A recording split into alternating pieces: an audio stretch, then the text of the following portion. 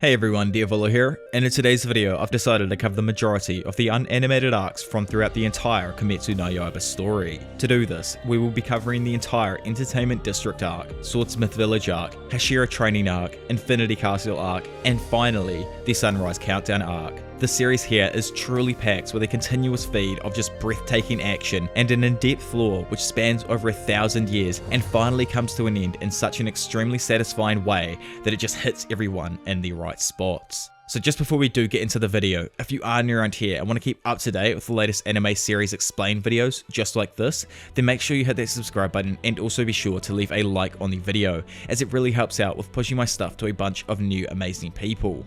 But anyway, enough of that, let's get into the beautiful world that is Demon Slayer.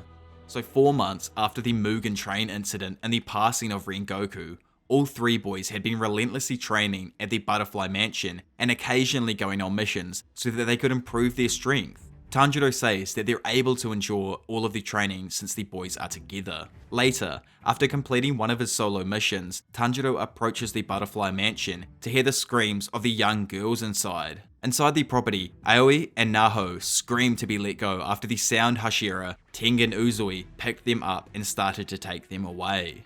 While the other girls in there plead for their freedom, Aoi calls out to Kano to try and help save them.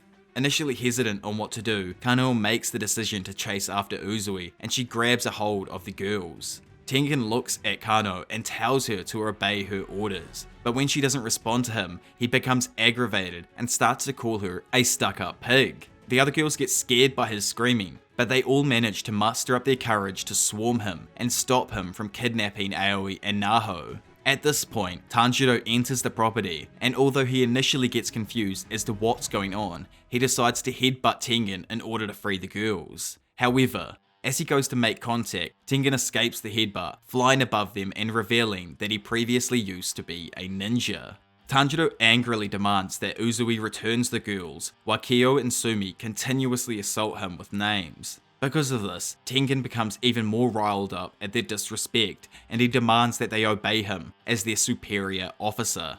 However, Tanjiro stubbornly refuses to acknowledge Tengen as his superior, causing him to explode with anger. While seething with anger, Tengen explains that he needs female corps members in order to carry out his mission. He then states that since they aren't Tsukuko, he doesn't need to ask Shinobu for permission to take the girls. Kyo cries out that Naho isn't a corpse member, so Tengen just tosses her off the roof and decides to only take Aoi. Still not pleased with the outcome, Tanjiro demands that he gives up Aoi and instead he will go in her place.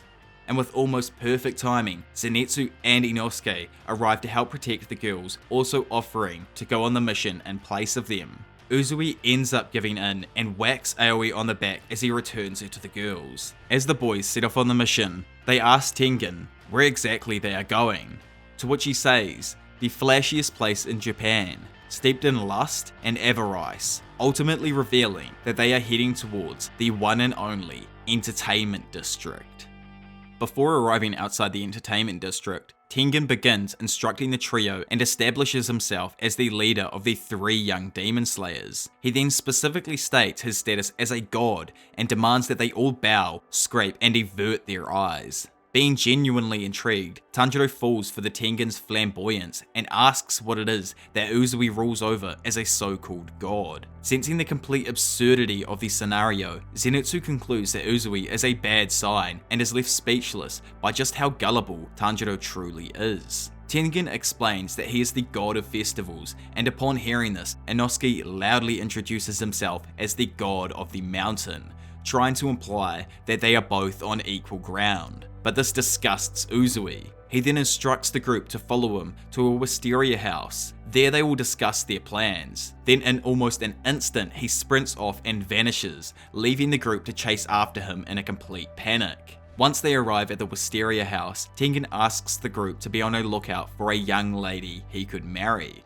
which infuriates Zenitsu. He angrily tells Tengen to stop screwing around and stop using members of the corps to be his matchmakers. Tengen blows up and yells that he doesn't need a matchmaker since he's already married, and that they're searching for his wives who have failed to respond to his letters. Zenitsu, who doesn't believe it, tells Tengen to stop spreading his fantasies, causing Tengen to angrily whack him in the face with a pile of letters. Tanjiro begins to sift through all of the letters, noticing the large quantity. He comments that she must have been a fast writer, to which Tengen clarifies that the large quantity is due to the fact that he has 3 wives.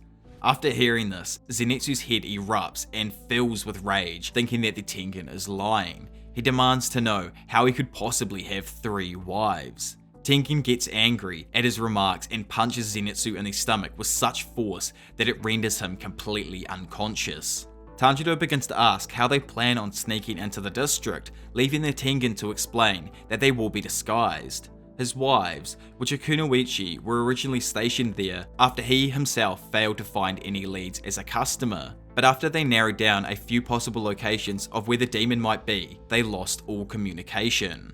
Overhearing the situation, Inosuke bluntly asks what if his wives are already dead, to which Tengen also punches him in the stomach, knocking him unconscious as well. Within the entertainment district, a majority of the workers are individuals who were sold into the business due to poverty and debts. As a courtesan, their job is to appeal and entertain customers so they can eventually find a wealthy man who is willing to buy their freedom. The highest classification of a courtesan is an Orion, who is considered to be the most artistic, beautiful, and educated, and is thus only ever reserved for the wealthiest of customers. As the group finally arrives, Tengen uses his charming looks to give away the boys who were disguised as girls, and is initially successfully able to give Tanjiro away to the Tokito house. Tengen then proceeds down the street with the other 2 boys following behind. Inosuke and Uzui notice a courtesan procession coming towards them on the street, and learn that the Orion named Konowatsu is on her way to greet a suitor. Zenitsu notices the Orion and angrily yells at Tengen, demanding to know if that's his wife as well, which ends up earning him another punch in the face. A woman approaches Tengen and asks him if he is looking for a house and offers to take Inosuke into the Ogimoto house, to which Tengen accepts. Standing there alone, Zenitsu fearfully starts to realize that he is the only one left with the Hashira. Skipping over to the Ogimoto house, where 2 women are clapping for joy at just how beautiful Inosuke is after removing her makeup. Due to this, they become motivated to educate him and transform him to become the most popular Orion within the district. Meanwhile, in the Kyogoku house, Zenitsu is in the middle of putting on an emotional performance with his shamisen after being abandoned by Tengen Uzui, and at the Tokito house, Tanjiro is assisting in doing household chores. The staff asks Tanjiro to carry the Orion's belongings up to her room, which he does so happily. When he arrives at the room, he discovers 2 young girls gossiping inside and overhears them talking about Ashinuke. Confused, Tanjiro asks what it is. The girls explain that Ashinuke is when a courtesan runs off with a customer without paying off their debts. They also mention a rumor that Suma, the most recent courtesan, had run away, which catches Tanjiro's attention. Just then, Koinatsu walks into the room and tells the girls to stop gossiping, and thanks Tanjiro for carrying up her belongings. She gives him a piece of candy to express her gratitude, and Tanjiro decides to ask her if the rumor regarding Suma was true or not. Koinatsu looks stunned by the sudden question and asks him why exactly he's asking her. Tanjiro panics and lies, telling her that Suma is his older sister. But due to Tanjiro being unable to lie, he pulls a sour face and ends up frightening all of the girls. Koinatsu again questions Tanjiro if he was sold into the house just like his sister, causing him to again uncomfortably lie that he was in fact sold and was exchanging letters with Suma. Koinatsu reluctantly tells Tanjiro that she does not believe Suma would run away.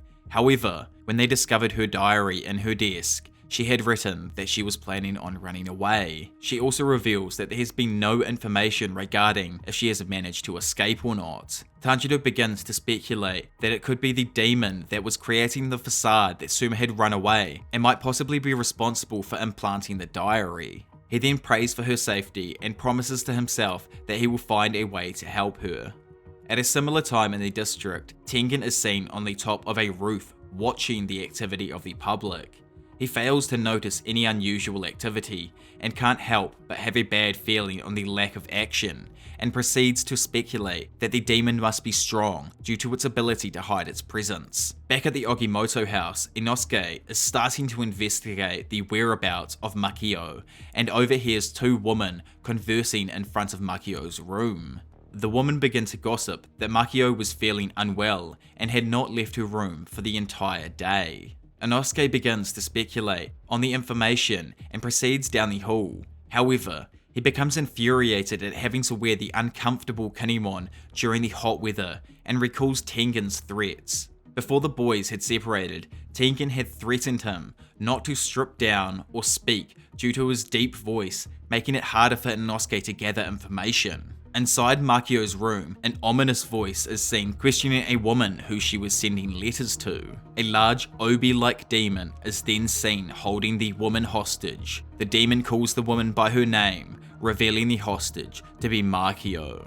While being held hostage by the obi demon, Makio tries to formulate a plan to try to escape. However, the demon senses Inosuke snooping in the hallway and decides to make an escape itself. Inosuke senses the change in the atmosphere and rushes into the room. He discovers the room is destroyed and senses the demon is hiding in the ceiling. As the demon tries to escape, Inosuke begins to give chase and rushes down the hallway. As he prepares to turn down the hallway, he decides to punch a hole in the wall in order to pull the demon out. However, when he swings, a customer comes into the clearing and unknowingly gets punched into the wall.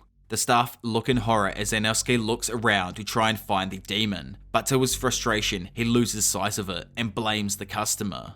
Over at the Kyogoku house, Zenitsu calms down after his emotional performance and begins to search for Hinatsuru. Due to the fact that the staff had been mourning the manager's death, he's had trouble collecting any information on her possible whereabouts so far. So Zenitsu decides to use his advanced sense of hearing in order to listen to try and find any information on what's going on. In doing so, he overhears a girl quietly sobbing and rushes to try and find her. When he arrives, he discovers the room is completely destroyed and the girl is disheveled in the middle of it.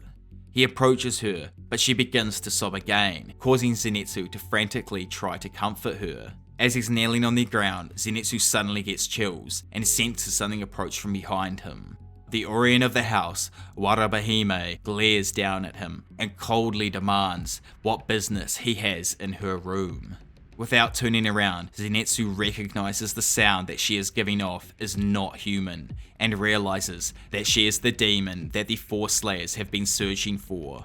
Warabahime angrily repeats her question after Zenitsu fails to respond, and the other girls of the house explain that Zenitsu is new to the house. Zenitsu attempts to apologize and explain that he was checking on the girl, but this angers Warabahime, who rudely calls Zenitsu ugly and creepy, leaving him shocked. Warabahime looks around to see that the room is still in a mess and pulls the girl who was crying by the ear, causing her to yell in pain.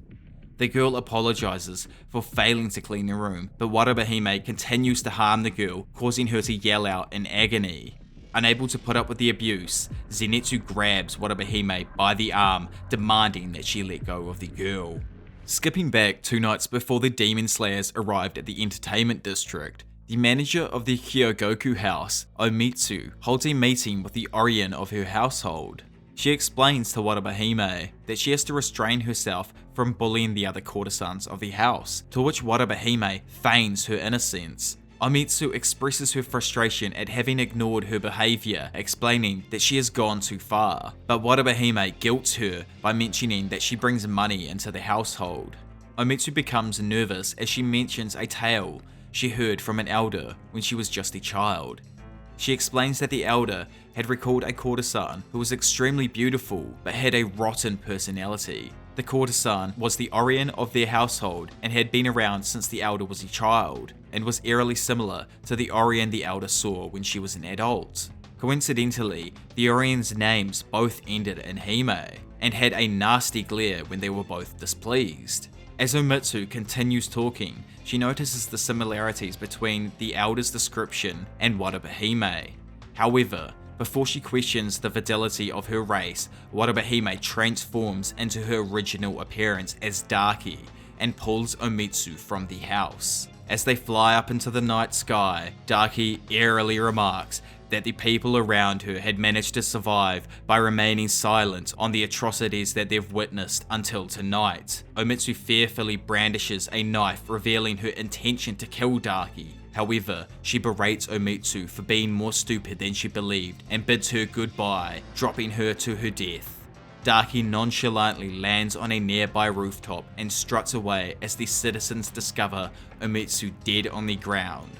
When she returns to her room, Daki discovers Muzan awaiting and humbly greets him. Muzan comments on her appearance and speculates that she's eaten a large amount of humans. He proudly congratulates her and cautions her to not act recklessly. Daki complies and receives information regarding the possible arrival of the Demon Slayers. She is encouraged by Muzan to become even stronger and crueler than she was before. The flashback ends and rolls into the situation with Zenitsu confronting Watanabe. She becomes angry and slams him into the wall, rendering him completely unconscious. She openly voices her disgust and demands that he never touch her again, and also scarily remarks that she will administer harsher discipline. The commotion causes Omitsu's husband to rush over and apologize for Zenko's actions. He begs her to forgive him as they prepare for the customers. Suddenly, Watanabe has a sudden change of character and apologizes to the manager while he quickly orders for her room to be cleaned. As Watanabe leaves the room, she has her doubts about Zenitsu and realizes that he isn't any ordinary human and might actually be a member of the Demon Slayers. In her cleaned room, she can be seen ominously laughing to herself as she openly welcomes the idea of Demon Slayers arriving in the district, promising she'll eat all of them. Outside, Tanjiro waits, looking into the night sky, feeling uneasy, as he comments on the dark and musky smell that has taken the town. With the manager being informed of Zenko's sudden disappearance from the Kyogoku house, the staff member explains to him that she had disappeared after being left to rest in her room. However, the mention of Zenko angers the manager, and he tells the staff member to forget all about Zenko. The manager chases her out before expressing his frustration at having to submit to Watanabe's desires. Elsewhere, on the rooftop, Inosuke can be seen explaining the demon he saw in the Ogimoto house to Tanjiro. His exotic description and excitement worries Tanjiro, and he tells him to calm down until Tengen and Zenitsu arrive for the meeting. Tengen stealthily and flashily arrives undetected and proclaims that Zenitsu will not be arriving. He also mentions that he might have put the boys in immediate danger. Tengen tells Inosuke and Tanjiro that they must leave the district before the upper rank demon makes their move, and announces that he will be continuing the mission alone. Tanjiro tries to argue against his decision. However, Tengen quickly leaves as fast as he arrived. Tanjiro begins to wonder if they aren't trustworthy due to being members of the lowest Demon Slayer rank. But Inosuke interrupts to inform him that they've climbed the ranks a fair bit, and he flexes his hand out and shows Tanjiro the Kano rank, which appears and tells them their status in the ranking. Confused about the revelation, Inosuke explains to Tanjiro that following the final selections, their hands were marked with the wisteria flower engraving. Tanjiro is left slightly embarrassed and not knowing how to check, but Inosuke promptly tells him to cheer up. Tanjiro gets back on track and tells Inosuke that he will meet with him outside the Ogimoto house once night falls, claiming that he wants to finish investigating the Tokito house before he leaves, which angers Inosuke. He pinches Tanjiro by the cheek and tells him to follow him at that moment, but Tanjiro explains that there might be a secret passage beneath the household that might lead to the demon. He tells Inosuke that he thinks the Tengen's wives are still alive as well as Zenitsu, and he asks him to comply in order to save them successfully. Inosuke smiles and lets Tanjiro know that he was thinking the exact same thing, and agrees to the plan.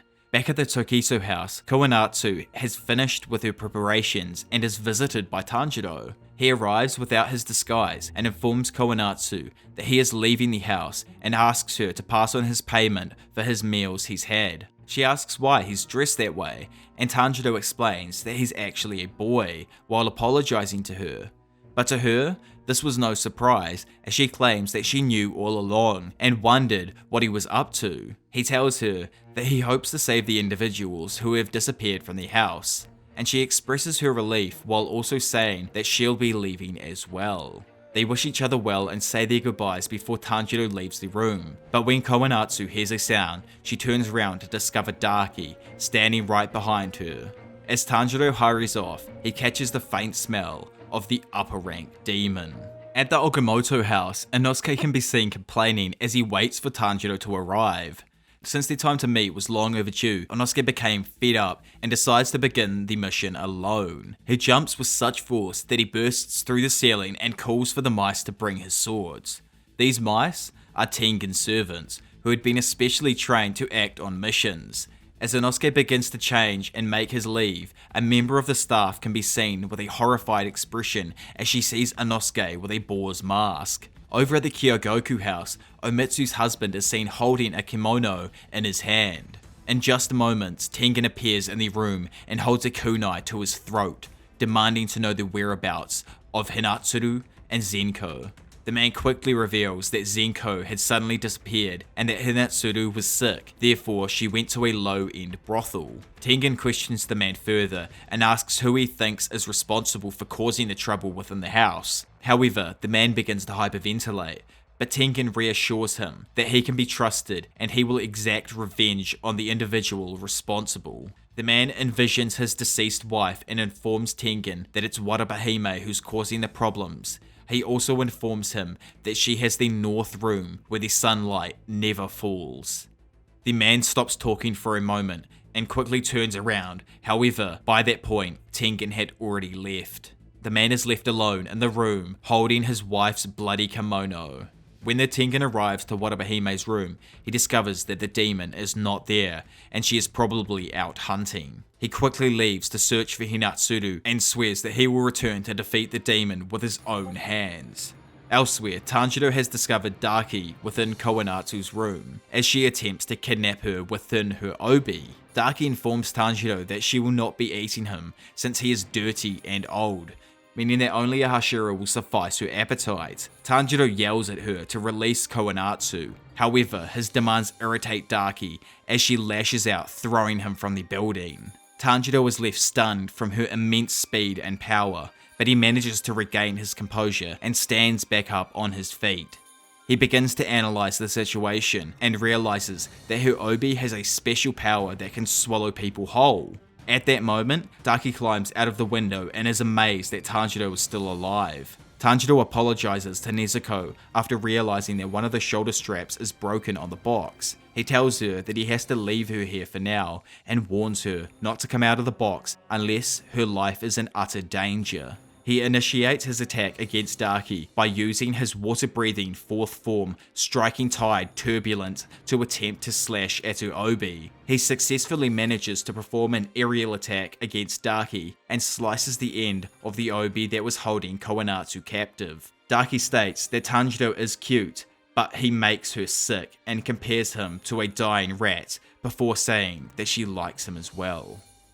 After arriving at one of the Kiremese houses, Tengen is seen caring for his wife, Hinatsuru. She tells him to leave her to go investigate the loud sounds that were heard within the district, but before he can do so, she apologizes to him for failing to complete the mission. When she initially arrived at Yoshiwara, Hinatsuru was placed in the Kyogoku house to investigate. She realized that Watabe was the demon but could not make any hasty decisions. In an attempt to escape and avoid suspicion, Hinatsuru drank poison and pretended to fall ill. However, she was gifted an obi by the Orient to spy on her and ultimately kill her if she did anything suspicious. Tengen comforts Hinatsuru and tells her she did well during the mission, revealing the defeated obi in the background. He advises her to leave the district as soon as the antidote takes effect, to which she agrees as they embrace. As Tengen leaves the house and heads back towards the battlefield, he tries to listen for the sounds of the demon and hears the vibration coming through an underground cavern. He pulls out his blades and uses his sound-breathing first form roar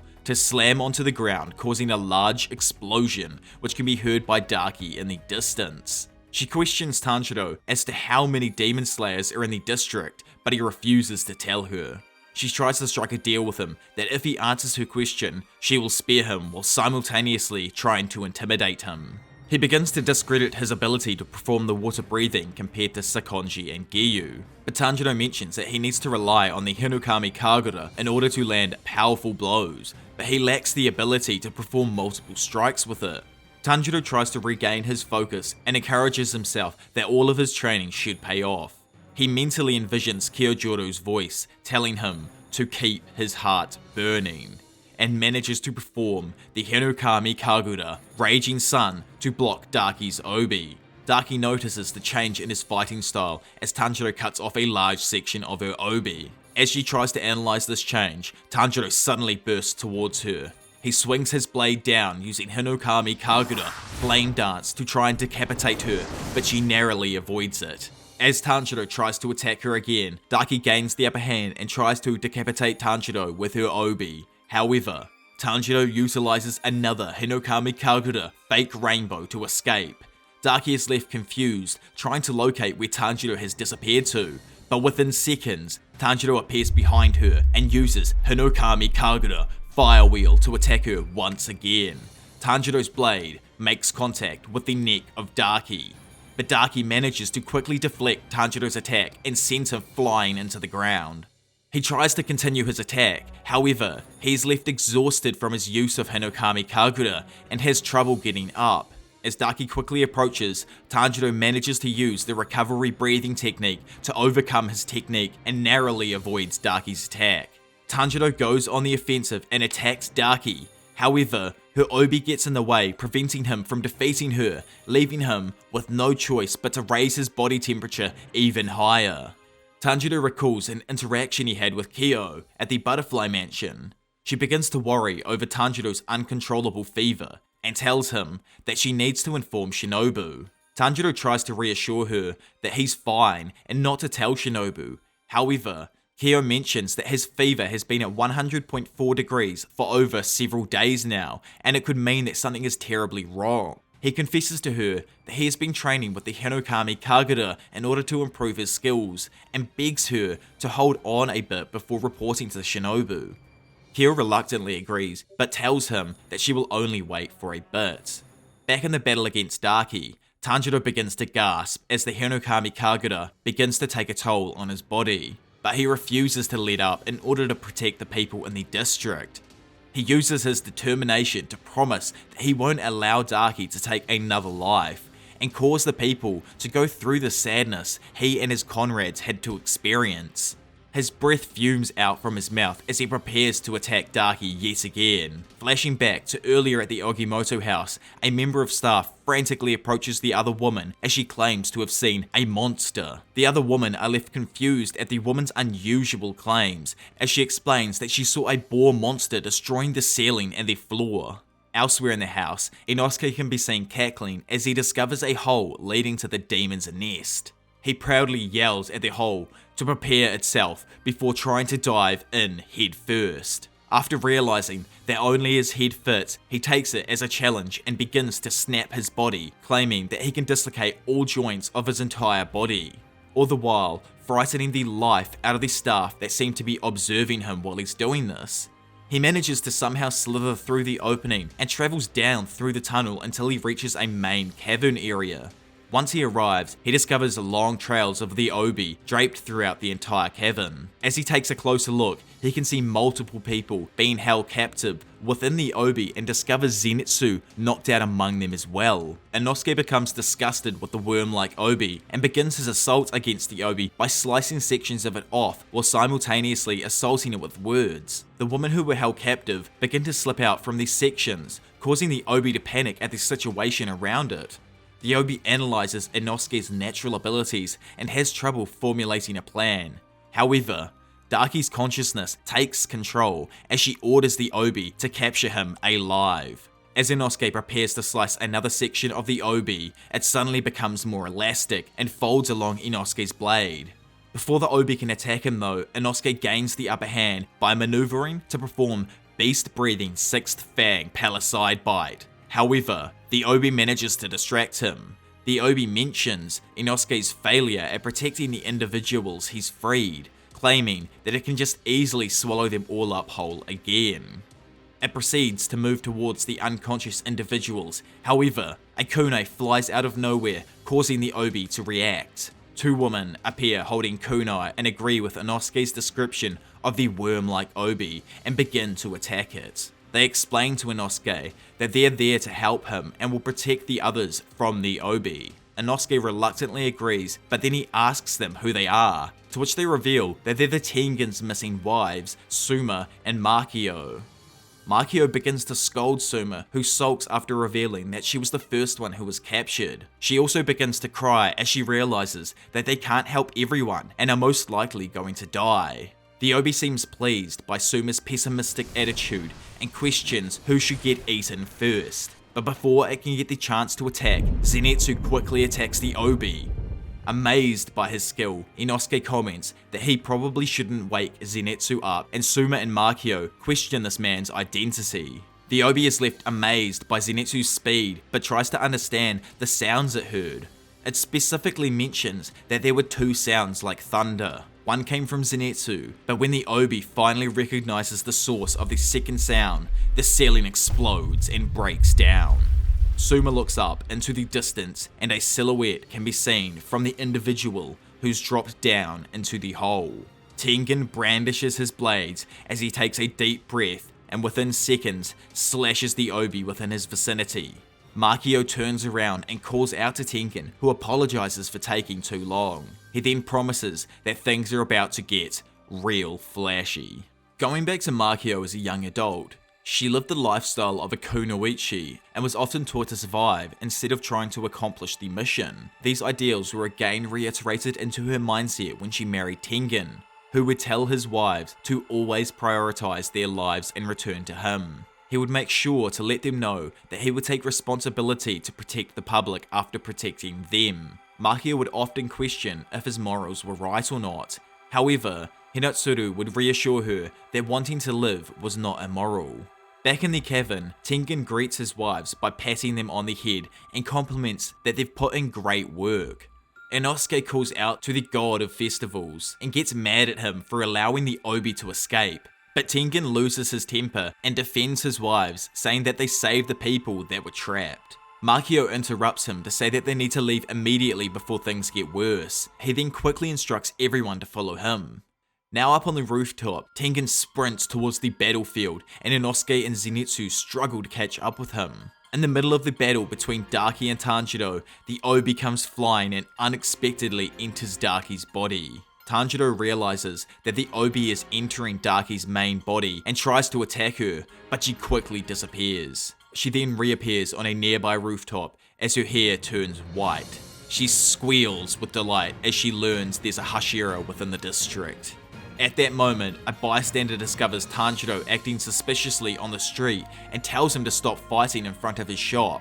Daki overhears the man and becomes enraged by his comment. She lashes out a flurry of attacks on the buildings around her and ends up cutting off the man's arm. In the process, she also manages to kill other bystanders in nearby houses, destroying them all as well. Tanjiro sees the bloodshed nearby and tells the man to tie a tourniquet around his arm despite bleeding heavily himself. Daki begins to walk away after destroying the houses, but Tanjiro tells her that he will not allow her to get away with this. Daki cockingly tells him to stop speaking to her since an ugly human's life has no value and he is just another rotten corpse. Hearing this and seeing the damage that she has caused around him, Tanjiro's heart begins to beat louder and louder and his eyes start to fill with rage. Tanjiro recalls a letter that was addressed to him by Shinjiro Rengoku, who admits that he wronged him. In the letter, he thanks him for mourning Kyojiro's death, as well as for befriending Senjuro, and proceeds to express his embarrassment for his behaviour when they first met.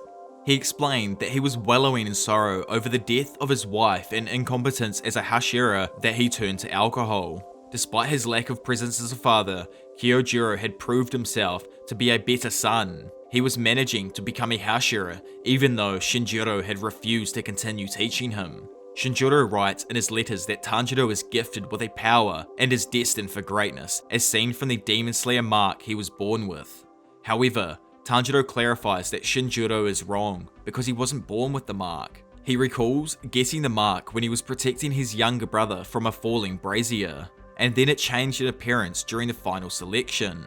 Unlike his father, who was born with the mark, Tanjiro simply acquired it, meaning he wasn't a chosen one.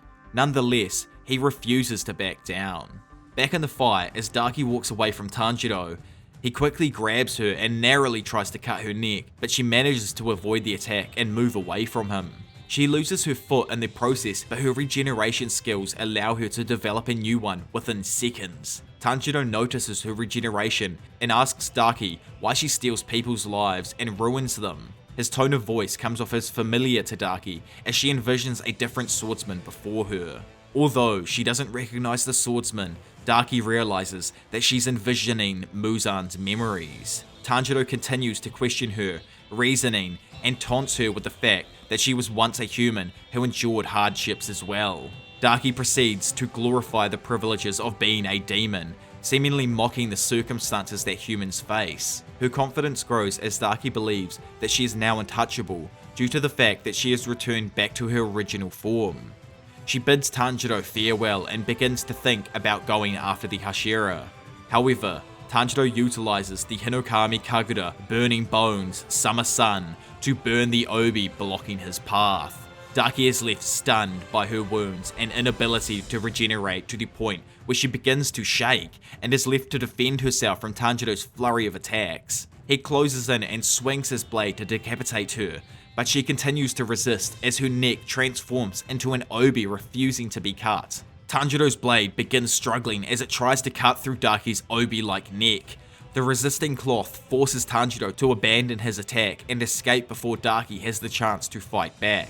However, when he tries to recollect his thoughts, Daki charges towards him and tries to slash him. Tanjiro analyzes her movements and has realized that he can see her in slow motion, giving him the advantage. As her wild obi attacks him from multiple directions, Tanjiro manages to pin them all in a single spot and proceeds to charge at her while cutting away the obi. His flames burn the obi away within seconds as he comes to a close proximity to Daki. However, just when he's about to decapitate her, Tanjiro envisions his sister, Hanako, desperately begging his brother to breathe. In that moment, Tanjiro loses his focus and begins gasping for air after nearly passing his physical limitations. He collapses onto the ground, finally feeling the pain that he has been suppressing, and his eyes begin to bleed. It is revealed that he has been acting on hunger and has been using his life force to surpass his limitations. However, his sister was able to warn him before he could sustain any life-threatening damage. Daki glares down at Tanjiro and berates him for his weaknesses as a human. She mocks his injuries and slowly approaches him to deliver the final blow. Before she can deliver the attack, a leg comes down and kicks Daki behind, rupturing her head. Nezuko can be seen boiling with rage as she stands between Tanjiro, who's struggling to breathe on the ground, and Daki. Nezuko recalls the memories of when her family was slaughtered on that snowy night, and her rage grows stronger as she prepares to fight the upper rank demon. Daki's head and face begin to regenerate as she glares holes into Nezuko. She recognizes her as the demon Muzan specifically had told her about. Nezuko's face begins to transform as her infinite anger begins to push her forward, leaving everyone wondering what would happen in Nezuko's case as she also gained the ability to have no physical limitations. Flashing back to just before when Muzan arrived at the Kyogoku house to see Daki, there he had told her to find the demon who had escaped his grasp, just like Tamiyo. He identifies her as having a hemp-like patterned kimono as well as a checkerboard obi, and tells Daki that she is his last hope to catch Nezuko.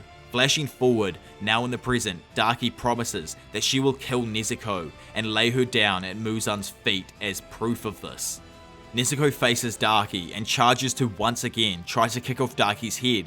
However, Daki is able to cut off Nezuko's leg using her obi. While Nezuko looks down at her bleeding thigh, Daki uses the opportunity to knock her off the roof and blast her into a nearby building. As the two demons are fighting, Tanjiro falls unconscious and envisions his brother Takeo. In his dream, Takeo mentions how Tanjiro and Nezuko are very alike when they're kind and angry, and goes on to recall an instance when he saw Nezuko get angry. He explains how fearful he was when he saw her and was worried about her lack of concern for herself, mentioning that within an instant she could have lost everything that she holds dear. Back in the fight, Daki jumps down from the rooftop and approaches Nezuko, who's trapped underneath a pile of rubble. She mocks her for being weak and a half-developed demon. Daki continues to provoke her and cockingly says that she will not fight Nezuko anymore and will simply leave her trapped and expose her to the sunlight instead. However, before Daki can say anything else, Nezuko comes out from the rubble and regenerates her leg in an instant, leaving Daki stunned at her abilities. Nezuko proceeds to instantaneously regenerate her arm, which was cut off as well, leaving Daki uneasy as she realizes that her regenerative abilities are on par with an upper rank demon. Nezuko's body transforms as she breaks her bamboo muzzle, and a horn grows out the right side of her forehead, and her body also becomes covered in ivy-like demon crests. Daki gets more intimidated by Nezuko's change in aura as she tries to defend herself from one of her kicks, stressfully cutting it off with her obi. However, before she can cut Nezuko's head, Daki is smashed to the ground by Nezuko's kick. Daki is left shocked as Nezuko's leg pierces through her body, pinning her onto the ground. She tries to make sense of how Nezuko could attack her with the leg she had just sliced off, but then realizes that Nezuko had instantly regenerated the leg within that moment, admitting that Nezuko's regenerative abilities are greater than her own. Nezuko begins to become manic following her transformation. As Tanjiro still remains in his unconscious state, Takeo desperately taps him on his back, begging for him to help. He tells Tanjiro to please wake up and help Nezuko, who isn't acting like herself anymore, forcing Tanjiro to awake with concern. As this happens, Daki remains pinned on the ground, and she tries to use her obi to free herself from Nezuko's hold. Her obi effectively severs multiple limbs from Nezuko's body, but before she gets the chance to scoop them up, Nezuko's severed hands grip onto her obi. Her limbs remain connected by her unusually solidified blood, with some of the blood falling onto Daki. In an instant, Daki is set on fire by the blood, causing her to scream out in agony. Nezuko's limbs wind back to reattach to her body and they self-cauterize each cut. She proceeds to forcefully stomp down on Daki's head, causing it to erupt in flames. Nezuko continues to stomp multiple times on her head before she forcefully kicks Daki through a nearby building and into one behind it. As she follows Daki to continue her assault, Nezuko comes across an injured woman who stares at Nezuko with fear as she tends to her bleeding wound. Nezuko falls into a trance and charges into the home towards the woman as she fails to suppress her hunger for blood. Out of nowhere though, Tanjiro jumps on top of Nezuko and uses his blade to act as a muzzle in order to restrain her. He yells at her to fight the hunger and encourages her to be strong, but she lashes out at him and scratches him on the face, trying to escape. He apologizes to her for making her fight after smelling the blood that spilled from her injuries. He proceeds to reassure her that her big brother is now there to protect her and that she can now heal herself. Nezuko manages to regain her footing and she jumps through the ceiling with Tanjiro on her back, causing an intense amount of damage to happen to the building. As Tanjiro struggles to restrain his sister, the walls of the room are seemingly slashed as Daki barges into the room with her burned face. She is seen seething with anger as she is forced to regenerate her burned body and angrily approaches the siblings. Tanjiro becomes conflicted on what to do as he realizes that there are bystanders he needs to protect, but he also needs to defend Daki's attacks without releasing Nezuko. As Tanjiro makes his decision to protect the public, Tengen Uzui suddenly appears before him and expresses his surprise at Nezuko's flashy demonization. Tengen goes on to comically berate Tanjiro for speaking highly of Nezuko's ability to restrain herself back at the Ubuyashiki estate, despite him struggling to restrain her now. Daki sees Tengen and excitedly reacts to a Hashira arriving before her, but is quickly and chillingly told to shut up. Tengen tells her to scram and says that she is too weak to be an upper rank demon. All of a sudden, Daki's head, which had just been decapitated as Tengen flew past, fell into her lap, leaving her completely stunned and simply confused at what had just transpired. Tanjiro was left shocked by Tengen's swift victory over Daki, but the sound Hashira reminds him that the fight isn't over, as his sister is still out of control. Tanjiro struggles to restrain her, with Tengen suggesting to sing her a lullaby to put her to sleep. But at that moment, Nezuko regains her footing and jumps out of another building window, taking her brother with her again as they continue the struggle. Realizing his words aren't reaching her, Tanjiro asks his mother, in a dreamlike state, what he should do. He then remembers Tengen's earlier advice to sing Nezuko a lullaby. He begins to sing her a song that their mother had sung in the past, and over a short period of time, his lullaby soon reaches her. Nezuko remembers asking their mother about the song when she was a child, causing her to break down in tears. Nezuko comes to her senses and changes from her advanced demonized form into her regular childlike state, promptly falling asleep. Tanjiro lets out a relieved sigh as he successfully holds Nezuko in his lap. Back in the house, Daki screams at Tengen for cutting her head off, and he responds by telling her to die quietly. The enraged demon reminds him he had denied her upper rank status, which he affirms, but she proceeds to insist her status, much to his annoyance. To the Hashira's astonishment, Daki begins to throw a tantrum and cry, and he notes that she's been taking far too long for when she should have been showing signs of dying by now. Still throwing her tantrum, Daki calls out to Gyutaro to save her, and a male demon begins to emerge from her body. Tengen senses the danger and attempts to immediately attack the two, but his blades hit nothing but air as the demon disappears from his sight. Tengen wonders why Daki is still alive after being beheaded, as well as the presence of the new demon, who he comments as having a great reaction speed. Gyutaro tells Daki to heal her burn, complimenting her good looks, and he then wounds Tengen when he attempts to try and attack them again. Gyutaro compliments Tengen's attempt to attack him, as well as his success at blocking his attack. He reveals that he was intending to kill Tengen with that attack, and prepares to take him on in a battle. Within the entertainment district, there are men known as goos, or barkers, who work to attract customers to enter the brothels. Gyutaro worked as one of these men, and eventually named himself using the word goo. Inside one of the brothels, Gyutaro and Tengen are about to engage in combat, but before they do so, Gyutaro begins to analyze Tengen's appearance.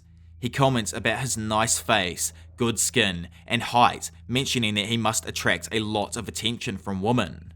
Gyutaro begins to creepily scratch at his face until he begins to bleed, and voices his jealousy over Tengen's looks.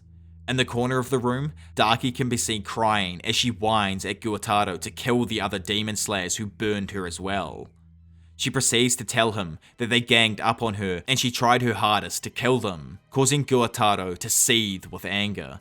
Using two large sickles, he creates a flurry of large arc-like slashes aiming them towards Tengen. Tanjiro can be seen carrying Nezuko as he rushes to put her to safety. He looks up into the sky and sees the sickles return back in the direction that they came, like a boomerang. He becomes concerned when he smells Tengen's blood and rushes to return to help. At that moment, Inosuke and Zenitsu can be seen flinging towards Tanjiro as they awkwardly announce their arrival. Tanjiro quickly informs them to help Tengen, and Inosuke ensures him that he's going to be real flashy, before quickly leaving Tanjiro to put Nezuko in her box. Back at the parlor, Gyutaro seethes with jealousy after witnessing how cool Tengen looks by protecting the bystanders within the home, causing him to brag about his appearance and marriage to the three women.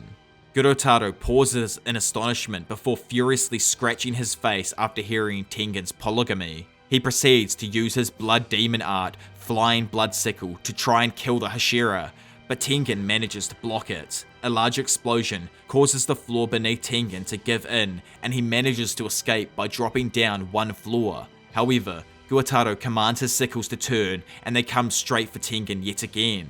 By this point, Tengen had realized Gyutaro's abilities to change the sickles in the directions that he wants, and tries to formulate a plan on how he will try and defeat these siblings. He theorizes that in order to kill the demons, he would need to cut off Gyutaro's head instead of Daki's head, and tries to test it out. Tengen grabs 3 small balls and throws them into the air. He proceeds to aim for them and precisely hits them to cause an explosion within the brothel. As the brothel begins to crumble, Tengen is seen standing on the rubble as he admits it won't be easy to defeat the demons. He looks at the large obi ball before him, and the siblings emerge unscathed as they confidently proclaim that they fight as one. After successfully finding the box and placing Nezuko inside, Tanjiro quickly tries to return to the battlefield in order to assist Uzui. While this happens, at the battlefield, Gurotaro scowls as he mentions Tengen's supreme abilities, calling him different and talented compared to the other Hashira he's killed. His comments somewhat irritate Tengen, and he berates him for thinking that he's talented compared to the other people on the planet, calling him ignorant. He grows more and more angry as he recalls the people that he's lost over the years despite being called the Chosen One by Gurotaro. After listening to him speak, Gurotaro grows irritated by the fact that he has not died yet, revealing that his poison-drenched sickle should have killed him by now. Tengen explains that he has a built-up resistance to poison as he was raised in a shinobi household with 9 siblings. But by the age of 15, 7 of them had already died. His father was a cold, heartless individual who would regularly force them to undergo intense training, and as a result, his brother adopted the same ruthlessness and cold-hearted personality. Unable to understand that type of mindset, Tengen left his clan alongside his wives and approached Kaguya Yubashiki to become members of the corps. Kaguya had warned them it would be hard to reject the values they were raised in, but openly welcomed them and thanked Tengen's family for deciding to put their lives at the risk to protect others. In the present, Gurotaro notices the deterioration in Tengen's physical state and becomes gleeful when he realizes that his poison is slowly taking effect. Tengen proceeds to refute his claims, saying that he is still in pristine condition, and charges forward to attack the siblings. As they engage in a battle, Tengen manages to kick Daki away from Gurotaro and releases numerous dark bees which cause a cluster of explosions. By setting a distraction, Tengen attempts to decapitate Gurotaro while only holding the tip of the end of one of his blades, but it is promptly blocked by the demon.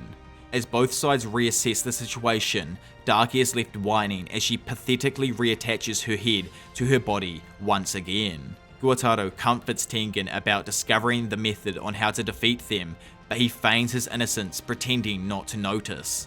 Despite Tengen's discovery, Gurotaro cockingly says that despite knowing their weakness, Tengen will still die from the poisoning since the demons have the advantage in battle. At that moment, Zenitsu and Inosuke arrive to question the validity of Gurotaro's claim that they are going to win. The two boys flamboyantly announce their arrival to the fight, which confuses everyone at that moment.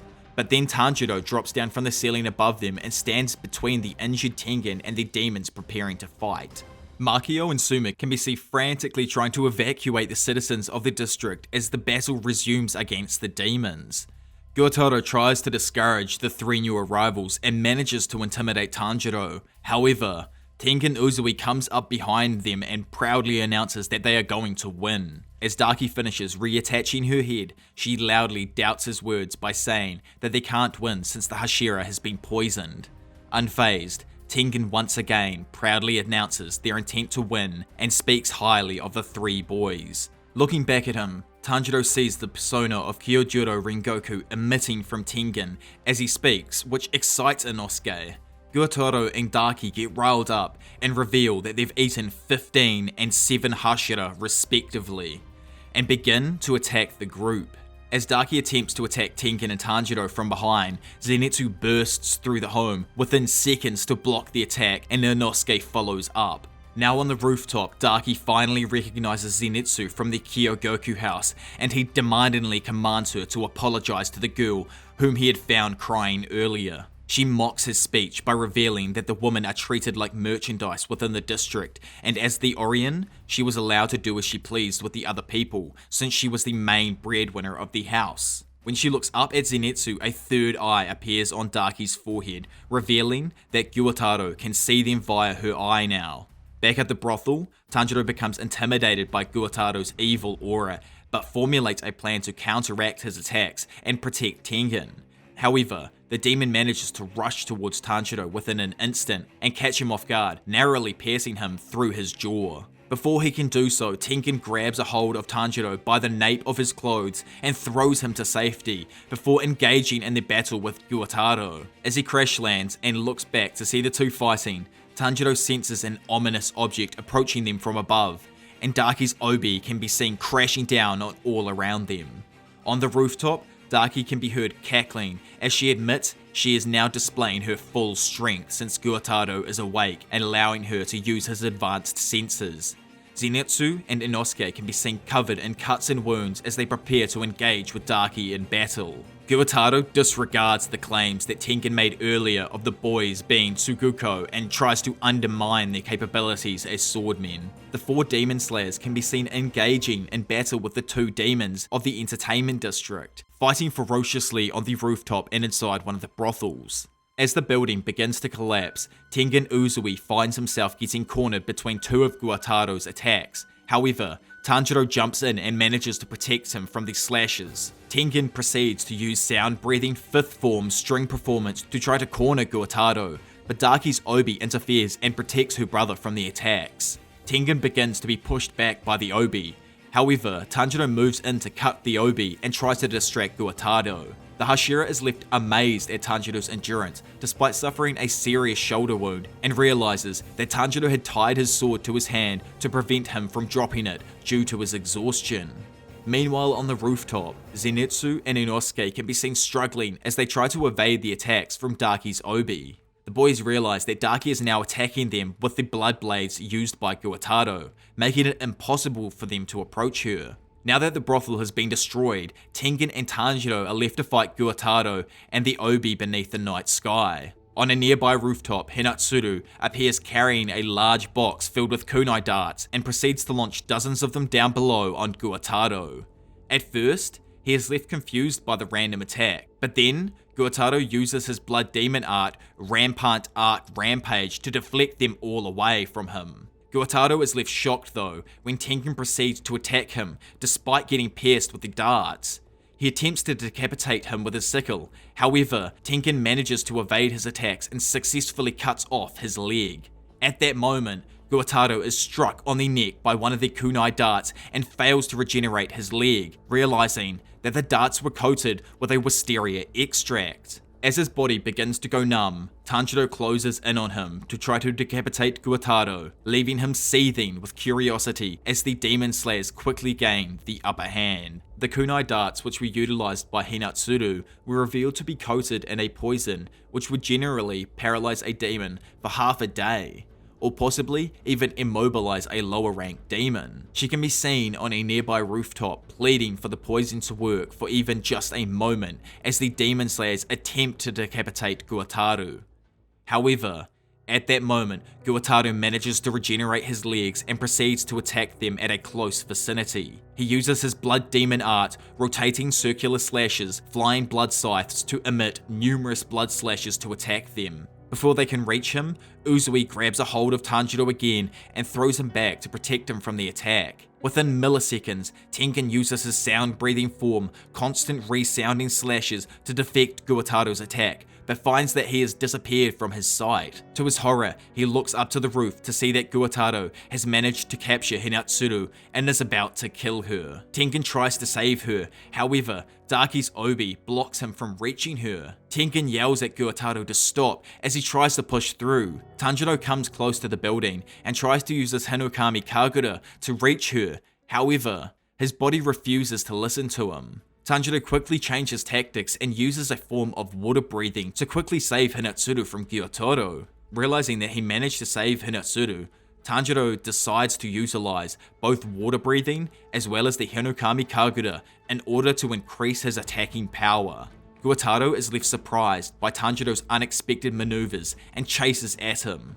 At that moment, Tengen comes behind Guataro and swings his blade at Guataro's neck while openly yelling that he owes Tanjiro. Nearby on a rooftop, Inosuke can see Tengen move in as he attempts to cut off Guataro's head. His frustration grows as they continue to evade Daki's attacks instead of move in to try and decapitate her. Zenitsu calls out to Inosuke and explains that in order to defeat them, they need to make sure that their heads aren't connected, instead of trying to decapitate the two simultaneously. Inosuke, stunned, looks at Zenitsu absolutely amazed and calls him awesome after seeing the difference in his personality compared to his usual demeanor. Meanwhile, Tanjiro assists Tengen by also trying to swing his blade down on Guataro's neck.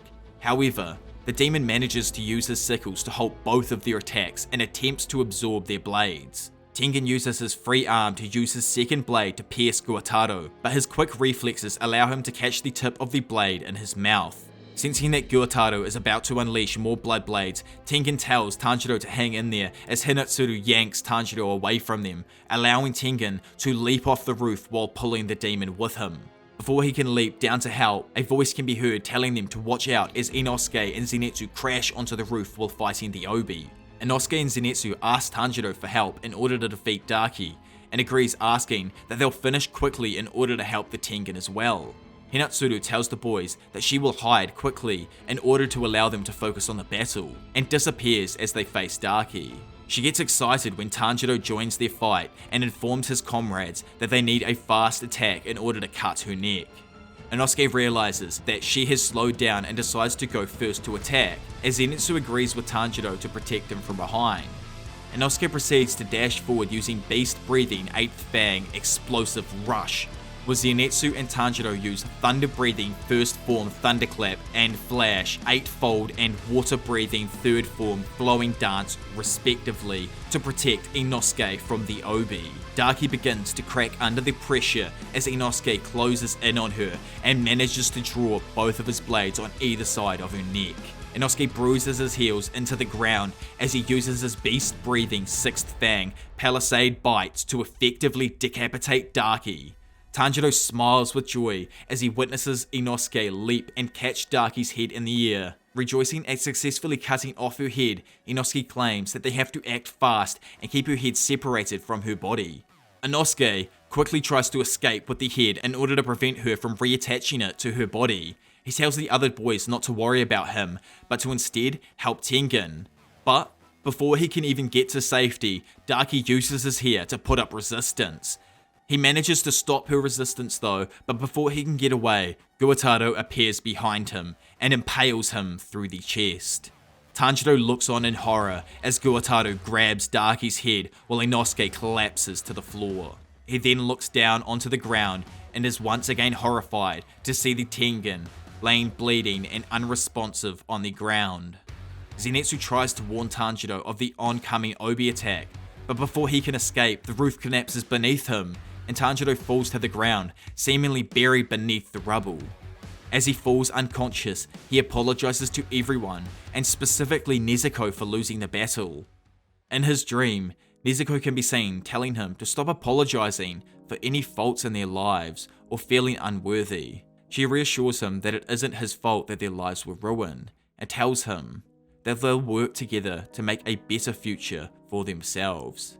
Nezuko begins to cry as her body morphs from her human form to her demon form as she pleads for him to never apologize for any regrets and tells him she understands how he feels. Tanjiro awakens from his dream and tries to recollect his thoughts, but before he gets up, Guataro can be seen standing over him, questioning if he's still alive. Guataro takes it upon himself to tell Tanjiro that Inosuke was pierced through the heart. Zenitsu was suffering and trapped beneath the rubble, and Tengen's heart had stopped due to the poison. He proceeds to refer to all of them as pathetic and asks Tanjiro how the demon in the box is related to him, and responds by saying that she is his younger sister. Guataro begins to laugh at Tanjiro's pathetic attempt to protect his younger sister and tells him he should be using his hands before proceeding to break his fingers. As Tanjiro withers on the ground in pain, Guataro proceeds to berate him for his weaknesses and pulls him by his hair. He teases Tanjiro and tells him to try to decapitate him, but instead of attacking him, he slaps his hand on a small bag and hangs his head down in defeat. Believing that he broke Tanjiro's spirit, he reveals his grand idea of offering Tanjiro the opportunity to become a demon for the sake of his sister. Tanjiro suddenly looks up into the sky, and Guataro asks him if he's been trying to hold back his tears, but to his surprise, Tanjiro responds that he had been preparing for the moment. His face gets close to Guataro's, and Tanjiro brings his head down and headbutts him with a great force, momentarily stunning Guataro. Daki screams at him to get up, but as his legs falter, he looks down to discover that a kunai has been lodged into his leg. He realizes that when Tanjiro had looked down, he had opened a bag given to him by Hinetsuru which contained wisteria poison. Tanjiro manages to stand back up while Guataro remains paralyzed and crouched before him.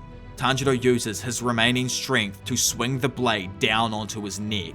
As he tries to force the blade down and through, Tanjiro envisions himself in Guataro's place, and he thinks that if he were in this situation, he would want his comrade to kill him before he could live as a demon.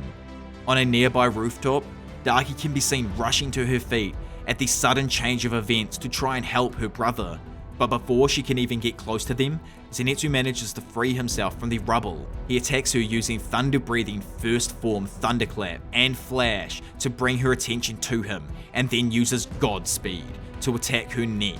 Zenitsu pleads with his blade to cut through her neck since he was given the chance to escape the rubble and attack her while Guataro was subdued. Tanjiro continues to struggle to cut through Guataro's neck, but before he can do so, Guataro manages to emit his blood blades to repel his sword. Tanjiro is knocked off balance as Guataro regains his footing, causing them to re-engage in battle. Guataro gains the upper hand and brings his sickle down on Tanjiro's neck. However, at that moment, Tengen regains his consciousness and protects him from the sickle. Despite being severely poisoned and missing his left hand, Tengen engages in the head-to-head combat with Guataro, while remarking that he's perfected the musical score technique. It is revealed that his technique allows him to analyze maneuvers of his opponents and read them like notes on a piece of sheet music. However, the poison had hindered his attacking ability, meaning that he can only defend Guataro's attacks. Guataro manages to land a powerful attack to the left side of Tengen's face, resulting in the loss of his eye, and proceeds to stab Tengen. Tanjiro yells out to Tengen after witnessing him get stabbed, but Tengen orders him to ignore and jump. Tanjiro leaps into the air towards Guataro and attempts to decapitate him, but is brutally stabbed through the jaw by Guataro's sickle. The demon begins panicking as they gain the upper hand and tries pulsating his poison to kill Tanjiro. However, Tanjiro proceeds to endure through the pain and swings his sword towards Guataro. Tanjiro can be seen swinging his blade down on Guataro's neck, despite the demon's sickle piercing through his jaw. His arm strength isn't enough to slice through his neck, so he resorts to forcing his entire body to push through, ignoring the pain. Guataro notices the change in Tanjiro's scar as he develops a Demon Slayer mark, and his eyes roll back in his head. The change in his demeanor proves to be too great as Tanjiro's blade cuts through Guataro's neck, causing him to panic. Meanwhile, Daki can be seen resisting Zenitsu's attempt to decapitate her. She tries to use her obi to kill Zenitsu at close range, but Inosuke unexpectedly rushes up, revealing that he protected his heart from being stabbed by rearranging all of his organs. He also reveals that the poison has no effect on him at all since he was raised up in the mountains, before proceeding to assist Zenitsu by decapitating Daki. The three boys let out a roar as they muster out their strength to slice the demon's neck. After the long battle, Zenitsu and Inosuke manage to decapitate Daki up on the rooftop while Tanjiro can be seen decapitating Guataro simultaneously on the ground. The heads fall onto the ground and roll until they end up face to face. As Guataro's body falls onto the ground, Tengen notices something being emitted from it and becomes alarmed. Meanwhile, up on a nearby rooftop, Suma, Hinatsuru and Makio have arrived to witness the end of the battle. As Makio begins to bicker with Suma over her behaviour, Hinatsuru notices something is amiss down on the battlefield. She looks down to see Tanjiro is struggling to breathe as he bleeds out from his jaw while trying to slow down the poison. Tanjiro looks over at Tengen, who's sitting down in front of him and yelling at him with a panicked expression. However, Tanjiro fails to comprehend his sudden alarm as Tengen looks at him with horror.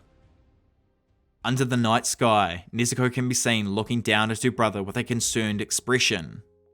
As Tanjiro begins to regain his consciousness, he looks around to see the destroyed buildings around him. Nezuko nudges her brother as a way of letting him know that she was the one who saved him from the destruction. Tanjiro attempts to get up to search for the others, but his legs give out from beneath him and he collapses onto the ground. He hears someone calling out to him in the distance and recognizes the voice as belonging to Zenitsu, and is unexpectedly picked up and carried by Nezuko. The pair move towards the source of the commotion and discover Zenitsu has awakened from his slumber. not remembering any of the events that had just transpired.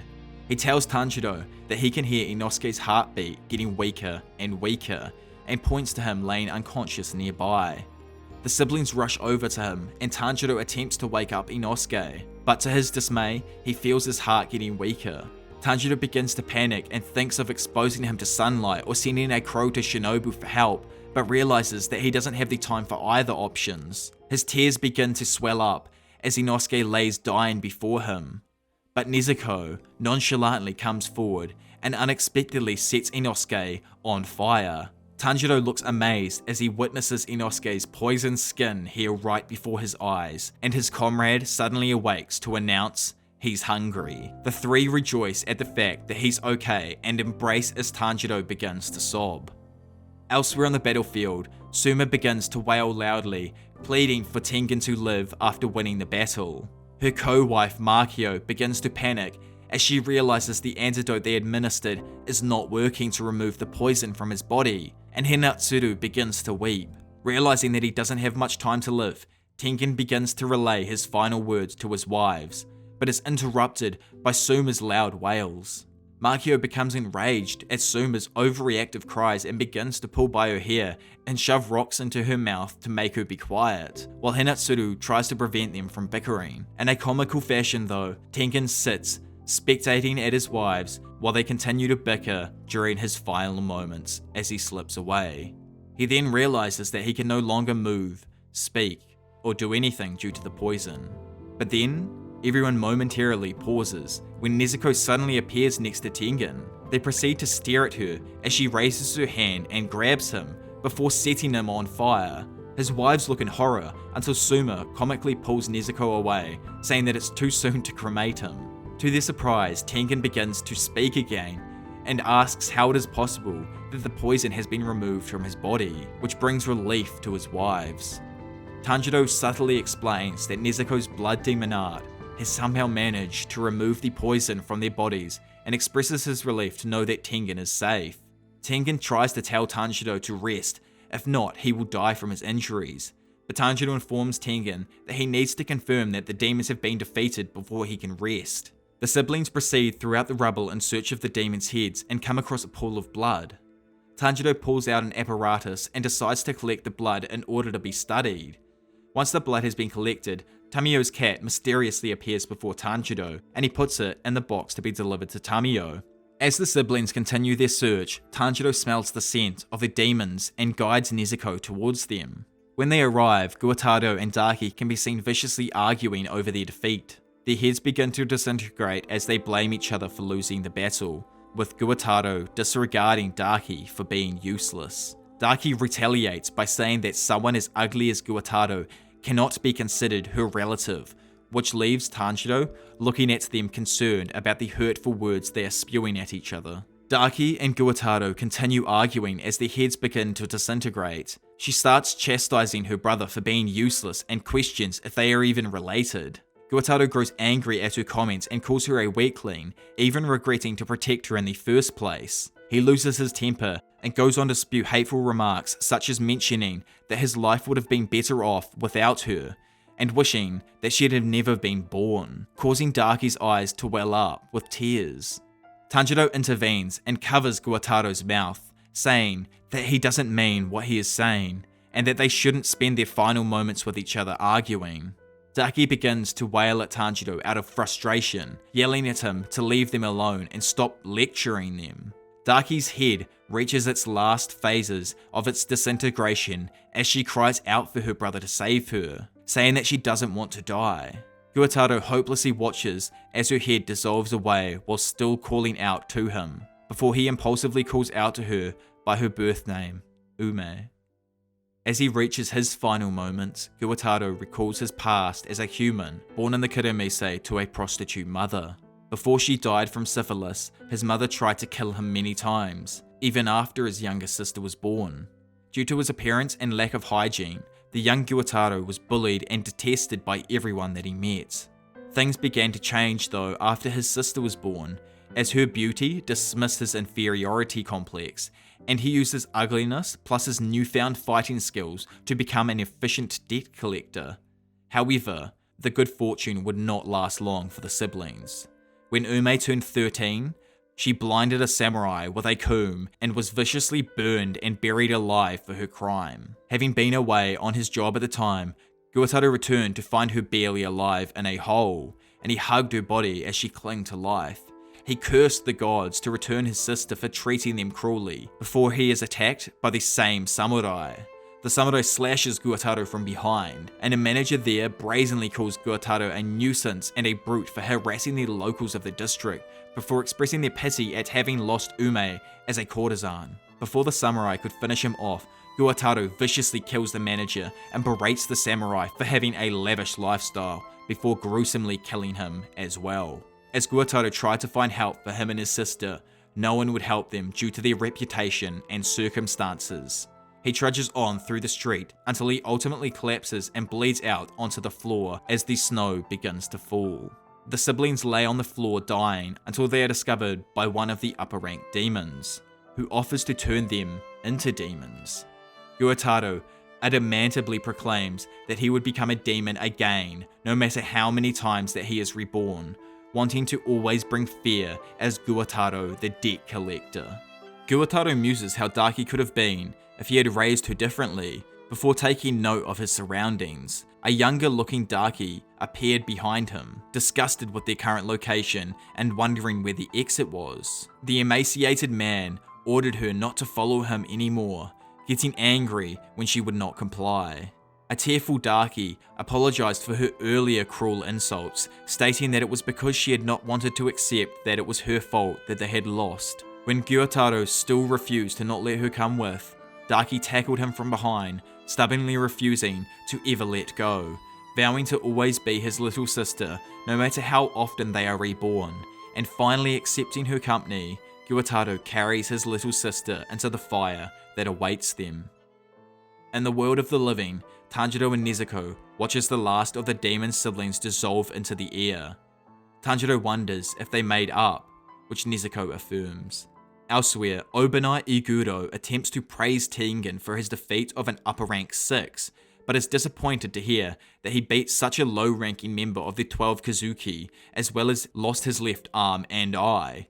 Tengen states his intention to retire as a Hashira, but Obinai refuses to accept this, as there is already a vacant Hashira position, and the lower ranks of the Demon Corps keep on dying without improving.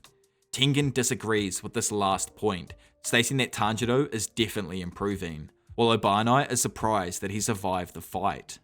Elsewhere, Kaguya Yubashiki learns of the group's victory and is elated, but is stricken by the complications of his illness.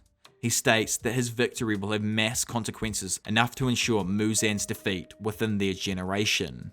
He then collapses into a continuous bout of coughing. Over at the Infinity Castle, Akaza ponders how his summoning must mean a member of the upper ranks has been defeated. Akaza looks on with displeasure as the Biwa demon plays her instrument and is greeted by one of the upper rank colleagues, Gyoko. The potted demon asks him how he's been after 90 years, and proclaims his insincere worry over Akaza being the slain upper rank. Han Tengu corrects his colleague, as it had actually been 113 years since they had last been summoned, and expresses his concern over the oddity and the unluckiness of the number. Ignoring them, Akaza asks the Biwa demon if Muzan had arrived, the answer being no, and then if the upper rank 1 had arrived. Before she can answer though, Doma places a hand on Akaza's shoulder, asking him to show some concern for his well-being as well, as he did not wish to see any of his precious buddies die. Gyoko and Doma exchange a small conversation about Gyoko's pot, and Doma's use of the pot that Gyoko had given him. Akaza demands that Doma remove his hand, viciously punching him when he does not immediately do so. Quickly recovering from the blow, Doma pleasantly asks if Akaza had gotten stronger since they last met, enraging the tattooed demon. The Biwa demon finally relates that the upper rank 1 had been the first to arrive, surprising Akaza, who spotted his silent colleague. Kokoshibo noted that he was present, as was their master. As each upper rank reacted to the silent arrival of their leader, Muzan noted that Gyotaro was dead. Doma apologized for Gyotaro's failure, wondering what punishment Muzan would give him, but but the ancient demon declined all of his suggestions, having already anticipated the upper rank's 6th defeat. He further commented that he did not expect anything from him, which Doma questioned, as he did not believe that he had ever failed to live up to his master's expectations. But Muzan countered by stating that the Ubuyashiki family had yet to be killed, and the blue spider lily had yet to be found, making him question why the upper ranks even exist. Each of the upper ranks offer some excuse for this failure, save Akaza and Gyoko. The latter offers Muzan some information that he claims will get him closer to achieving his goals. Swiftly beheading the upper rank, Muzan berates Gyoko for speaking of change, as he is only looking for permanence. He adds that he is at the height of his displeasure due to an upper rank being killed for the first time in over 100 years, further berating Gyoko for attempting to give him unconfirmed information. He demands that the upper rank serve him with suicidal devotion from that moment on. He then orders Gyoko to head over with Hantengu to see if he can confirm this information, and then leaves. Doma then approaches Gyoko, asking to join him on his mission, and then, in an instant, has the upper portion of his head completely destroyed by Akaza. Akaza, the upper rank 3 demon, orders him to get lost, as Muzan had not given him any specific orders. Akaza looks in disbelief as his arm is sliced off by Kokushibo. Doma attempts to defend his subordinate, but Kokushibo reprimands Akaza for his actions as they soil the relationships between the upper ranks, advising him to battle Doma for his spot as upper rank 2 instead if he is truly bothered. After hearing the suggestion, Doma interrupts and asserts that Akaza wouldn't be able to raise his rank, given how much more powerful he was despite becoming a demon much later than him, a fact that likely contributed to Akaza's rage. He continues on describing how he allowed Akaza to use violence on him as a way to get along with him. Kokushibo ignores Doma and asks Akaza if he understood what he meant. Akaza confirms, declaring that he will definitely defeat him one day, receiving a word of good luck from his superior as he leaves the fortress. Doma tries to start a conversation with Akaza, but he ignores him as he exits. Gyoko then asks Nakahime to send him and Hantengu to their next destination, in which the Biwa demon complies to. She additionally sends Doma back to his cult when he tries to talk to her, after which he mopes over his colleague's unfriendliness. Somewhere else, a man is seen sitting by a house with another individual. Sumiyoshi brings him tea and some food. The man thanks his friend for the hospitality, in which the latter apologizes for his wife being asleep and the child having to be babysat by a guest. He tells him not to worry about the situation and that he shouldn't continue receiving the meals for free from his friend. Sumiyoshi denies this, revealing that his family was saved by him and their lives were thanks to him. He also offers to pass down his guest's tale as he didn't have any successors, even if his family were just simple coal burners. Sumiyoshi is gently turned down by his friend as he states that his heritage will find its way back itself and that no matter what, it will return. He then says that despite Sumiyoshi viewing him as powerful, he was unable to protect what was important to him and had little worth.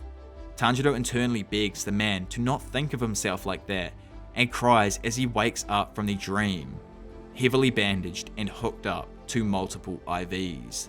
He tries to figure out where he is and is suddenly interrupted by a falling vase. Kano stands in shock in the doorway and reveals that Tanjiro had been unconscious for 2 months, tearfully stating that she's glad he's awake. Goto, a male member of the Kakushi, who are the cleanup brigade of the Demon Slayers, is seen walking down the halls of the Butterfly Mansion. While he walks through the halls, he reveals that 2 months have passed since the end of the battle at the Entertainment District. Kakushi remembers how badly injured everyone was, especially Tanjiro. Hoping that the smell of his castella will wake the comatose Tanjiro, he is left completely stunned and infuriated when he walks in to discover a shattered vase on the floor. Noticing Kano, he announces the food that he brought and asks her to clear a free spot for it. Tanjiro then wearily thanks Goto for the dessert, leaving him completely stunned, so much that he drops his entire dish. He then angrily bursts out at Kano for not saying that Tanjiro had regained his consciousness and comically abuses her for her silence before running into the hall to summon everyone. Kyo, Sumi, and Nahu shed tears of joy after discovering that he has awakened, but are then immediately frightened when Aoi comes flying into the room. After untangling herself, she begins to sob at his bedside, and Tanjiro finds out that Zenitsu had woken up the day after the battle and had just left, screaming and crying before going on a job. Tengen, the Sound Hashira, left after the battle, being carried away by his wives despite his terrible injuries. When Tanjiro goes to ask about Inosuke, he is told by Aoi that he has been horribly poisoned and that Inosuke was on the verge of death. While she's explaining, Tanjiro begins to wonder if he was hallucinating or not, as he spots Inosuke hanging on the ceiling. Everyone in the room then looks up in horror to witness Inosuke crawling upside down on the ceiling. He loudly praises Tanpachiro for noticing him on the ceiling. Inosuke drops down onto Tanjiro's bed, then brags that he woke up a week before him and how he had poison resistance, making him, in his eyes, immortal. Inosuke gloats about having an apparent immortality and is swiftly corrected by Goto that he is just simply a moron. Because of this, a fight ensues between the two and Aoi rushes to break it up.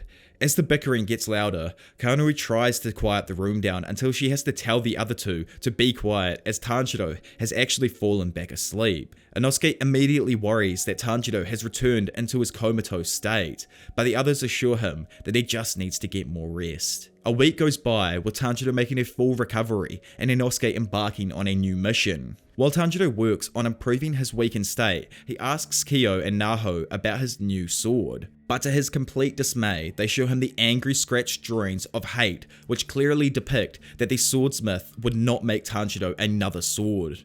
Now distraught, Kyo tries to uplift Tanjiro by saying that Hotaru is being the difficult one, and he should try to meet with him at the Swordsmith Village to discuss it in person. Tanjiro ends up asking for permission to visit the village, in which Kagaya allows him to go. He sends a new Kikuchi to take him. She informs him that in order to keep the village safety hidden, Tanjiro must be carried there and will have to put on a blindfold, plug in earplugs, and especially plug his nose. Throughout the journey, Tanjiro is frequently passed on to new Kikuchi, while the crows are also swapped in an effort to maintain the location's secrecy. Once Tanjiro arrives at the village, he is amazed by the sense of the hot springs. He loudly shares his gratitude towards the Kikuchi for transporting him, which echoes loudly through the hot springs. His voice is eventually heard by the love Hashira, Mitsuri Kanroji, who is bathing in a nearby spring. Once at the Swordsmith Village, Tanjiro is greeted by the village's chief, Techen Kawahara, who dubs himself the best of his craft in the village. Techen discloses to Tanjiro that the village is currently looking for Hotaru Haganizuka after he disappeared a few days prior. Tanjiro comments on his swordsmith's cute name, which Techen reveals that he himself gave him that name. The chief notes about how Hotaru had always had a bad temper, and when Tanjiro attempts to apologize for fueling this temper through breaking his swords, Techen refutes it by stressing that Hotaru should be creating swords that wouldn't break. He reassures Tanjiro that they will bring Hotaru back, or alternatively, have a different swordsmith forge him a new blade. Techen then suggests that Tanjiro relax in the hot springs. While advancing to the hot springs, Tanjiro runs into Mitsuri Kanroji, who had just returned from that said hot spring. Kanroji complains about how she was ignored when she was asked for an individual's name at the spring. Tanjiro calms her by revealing that the villagers were almost done with the dinner for their guests, which Mitsuri excitedly hurries off to. At the springs, Tanjiro is suddenly hit with a tooth and is surprised to encounter Genya Shinazugawa. He excitedly jumps in the water and tries to converse with his fellow demon slayer, but is saddened after Genya angrily strikes him and storms off. Back at the village, Tanjiro praises Mitsuri for the amount she is capable of eating, declaring that he himself would also try to eat lots and grow strong. He then brings up Genya, with Mitsuri sadly observing how the boy must be Sanami Shinazugawa's younger brother, given that they share the last name, despite the Wind Hashira telling her that he didn't even have one. Tanjiro asks why she felt it was pitiful, and while playing with Nezuko, Mitsuri replies that she herself had 5 younger siblings and had a good relationship with all of them. The two chat and both hope to someday be able to have a nice conversation with Genya, and Tanjiro decides to bring him his leftovers since he didn't come to dinner. As they walk through the corridor with Nezuko, Tanjiro inquires Mitsuri on the reason why she joined the Demon Slayer Corps. Embarrassed, she states that she wanted to find a man to marry, someone who was stronger than her and could protect her. As she goes on about her thoughts, Tanjiro listens in disbelief. The trio are then approached by a Kikuchi who informs Mitsuri that her new sword will be ready soon and that she should check it out so that it could be adjusted if necessary. The Hashira bids farewell to Tanjiro and praises him for his hard work, expressing her approval for the siblings. After Tanjiro declares that he will be sure to defeat Muzan, Mitsuri happily hints about a secret weapon hidden in the village that could make him even stronger. The next day, Tanjiro searches through the forest looking for Hotaru and ponders about the secret weapon Mitsuri told him about.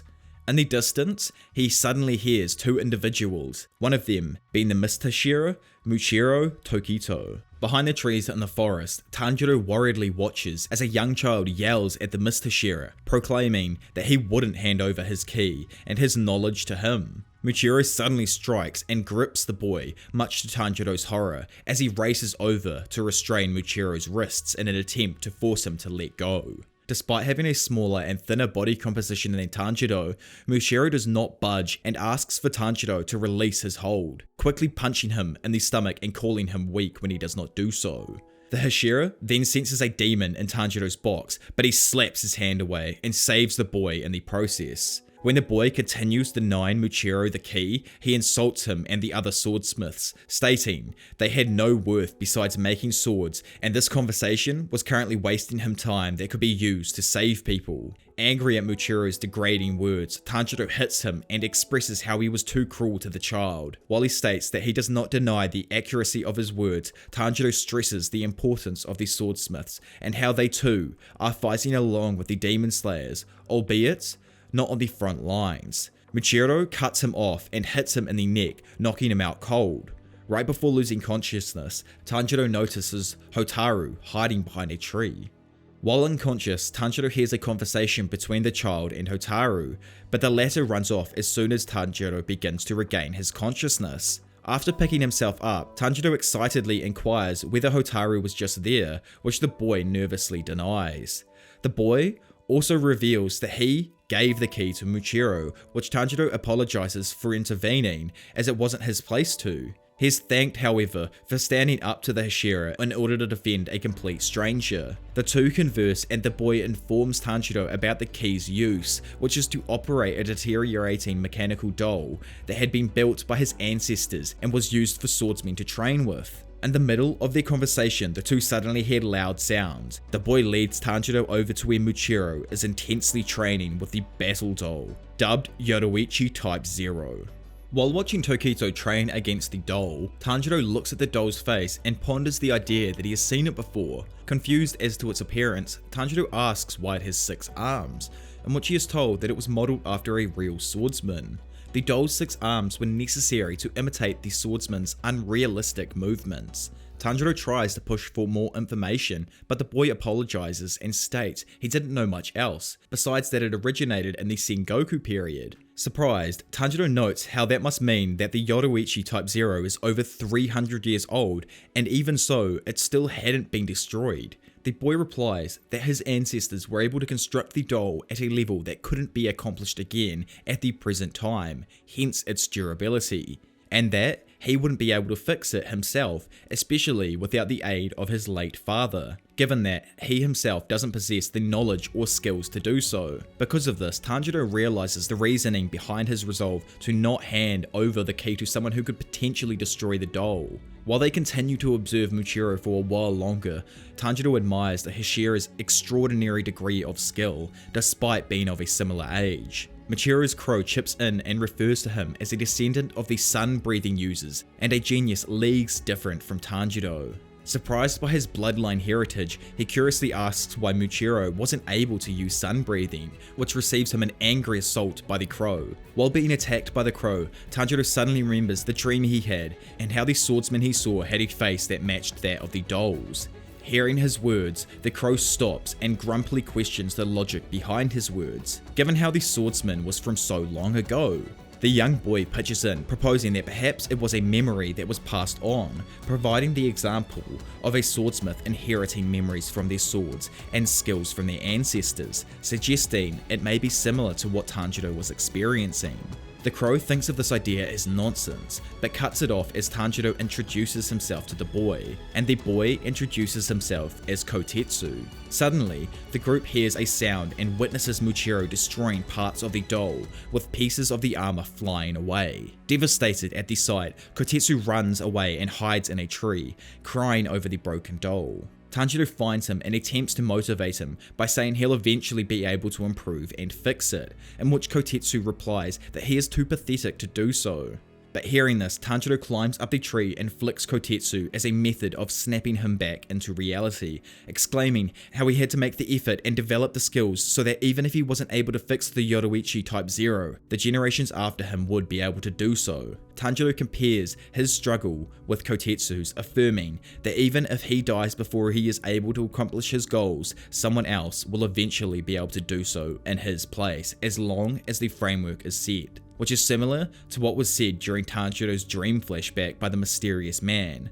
Cheered up, Kotetsu and Tanjiro conclude to determinedly work hard together. While they chat during a walk through the forest, they encounter Muichiro again, who expresses that the training was helpful. However, his sword broke, so he will be taking one of the doll's swords. He tosses the broken sword indifferently to Tanjiro, asking him to discard of it. At first, confused by the swordsman's attitude, Tanjiro realizes he lacked a malicious intent and likely wasn't acting rudely on purpose. Tanjiro rushes to Kotetsu, who appears saddened while staring at the broken doll in the rain. Tanjiro suggests they check if it can still move, which is met by approval from the boy. As they pick it up, it remains stagnant for a few moments before suddenly shifting into a stance. Randomly, Kotetsu then fiercely orders Tanjiro to train with the doll and become stronger than Muichiro with his aid.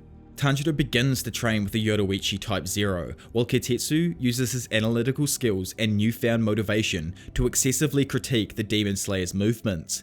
He states that until Tanjiro can accomplish what he wants, he will not receive any food. Kotetsu shows Tanjiro another method of adjusting the doll's movements through twisting its fingers, such that it'd coordinate with the user's weaknesses, and compares the actions to that of playing with a wooden puzzle box. After readjusting the doll, Tanjiro continues brutally training with it, still without food, water, or sleep under Kotetsu's direction. Just as Tanjiro approaches the brink of death, comparable to nearly crossing the Sanzu River, which is similar to the Greek concept of the Styx but in Japanese mythology, because of this almost death moment, he becomes capable of smelling the incoming movement of the doll and lands a hit on it, earning him his first meal in a few days. After gaining this ability to predict movements, Tanjiro continues to train with the doll and improves his stamina and foresight. In the middle of a spar with the doll, Tanjiro's newly improved abilities grant him an opening to behead it.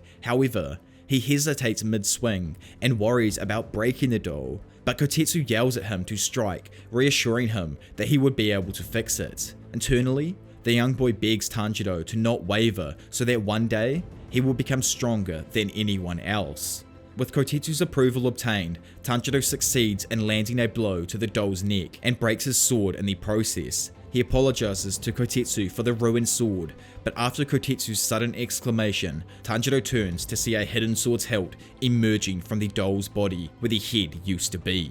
The sword's hilt, appearing out of the doll, startles Tanjiro and Kotetsu, who shout in shock. Their surprise quickly shifts to fascination and excitement as the pair attempts to deduce the age of the blade. Kotetsu urges Tanjiro to take the sword, but Tanjiro is adamant on the fact that he could not, and the doll breaking to make it appear wasn't completely his doing. Kotetsu insists, as the owner of the doll, that he has the final say, and that Tanjiro should take it, especially considering how he needed a new blade anyways. Caving in, Tanjiro pulls out the blade as Kotetsu watches excitedly in anticipation, but they are disheartened after seeing that the blade had rusted with its age. Kotetsu tries to apologize to a tearful Tanjiro for getting his hopes up, but they are suddenly interrupted by a muscular Hotaru Haganezuka emerging from their woods. Hotaru mentions that he heard their conversation and tries to take the sword from Tanjiro and Kotetsu. They try to get Hotaru to explain why he is acting this way, but the swordsmith continues to try and take the sword and finally forces it out of their hands. Kozo Kanamori appears behind Hotaru and tickles his sides, making him fall limp. Kozo greets Tanjiro and Kotetsu and goes on to explain Hotaru's situation. He states that Hotaru had been remotely training in order to improve his forging skills so that he could make a strong sword for Tanjiro that would not chip or break, in which Tanjiro happily admires Hotaru's thoughtfulness. Kozo continues on saying how Tanjiro's repeated requests for swords from Hotaru made him happy, as he lost many of his clients with his personality. While they chat, Hotaru suddenly regains consciousness and confidently declares that he will fix the rusted blade, while Kotetsu fusses over how he could have easily just explained that before they fought over the sword. The next day, Tanjiro talks about Hotaru's progress on the sword with Genya, who is angered by Tanjiro's presence and attempts at friendliness, so he tries to get him to leave. When he starts yelling, Tanjiro notices that the tooth he had pulled out a few days ago had reappeared. He questions him on this and shows the tooth that he had picked up as proof, disgusting Genya and resulting in him being kicked out of the room. Saddened, Tanjiro ponders his fellow demon slayer's consistent anger. Somewhere else, as the calm night continued, a lone swordsmith strolls through the village after a bath and encounters a pot mysteriously placed on the ground. Curiously, he reaches for it, but is suddenly engulfed by the pot, killing him. Gyoko, the upper rank 5, emerges and comments on the disgusting quality of the swordsmiths as meals. Elsewhere, upper rank 4 Hantengu cowers on a roof and cowardly states that they must quickly accomplish their mission. In a sleep, Tanjiro is woken by Tokito pinching his nose. The Mr. Shira questions Tanjiro if he knew Kozo Kanamori's whereabouts, as he was his new swordsmith. Tanjiro mentions that he was likely with Hotaru and offers to help find them. Michiro asks why Tanjiro would willingly accompany him when he had many other things to be doing, and Tanjiro replies that he believes helping others would positively benefit him. At Tanjiro's words, Tokito feels a strong sense of familiarity and questions him on what he just said. The Demon Slayer tries to reply, but is hit by an awakened Nezuko, breaking Michiro's perception. Seeing Nezuko, Michiro comments on her uniqueness and wonders where he had seen her before, while Tanjiro worries about the Chachamaru, Tamio's feline assistant that had appeared before them. The trio keep thinking about their respective worries, when suddenly Tanjiro and Michiro sense a presence behind the door.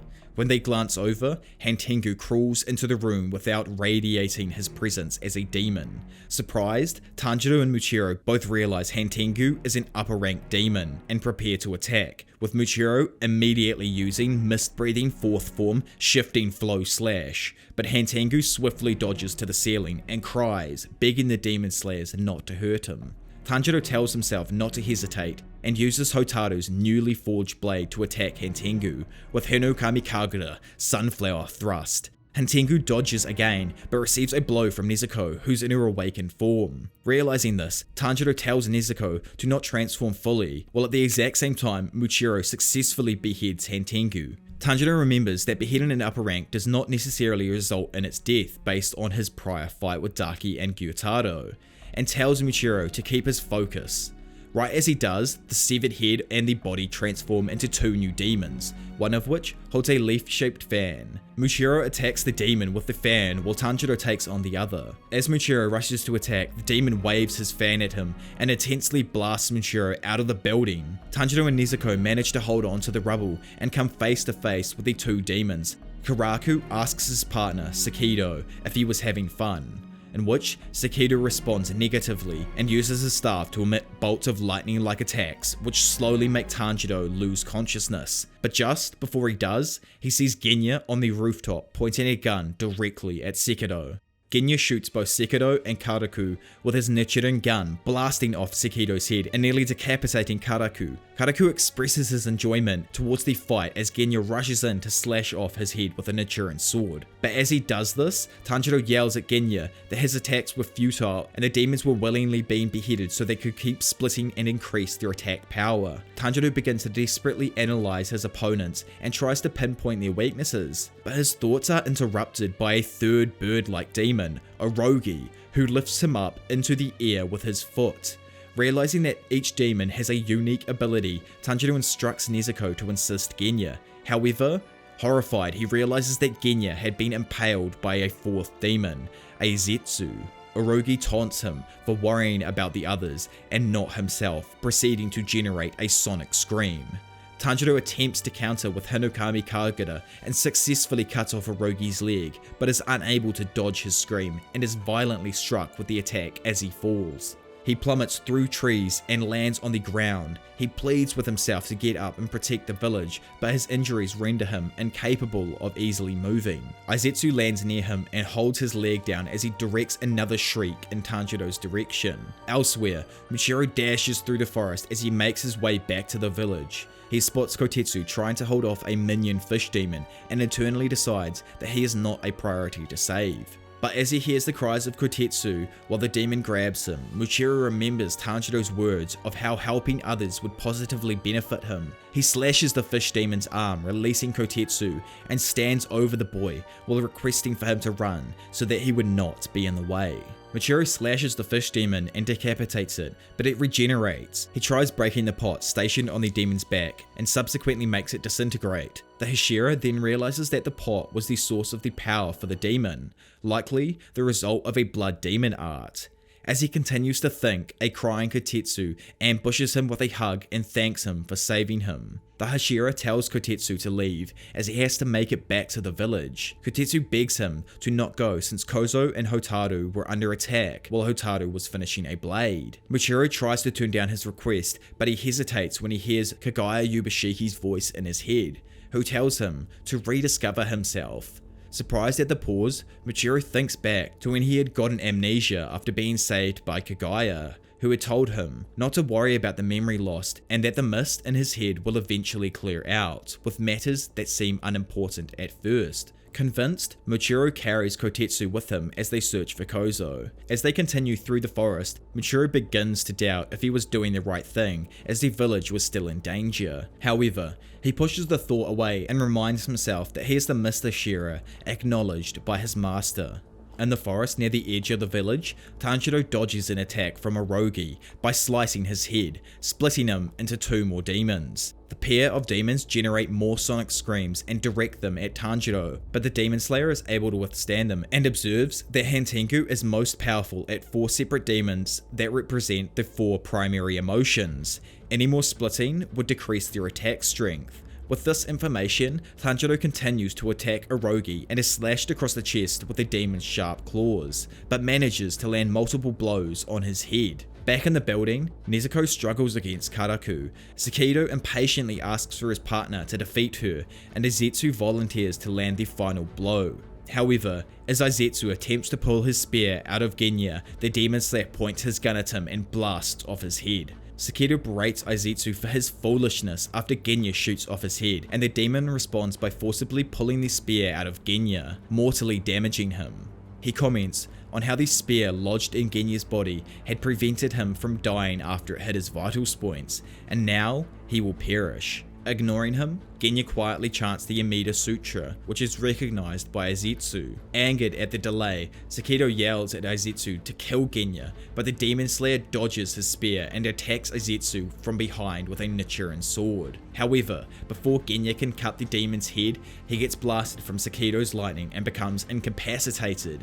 Though, he manages to hit Sakido with a bullet. Aizetsu responds by hitting him with the spear's shaft, knocking him into the wall. Still struggling against Nezuko, Karaku gleefully watches his companions fight and then impales Nezuko through the stomach with his foot. He gives instructions to Sakido and pulls Nezuko's arm off, but he receives a hefty kick from her and nearly loses his head. Using Blood Demon art, Nezuko proceeds to burn Karaku and pulls herself from his grasp. When Karaku is yelled at by Sakido, she takes his fan and blows him out of the building. She tries to do the same thing with Sakido, but he sticks his staff through her neck and shocks her with bolts of lightning, paralyzing her. Back in the forest, Tanjiro continues fighting against Hirogi, who continuously slashes him with his talons. Tanjiro forces himself not to panic and makes it a priority to return to the building, internally telling Genya and Nezuko to keep holding on. Genya recovers from being hit into the wall and continues muttering the chant. Surprised that he is still alive, Sakido questions him. Smiling, Genya holds up his gun and tells him his name, stating that he will be the one to kill him. While Tanjiro continues his fight against Orogi, he considers using the demon's flight ability to escape the forest and return to Nezuko and Genya. After finalizing his plan, Tanjiro stabs the demon in the mouth after being picked up and uses the force to smash into the building's exterior wall, completely destroying it. Tanjiro picks himself up in time to see Sakado paralyzing Nezuko. When he dashes to save her, Sakado generates another staff and tries to hit Tanjiro, but the boy uses Orogi's foot to defend himself and prevent the lightning from reaching him. He then slices the demon's head and tongue, stalling for some time to pull the staff out of Nezuko's neck. Suddenly, Tanjiro gets slammed down on the ground with his second staff and is about to receive a shock of lightning, but Nezuko recovers in time to burn Sakado and prevent him from hurting him.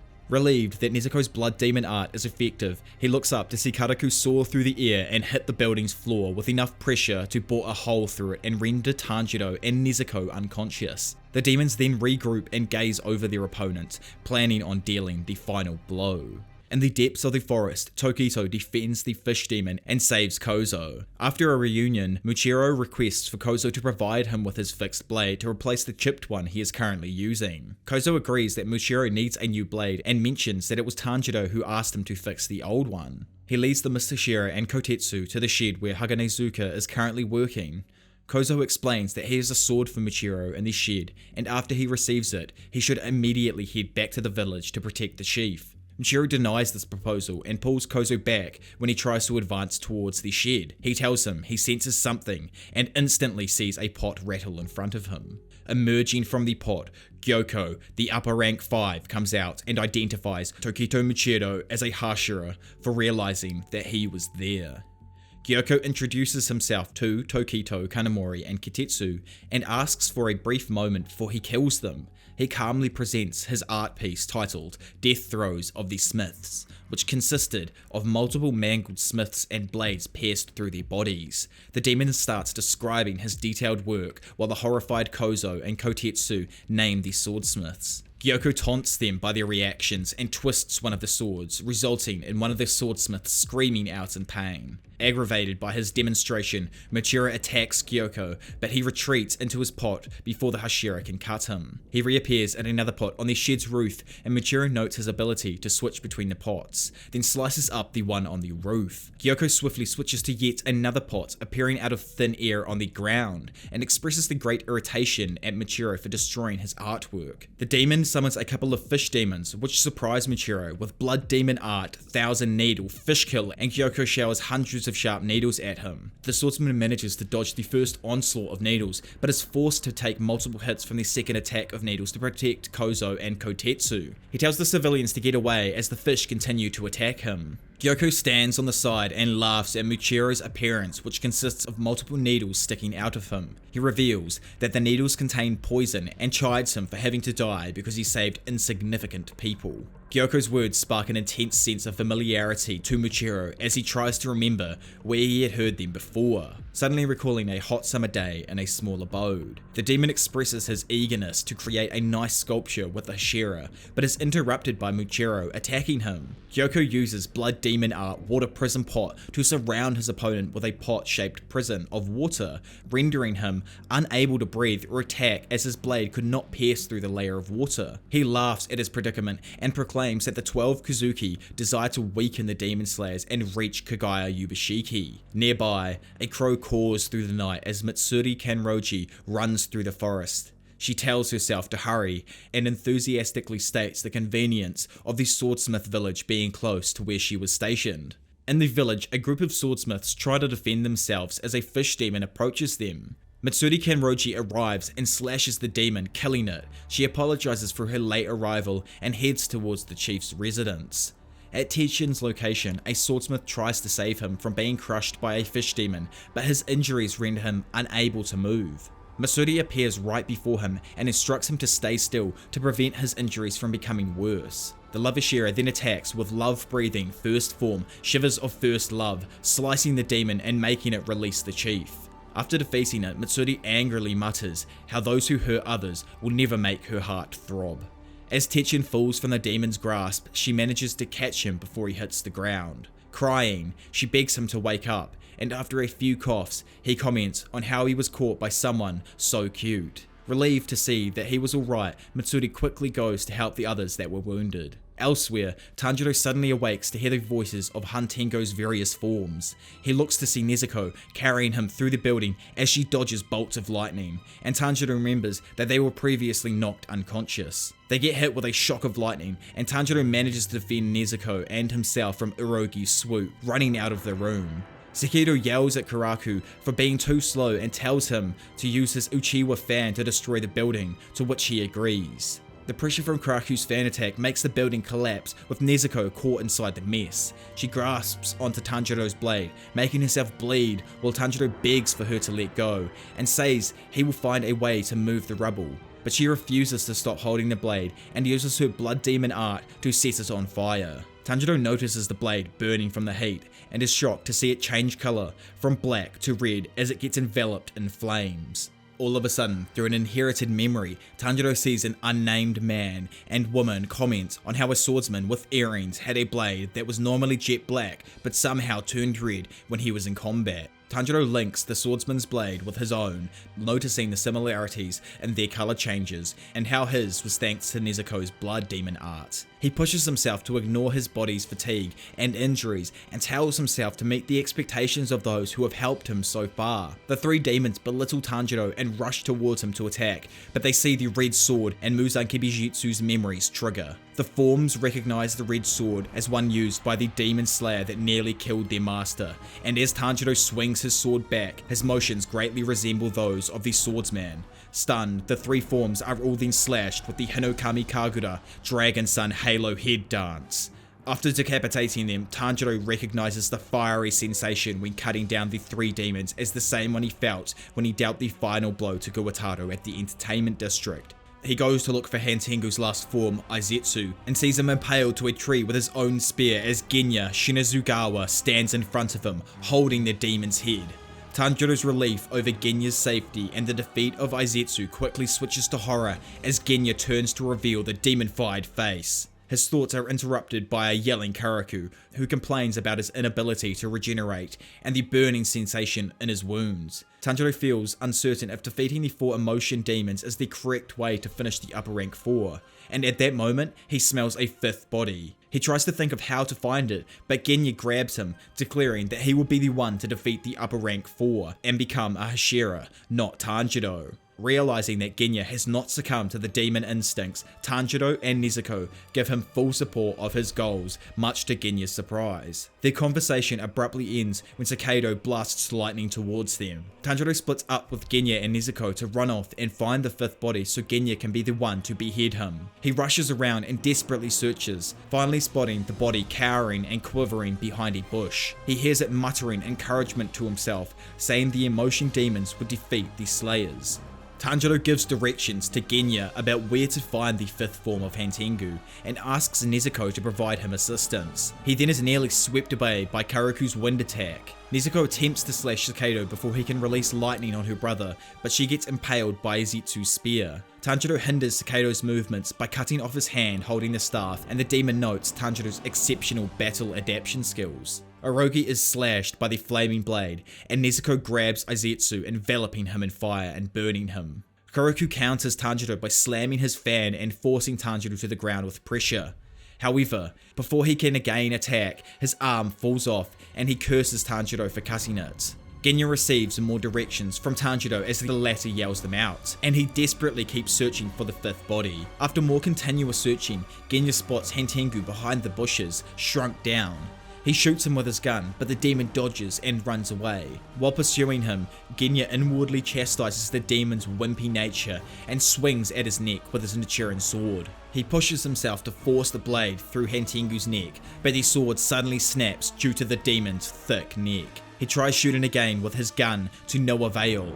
All of a sudden, Sakido appears behind Genya and aims his staff at his neck. Distressed, Genya remarks that he cannot regenerate his head and is about to die. But before he gets struck, he thinks of his elder brother, Sanemi, and how he wanted to become a Hashira so he could apologize to him for something that had happened between them. Genya thinks back to his past, where his small and weak mother would often be abused by his father alongside himself and his siblings. One night, Genya notices that she was late coming back, even after their older brother Sanemi went to look for her. He calms his siblings and tells them to sleep, but they suddenly hear a knock on the door. Genya tries to tell them not to open it in case it was a stranger, but they ignore his warning and are immediately slashed upon reaching it. Genya is also cut across the cheek, and he states in horror at a figure grasping onto the ceiling within the darkness, preventing him from identifying it. Suddenly Sanemi appears and tackles it out of the window while yelling at Genya to run. Terrified, Genya checks the status of his siblings and tries to cover their wounds, despite their bodies already being cold. When he runs off to find a doctor, he approaches an injured Sanemi, standing over the corpse of their demonified mother. Dismayed at the sight, Genya runs over to cradle his mother's body in his arms and cries, calling Sanemi a murderer. Genya, after remembering this past, internally apologizes to his older brother for his shock that overwhelmed him to the point of labeling Sanemi as their mother's killer, even despite the struggles that he must have had to protect him by killing her. As Sakedo aims for Genya's neck, the Demon Slayer thinks of all of his regrets and flaws. A memory of Sanemi as a Hashira, declaring that he had no brother, saddens Genya, and he thinks about how he wasn't able to reach Hashira status to earn the right of apologizing to him. Right as Sakedo scrapes Genya's neck with his staff, Tanjiro appears above them and saves him by cutting Sakedo's neck. He shouts at Genya to not give up, reminding him that he was supposed to be reaching for the goal of Hashira, and that he should only think about beheading Hantengu. As Tanjiro finishes speaking, he notices Aizetsu approaching him from behind. The demon uses its blood demon art, Weeping Spears, to attack Tanjiro, but he is shielded by Genya, who gets impaled at multiple spots on his body. Genya tells Tanjiro that he should be the one to behead Hantengu, and Tanjiro willingly accepts, dashing over to Hantengu and hitting him with his flaming sword. As Tanjiro makes contact with his neck, Hantengu lets out a piercing scream. Tanjiro puts pressure on his blade and attempts to force it through Hantengu's neck. The demon continues his high-pitched screaming, but Tanjiro refuses to waver. Suddenly, a dark figure appears behind them, and Tanjiro notices that it does not smell like any of the previous emotion demons. Opting to ignore it, he tries to behead Hantengu, but his sword loses its power from Nezuko. Genya aims at the figure behind Tanjiro, but he is unable to shoot without possibly hitting his teammate. The mysterious demon hits a drum, and a giant dragon-faced tree immediately sprouts. Nezuko barely manages to jump in and save her brother, losing one leg in the process. She immediately regrows it right before they land, but suffers a massive loss of energy. As Tanjiro makes sure she is safe, the demon begins talking and names the negative emotions that individuals who are pure evil emit, specifically those who harm the weak. Infuriated, Tanjiro realizes that there are now 6 demons, but notices he can't sense the previous 4.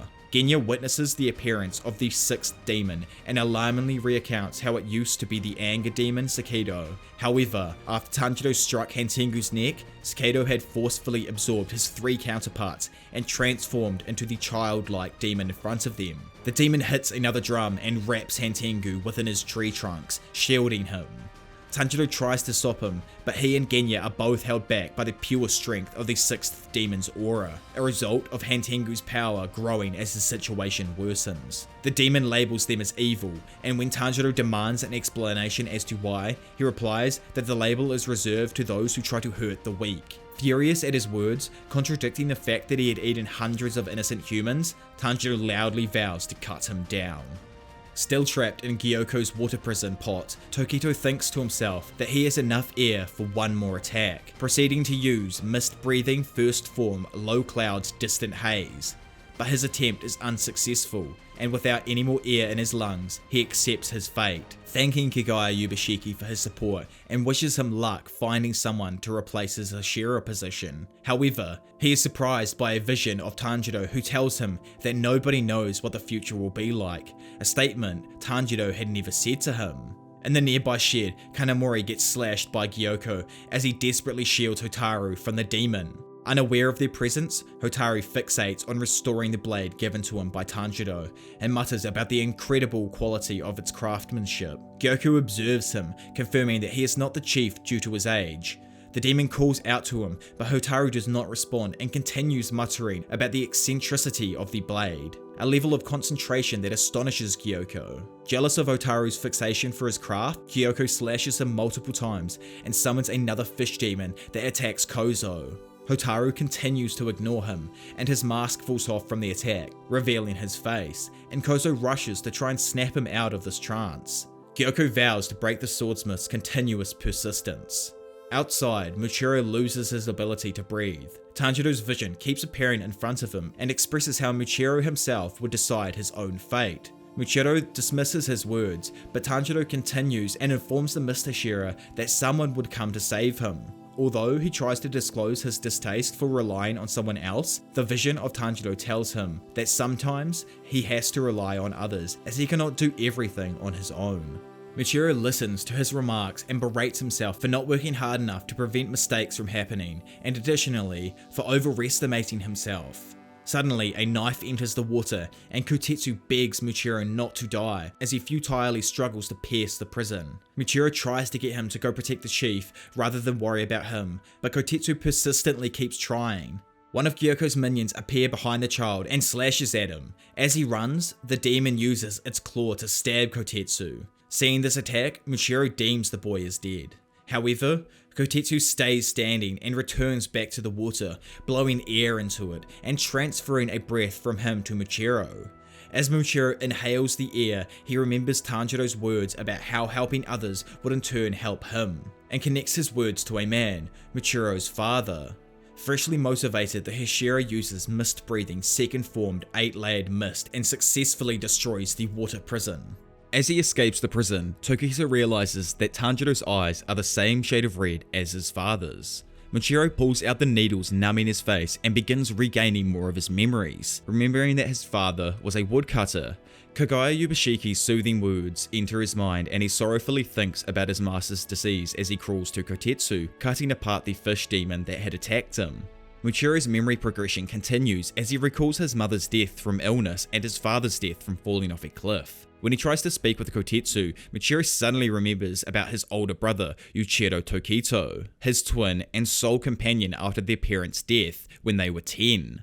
Thinking back to his past, Muchiro recalls Yuichiro's blunt personality after they were orphaned and how he ridiculed their father for trying to save their mother, a man who had died when aiming to help others. Crying, Muchiro unsuccessfully attempts to get Yuichiro to stop insulting their father and instead received insults from him regarding the first character in his name, Mu, which could literally be interpreted as nothingness. The twins continue to live together despite their strained relationship, which Muchiro had attributed to his older brother potentially despising him. After surviving on their own for a while, the siblings were visited by Kagaya's wife, who had told them about their swordsman heritage. Angered by her presence, Yuichiro drove her away and intensely berated Muchiro after he had expressed his interest in becoming a swordsman, straining their relationship to the point of forfeiting any communication between them. One summer night, a demon entered the twins' home, cutting off Yuichiro's left arm and insulting the siblings' lack of worth, angering Muchiro to the point of releasing an explosive rage. The boy managed to pin the demon down and crush it, watching it disintegrate as the sun rose. Crawling back to Yuichiro, Muchiro witnessed his brother's final words, begging the gods to spare Muchiro as he was a good person that desired to help others unlike himself. As Muchiro held his brother's hand, he told him that the Mu in his name was actually meant to represent the Mu in Mugen. Finally recovering his memories, Muchiro awakens his true strength and gains mist-like markings all over his face as he powerfully grips his blade, finally receiving his Demon Slayer mark. Yuichiro apologizes to his brother for his inability to be nice to him and that he truly tried to protect him, clutching his hand as his memories are shifted back to reality. In the shed, Gyoko is infuriated to see Hotaru continuing to work on the blade despite the numerous injuries that he had inflicted on him, including the loss of one eye. On the side, Kanamori struggles to move and Gyoko goes to finish him off, but is interrupted by Muchiro's attack. Surprised at his escape from the water prison, Gyoko sees the strange markings on his face and realizes it is similar to the boy with the Hanafuda earrings that Muzan had told him about. The boy's composed face and attack speed, despite being struck with paralyzing needles earlier, bothers the demon, as Muchiro rushes in to attack again. Anticipating it, Gyoko uses his blood demon art, Octopus Vase Hell. Octopus legs fill the entire shed and trap Muchiro as they destroy the building. At the last moment, Kozo gives Muchiro his mended Nichiren sword.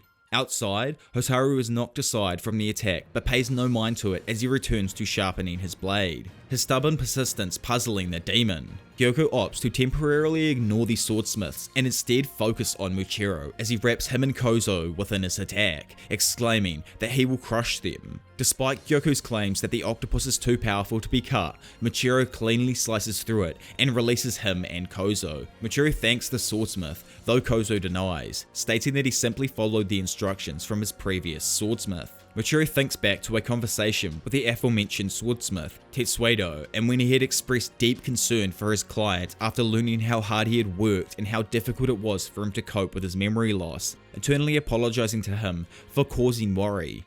Muchiro tells Tetsuedo that he is alright and proceeds to use mist-breathing fifth form, Sea of Clouds, and Haze to cut apart the rest of the octopus's tentacles. Gyoko watches it and praises him for his speed, but retorts that the swordsman will not be able to catch up to his pace. However, Muchiro refutes his warning and suggests that the demon's senses have become sluggish. Then, a confused Gyoko witnesses his neck get cut from the Hashira's previous attack. Angered, Gyoko tells him not to underestimate his strength.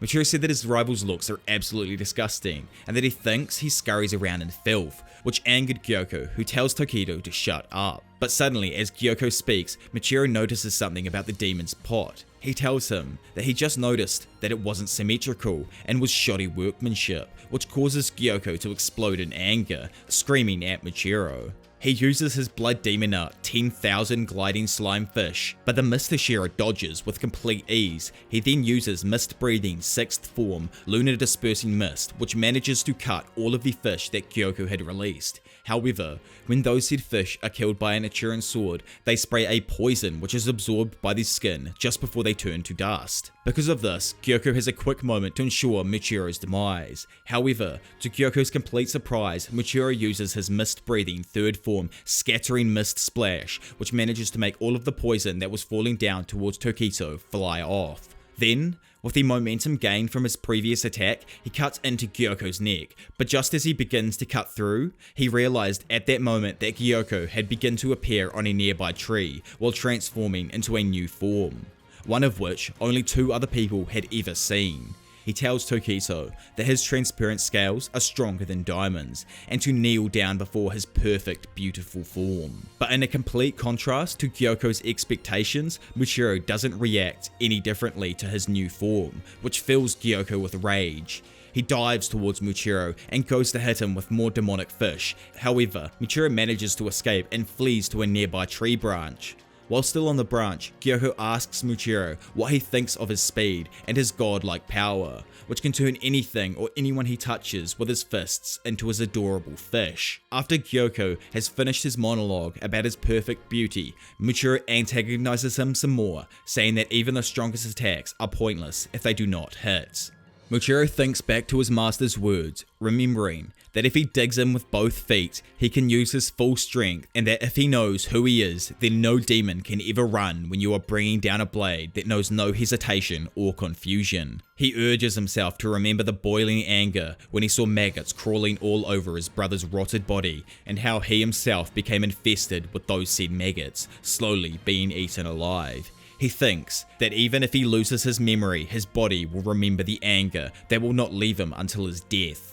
That is the true reason as to why he is trained so hard to the point of vomiting blood. As Gyoko rushes at Tokito, he tells him to behold his true magnificence before using his blood demon art, Killerfish Scales. Gyoko says that his scales make it unable to predict his law-defying movements and begins wondering what he should turn Muchiro into after he kills him. But Tokido uses mist-breathing 7th form Obscuring Clouds to disorientate the enemy. He then appears and seems to vanish whenever Gyoko attempts to attack him. Gyoko is confused as he looks for the Slayer, only to find that the whole place has been entirely enveloped in mist. All of a sudden, Muchiro then appears as he utters the words, asking the demon if he had actually thought that he was the only one who wasn't being serious before. As he says these words, the demon's head gets completely sliced in half, cutting him from the base of his neck, decapitating him in that moment. Gyoko is confused as to why everything is upside down all of a sudden as his head flies through the air and falls to the ground. As this happens, Muchiro tells him that this is the end. Goodbye, you don't ever need to be reborn. Gyoko begins screaming and becomes enraged at his complete disbelief when he realized he's been beheaded by a mere child. It is then revealed that Muchiro drastically changed the speed of his movements to disorientate the enemy, and that when he wants to, he can go really slow or really fast, with the highest speeds even exceeding Gyoko's. Gyoko then starts completely freaking out about how he can't lose to such a low life form. He tells Tokiso that he is worth 100 of him and that he is a chosen one. As he yells at Muchiro, he gets halfway through calling him a maggot, but before he can get it out, his head is completely sliced into bits by Tokito as he tells him to just go to hell already. Immediately after Muchiro Tokito defeated Gyoko, Kanamori was extremely concerned for his health, but Tokito was convinced he was fine, even though his health was obviously deteriorating. When Kozo kept persisting for Muchiro to actually realize he is hurt, he instead insisted that he was fine and asked him to check up on Kotetsu. But as he says this, Muchiro starts vomiting foam from the mouth due to the poison that had finally reached his blood circulation, and because of this, he passed out. Kozo begins panicking and calls Haganezuka to help him, but instead, Kotetsu shows up beside him and told him to put Muchiro on his side. Kozo instantly remarks that this must be the ghost of the boy Kotetsu, but Kotetsu insisted that he wasn't a ghost and goes on to prove that the wound on his arm is extremely deep and he may die if he does not stop the bleeding. Though, when it came to his stomach, the hilt that Tanjiro had entrusted to him to put back on his new katana had ended up saving him. Meanwhile, Muchiro was having a flashback of Kijiro Rengoku supporting him and doing their best. His father then appeared behind him, patting his back, comforting him and telling him that it all worked out. Yuichiro suddenly appeared, telling his younger brother that he had done well. As Muchiro wakes from his flashback, it flies over to Tanjiro, who was still fighting against the other remaining demon. Tanjiro thinks to himself that there are 5 dragon heads that can stretch around 20 yards. As he thinks he has figured something out, he begins to use Hinokami Kagura, Clear Blue, but is immediately stopped by one of the demon's scream attacks, sending him flying back and crashing into the trees. As he tries to stand back up, he begins vomiting and realizes his eardrums had burst, making it almost impossible to stand due to the dizziness. When another attack comes flying in, Tanjiro barely manages to escape, having his foot almost completely crushed by the shockwave. Tanjiro realizes that the demon can use the strength of the previous Kidaraku demons, and that the overall power of its attacks are increasing. As he barely manages to dodge another attack, he is caught completely off guard by its technique, as it stretches out and attempts to chomp down on him again. Just as Tanjiro gets caught by the demon's attack, the love Hashira finally makes her arrival, apologizing for barely making it in time. Kanroji tells Tanjiro to just rest and that he had done a great job before proceeding to yell at the upper rank 4 demon to give back both Nezuko and Genya, but immediately gets told to shut up as only one person in this world can ever give him orders. The demon child uses Crazed Cry of Thunder Death, but Kanjiro easily counters using Love-Breathing Cat Lover Shower. It is revealed that Mitsuri's sword is very thin and flexible. The speed of her techniques pass that of even Tengen Uzui. That speed is made possible not only by the flexibility of her powerful katana, but by her own flexibility and incredible range of motion. Her katana is extremely difficult to use, and is liable to injure anyone else who uses it, making a weapon that only she can use. As the fight continues, Mitsuri uses her love-breathing second form, Love Pangs, and love-breathing sixth form, Cat Leg Winds of Love consecutively. So Hatuken, the child demon, notices that she is keeping up with his speed and decides to try and smother her with a flurry of his techniques. He then uses Blood Demon Art, Countless Striking Trees, but Mitsuri uses her love-breathing fifth form, Swaying Love, Wild Claw, to cut through the attack, reaching Zohataken's body. As Tanjiro sees this, he shouts at her that he is not Hantengu's real body, which causes Kanroji to get caught right in the firing range. Zohakuten then releases his Blood Demon Art Compressed Sound Waves, which Mitsuri had no other choice but to face the attack head on. As Mitsuri is left paralyzed and begins to lose consciousness, the demon realizes that she has an immense strength and decides that because she has a special constitution, he is going to eat her, and says that eating her superior flesh will directly lead to gaining strength. As he ferociously bears down on her head, Mitsuri's life flashes right before her eyes, and she remembers her first fiancé, telling her that only a bear, boar, or cow would take her as their wife, along with continuing to insult her hair color. He says that it makes him shudder just to think about it being passed on to his children, then tells her to forget about him and the fact that their marriage interview had ever happened. It then explains that Mitsuri has a special muscle composition. Her arms are thin and look weak, but her muscle density is actually 8 times that of a regular human's. At 14 months old, she was able to pick up a 33-pound pickling stone. She had an almost unsustainable appetite, eating almost the same amount as 3 sumo wrestlers. The day her marriage was called off, she decided to hide all of her peculiar traits, until one day, a man appeared, saying that he wanted to marry her. As she suddenly gets snapped back into reality, Kanroji finds that Tanjiro, Nezuko, and Genya had managed to save her from Zohakuten's fist. Tanjiro and Genya say that Mitsuri is their last hope, encouraging her to get back up and fight. Hantengu releases another attack, however, Mitsuri manages to get up in time and cuts through his attack, protecting the 4 of them. All the while, Mitsuri screaming at Hantengu, saying that she will not let her comrades die, as the Demon Slayer core is an important place to her.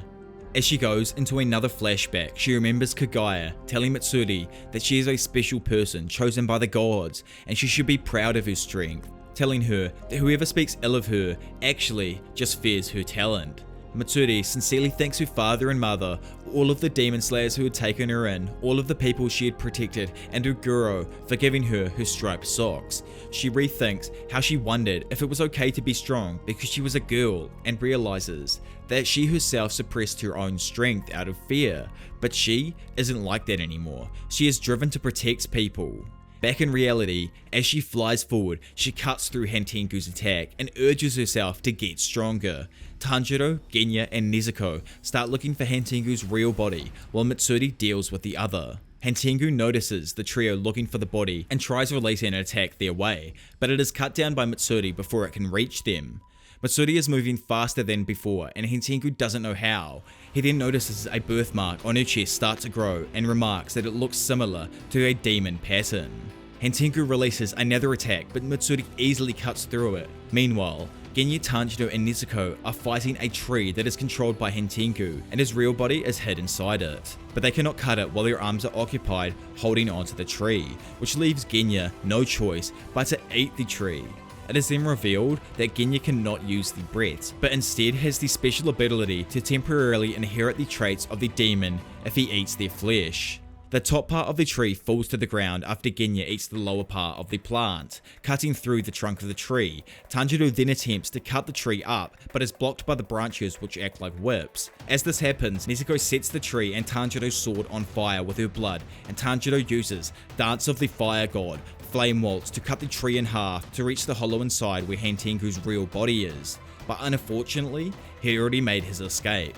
As Tanjiro screams at Hantengu, saying that he will make the demon pay for every sin he has committed, Hantengu remembers someone saying that everything he does in his life is his responsibility, but he says that he hasn't done anything wrong in his entire life. In that moment, Genya screams at him, calling him a moron, throwing an entire tree towards the miniature Hantengu. Nezuko and Tanjiro duck as Genya angrily rips trees from the roots and throws them at Hantengu. Despite ripping out numerous trees, each one fails to accurately hit Hantengu. Nezuko then emerges and attempts to quickly swipe at Hantengu, but he evades her and quickly speeds off. Thinking of what to do, Tanjiro recalls a conversation he had with Zenitsu regarding total concentration. He circulates air throughout the fibers in his muscles and the blood in his veins, and through this small conversation, Tanjiro is able to quickly blast towards Hantengu in an instant. As Tanjiro catches Hantengu, he swings his flaming blade down and makes contact with the miniature demon. He begins willing himself with all of his might to push through, but all of a sudden, the tiny Hantengu transforms into a grotesque, oversized demon, screaming at Tanjiro, asking him whether or not he felt sorry for him. Hantengu grabs a hold of Tanjiro's face and begins to attempt to crush his head.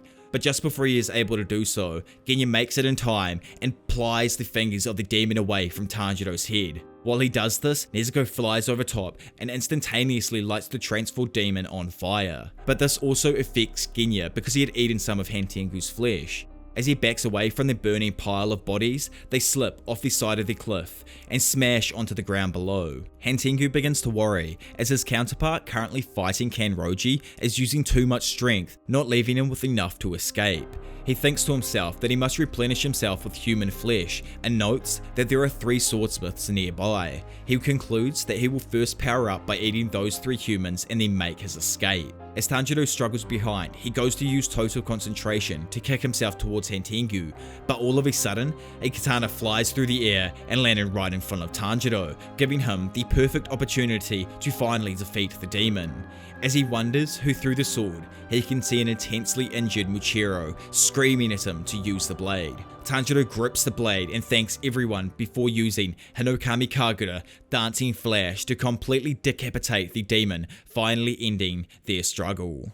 As the first light of dawn singles daybreak, Tanjiro realizes this and tries to tell Nezuko to go and hide in the shade, but this only hits Del ears, causing Nezuko to run his way in worry. He yells at Nezuko to go hide in the shade, but then notices Nezuko is pointing at Hentengu's decapitated body, which is still moving and attacking the villagers. Tanjiro looks at the decapitated head and reads resentment written on the tongue of the body, where there should be the word fear, meaning that the body Tanjiro decapitated was not the real one. Before Tanjiro can take any action to find the real body, the rays of light from the rising sun reach Nezuko, which causes her to begin to burn up. Tanjiro shields her with his body and tells her to shrink smaller, but this is all for naught, as she is still getting burned, and all the others are too far away to help him. He realizes that Hentengu's body will get to the villagers before he can put Nezuko in the box and save them, leaving him with an almost impossible decision. But before he can even make it, Nezuko kicks him in the direction of the villagers and smiles as she sacrifices herself for the sake of the villagers. Tanjiro cries as he decides that he needs to find the real body, running in the direction of the fake body.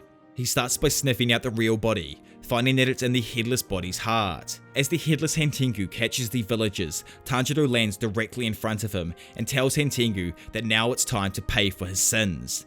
Because of these words, memories from Hentengu's previous life flash before his eyes, revealing who the demon slayer truly was. Just before Tanjiro slices through the headless demon into Hentengu's real body hid inside his heart, finally cutting his head off this time. Tanjiro instantly collapses on the ground in sadness and exhaustion as he realizes that he has won the fight, but in the same moment he has lost his sister. But as Tanjiro weeps, the villagers shake him and point in the direction behind him. To the complete surprise of everyone, standing in the sun, healed and uninjured, is Nezuko, looking more stunning than ever. Tanjiro stares in utter disbelief as his sister greets him under the warmth of the sun for the first time in years. Skipping away from Nezuko, we go over to Tamayo's, where she is writing a letter meant for Tanjiro. In the letter, she thanks him for giving her the blood of the 12 Kazuki moons and Nezuko. She tells him that the components of Nezuko's blood changed in a very short span of time and explains that she thinks the reason Nezuko hasn't been able to regain her consciousness is because she has been prioritizing something else. She says that she thinks Nezuko will soon be able to conquer the sun. It then jumps back to Nezuko and Tanjiro. Tanjiro shakes Nezuko and cries tears of happiness as he asks Nezuko if she has become human again, but her only response is a misarray of happy words. Tanjiro realizes that even though she is standing in the sun, she still has fangs and the eyes of a demon. Tanjiro is in disbelief that she is fine and hugs Nezuko while he cries with joy. Nezuko pats his head and smiles as Genya watches the display and smiles too. Tanjiro soon passes out due to exhaustion, and in the distance, Mitsuri screams as she loses her strength just as the body of Hentengu she was fighting disintegrates to dust. In another place, a maid and a child's mother walk in on Muzan disguised as a child, cackling in glee before cutting the head off the child's mother. The maid stares at Muzan in horror as he talks about how there is no more need for the blue spider lily, when all he needs to do now is find Nezuko and devour her. Then, he can finally conquer the sun. We then go into another flashback where we find out why Muzan wanted this blue spider lily so much. There was once a generous doctor that had turned Muzan into a demon to try and save him. Muzan had been angered that he would not live longer than 20 due to his worsening sickness, even though he had suffered so much just to only live a little bit longer. Because of this, he killed the doctor out of rage, but after killing him, he realized that the medicine the doctor had given him had made him stronger. He had obtained a strong body, but could no longer walk in the sun. Angered by this, he tried to make the medicine, but he didn't have the blue spider lily that had been used to make it. He searched and searched and searched for the blue spider lily flower, but he never found anything. The only person who knew how to make it was the doctor who he had killed. Muzan had wanted the perfect immortal body, and now that Nezuko had conquered the sun, all of the battles will be centered around her, and they will be ever the more dangerous than before. Back in the main group, Michiru thanks Tanjiro for helping him get something important back, just before Kanroji crashes into all of them, hugging the entire group, exclaiming that they had finally won. So after Nezuko's sudden change, and the end of the battle between the two demons, we find that there have been plans to move the Swordsmith Village due to the battle. These plans were set into action right away, as come nightfall, the demons would undoubtedly attack once again. We also find out that even though 2 upper ranked demons had attacked the village, its damages in general had been kept to a minimum because of the work that the Slayers had put in. Back at the hideout, Tanjiro chats with Goto, the Kikuchi at the Butterfly Mansion. After waking up from resting for 7 days straight after the fight, Goto tells Tanjiro that the swordsmiths have several empty villages that have been prepared in case of emergencies like this. After chatting some more, Goto says that he wanted to especially ask Tanjiro something, which was that he had heard something incredible happen to Nezuko. Nonchalantly, Tanjiro replies that she is now walking around in the sun, commenting on the complete absurdity of the situation while he continues to stuff his face. Then without thinking, Tanjiro slips up and tells Goto that Tamio is looking into why and how Nezuko has conquered the sun. Because Goto doesn't know who Tamio is, he questions him on this, causing Tanjiro to choke on his food, distracting Goto from the topic. As Goto jokes about how everything will be peaceful until Zenitsu shows up, it suddenly cuts to the yellow-haired maniac arriving at the Butterfly Mansion. After a mission and finding out that Nezuko can now walk in the sun and speak, Zenitsu screams out loud and says that he's having a heart attack and grabbing Nezuko before screaming more about how cute and absolutely amazingly wonderful and marvelous it is that Nezuko was able to be out in the sun. He screams at her to please marry him, then she utters the words, "Welcome back, Inosuke." Zenitsu's mood immediately changes as he says that he is going to burn Inosuke alive. It then quickly explains that Inosuke had visited the Butterfly Mansion a few days ago and made it his mission to make sure that Nezuko could say his name. Later that same day, an emergency pillar meeting was held at the Ubiyashiki estate. Sanemi, Aguro, Muchiro, Matsuri, Gyomei, Shinobu, and Giyu are all present. After the Hashira greet each other, a main Ubiyashiki, Kagai's wife, makes her appearance in place of her husband, as his illness has left him completely bedridden and unable to move. The stone Hashira Gyomei immediately bows to the ground after he hears this information and says that he prays from the bottom of his heart for his master's life to continue to burn, even if it was for only one more day. Once the meeting begins, Amain brings up the information about a certain demon who has managed to conquer the sun, obviously referring to the stunning Nezuko. She says that because of this, they will soon find themselves in a full-scale war. After a while, she brings up the strange marks that appeared on Matsuri and Muchiro that day, and Amain explains what they are. These are marks that many of the first swordsmen who were only one step away from beating Muzan had. They had all manifested marks similar to demonic patterns. This information had been hidden due to the fact that many people brooded over not actually having the marks. Over time, the information had become unclear, but one thing that was passed on indefinitely was that whoever had the mark would start spreading it to others who fit the qualifications. Amain then says that the first person to manifest the mark did not have the rank of Hashira. Instead, the first person to gain this mark in generations was no one other than Tanjiro. Though, when they asked him how he felt when he had got the mark, he had absolutely no idea, so they decided to not pursue him for it. But now that 2 more people have gained the mark, Amain asks them to teach the rest of them how it was done. Sadly, Kanroji had a hard time putting it into words and only embarrasses herself when all she can do is come up with vague descriptions that are mostly made up of noises about how it felt. But Michiro does have some kind of idea about what could possibly cause the mark to appear on anyone.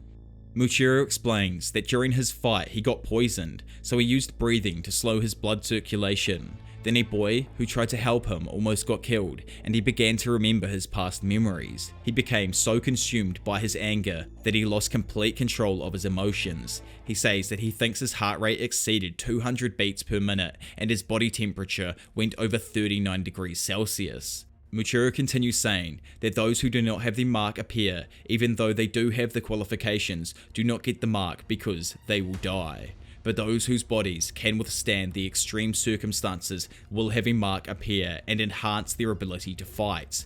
Confused about the specificities, Amain asks what made him think that his temperature was 39 degrees, in which Muchiro says that when he was 9, Shinobu was treating his wounds. He was reported to have a fever at 39 degrees, and he says that he felt the exact same way when the mark appeared. After everyone reacts to how they will try to gain the mark, Amain says that there is one thing she must tell everyone regarding manifesting the mark.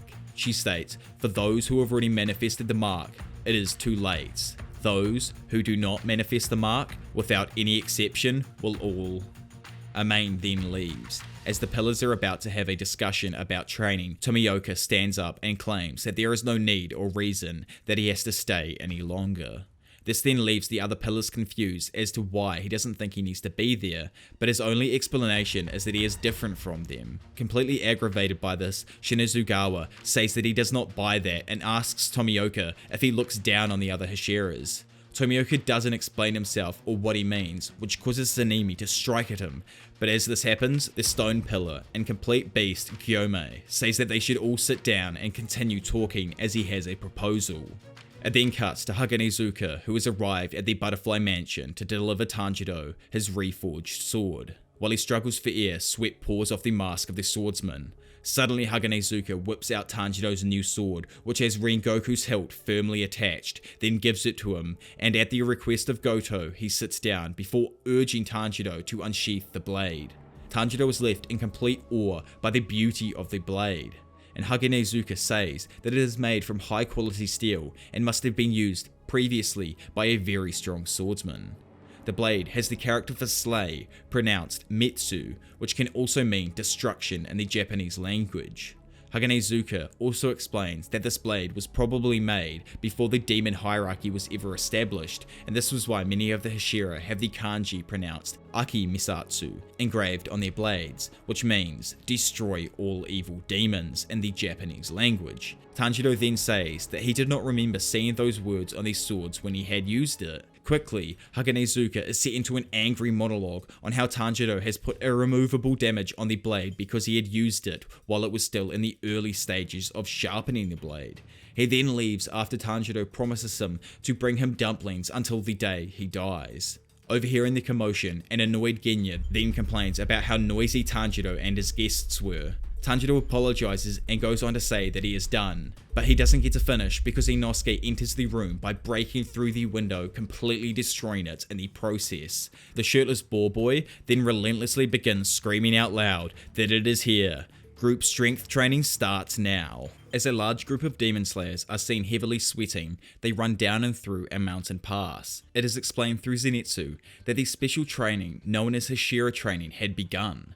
This training was to ensure that those who are ranked lower than the Hashira get to actually train with each individual pillar in a different order to strengthen the demon slayers. This is actually a special exercise because generally, Hashira would only train with their successors, but since Nezuko's sudden change, the demons' appearances have completely stopped, leaving Hashira to do their security details by night and focus on training the demon slayers during the day.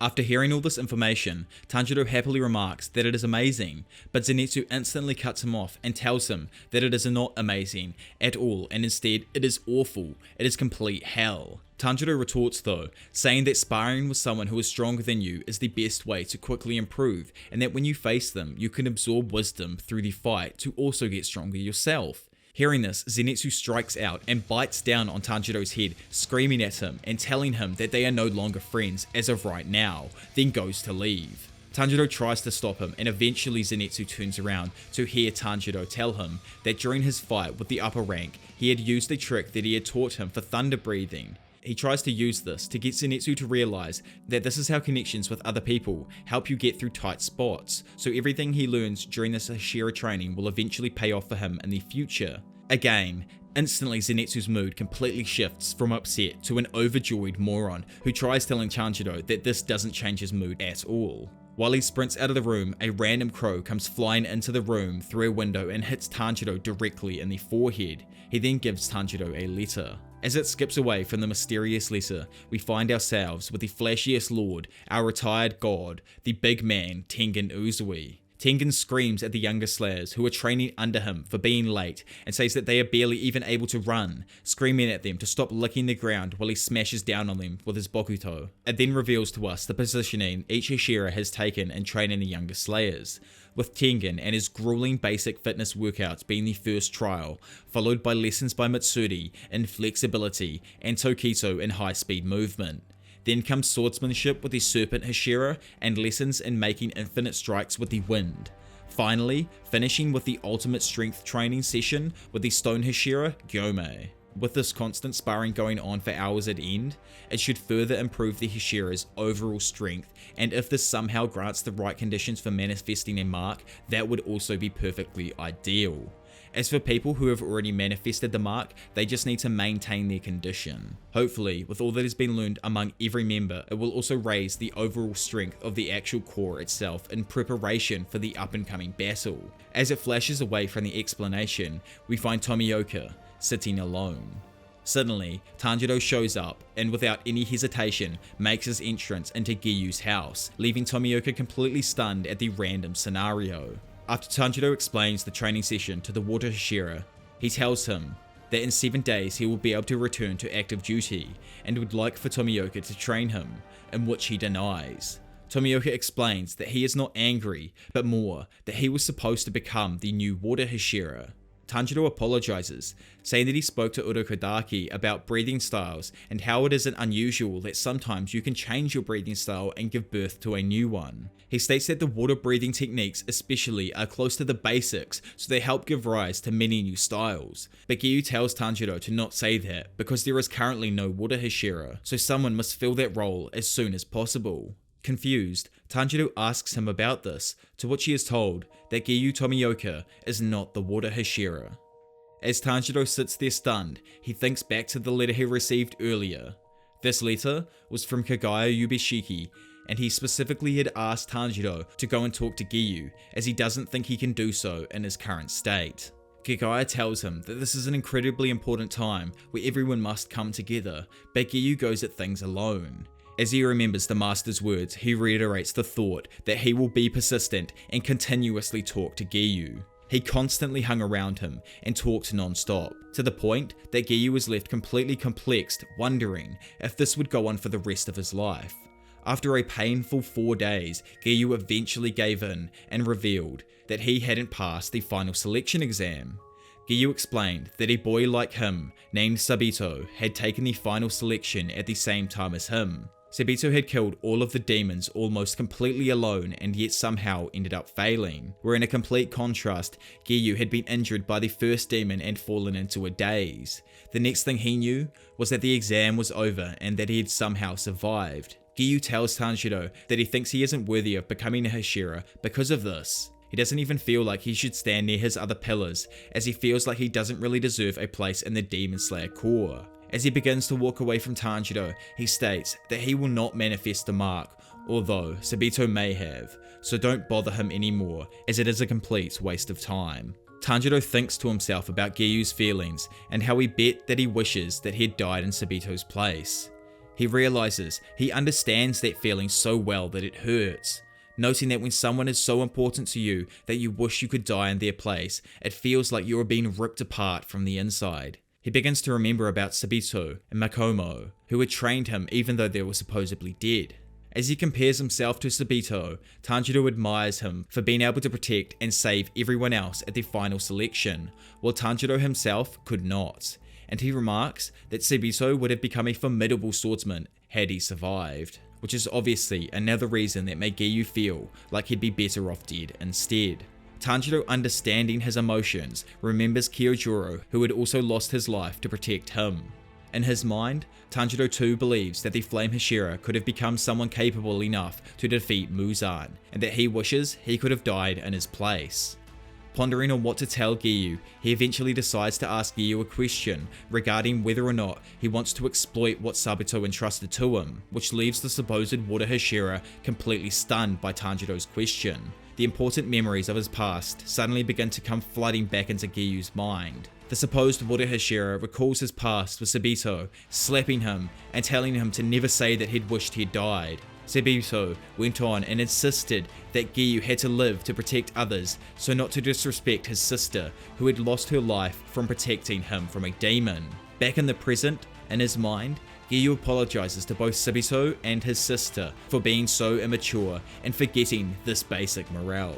As Tanjiro stands there observing a silent Giyu, he believes he could have made a mistake for asking the question and comes up with the idea of having an eating contest which may solve the issue. After finally deciding to train with Tanjiro, Giyu turns around and before his words could reach him, Tanjiro suggests that the two have an eating contest, and much to his initial confusion, the Water Hashira ends up accepting. Elsewhere, the insect Hashira, Shinobu, can be seen running through the corridors of the Butterfly Mansion. As she sits down in front of an altar, she tells herself to calm down, as only the immature can't handle their emotions, leaving her pondering the idea that she's probably immature. As she slumps saddened at the overall situation, Aoi welcomes her back to her room, announcing herself at the same time, before asking her if it was possible to train with the Stone Hashira. Shinobu tells her that she can't help it with training this time, to the confusion of Aoi. When she is told to come closer, she tells Shinobu that she would like to train with her some more, which brings up the overall mood of Shinobu, who tells Kanua that she has gotten much better at speaking her mind. Still confused, Aoi asks if this wasn't the right time, but to her visible surprise, Shinobu retorts, telling her that it is now time to talk about how to kill the demon who killed her sister, Kane. Far away, a crow caws as it flies through the night and makes its entrance into the top room of Tamio's household, warning her that it is dangerous to leave her windows open at night. The crow then introduces himself as Kagaya Yubishiki's messenger and tells Tamio that she was extremely good at hiding herself. So good in fact that the crow's master had lost the ability to completely move during the time it had taken to find her. After some more conferring between the two, the crow begins telling Tamio about their plan, which is that they would like for her to come to the Ubiyashiki mansion to help study Nezuko and finally help defeat the one and only Muzan Kibutsuji. As Tamio's heart races, her thoughts also race through her head as she ponders how even though she's a demon, they have asked for her to come to the main hideout to help. Having recovered from his battle against Hantengu, Tanjiro joined the joint training effort. He is greeted by Tengen and his wives, whose training he completes in just 10 days. He then travels to Muchiro's residence, who complimented him on having even faster swordsplay, and who also sought to increase his stamina via helping his muscles ease and tense up more smoothly. Having accomplished this, Muchiro cheerfully allowed Tanjiro to move on to the next Hashira training, despite it only having been 5 days. The next Hashira to train Tanjiro was Matsuri, who exchanged some pleasantries with the youth before they got down to the task at hand. In the Love Hashira's training, the men dress up in a manner reminiscent of ballerinas and dance constantly. At the same time, she helps them improve their flexibility with her own strength. This led to the next place of Tanjiro's training, with the Serpent Hashira Obanai. After an unpleasant greeting from his superior, Tanjiro was thrust into his variation of the ordeal, with the room being covered in bound swordsmen on the floor and walls, expected to deliver blows to Obanai while avoiding striking these unfortunate souls. During the training between the two, Tanjiro was struck by his teacher, whose blows are able to weave like a snake between the tied up individuals. Despite these hardships, which included being able to hear the terrified victims beg not to be hit, Tanjiro eventually began to counter and avoid Obanai's strikes after 4 days of hard work. After striking off the Haori the Hashira was wearing, he was permitted to go on to the next section of the training, with the Wind Hashira Sanemi Shinizugawa. On his way there, he encounters a visibly terrified Zenitsu, who had fled from the intense and brutal tutelage. However, as he screams for Tanjiro to help him escape, Sanemi catches up with him, grabbing his head and threatening him to return him to the facility before ultimately knocking him out. Sanemi then forces Tanjiro to carry his unconscious friend. While running behind the Hashira, the two exchange harsh words with each other, affirming their hatred that they have towards each other.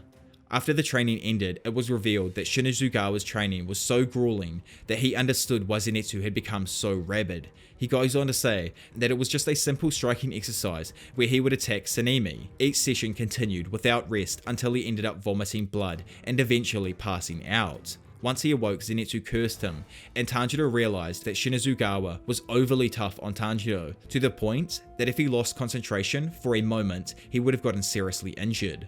Still incredibly beat up from all of this training, while walking back to his room, Tanjiro then witnessed Sanemi and his little brother. It was obvious Genya was trying his hardest to talk with his brother, but despite this, Genya gets threatened by the Hashira, who insisted that he had no brother, and if he didn't knock this off, then he would kill him, leaving Genya standing there saddened and completely speechless. As Tanjiro listens in on the tension-filled confrontation between the Shinazugawa brothers, Sanemi straightforwardly disowns Genya as his brother. Distraught by this denial and his brother's lack of empathy, Genya further tries to apologize for his wrongdoing, while being secretly encouraged by Tanjiro, who was eavesdropping, and reveals his desperation to where he acquired the ability to fight by eating demons.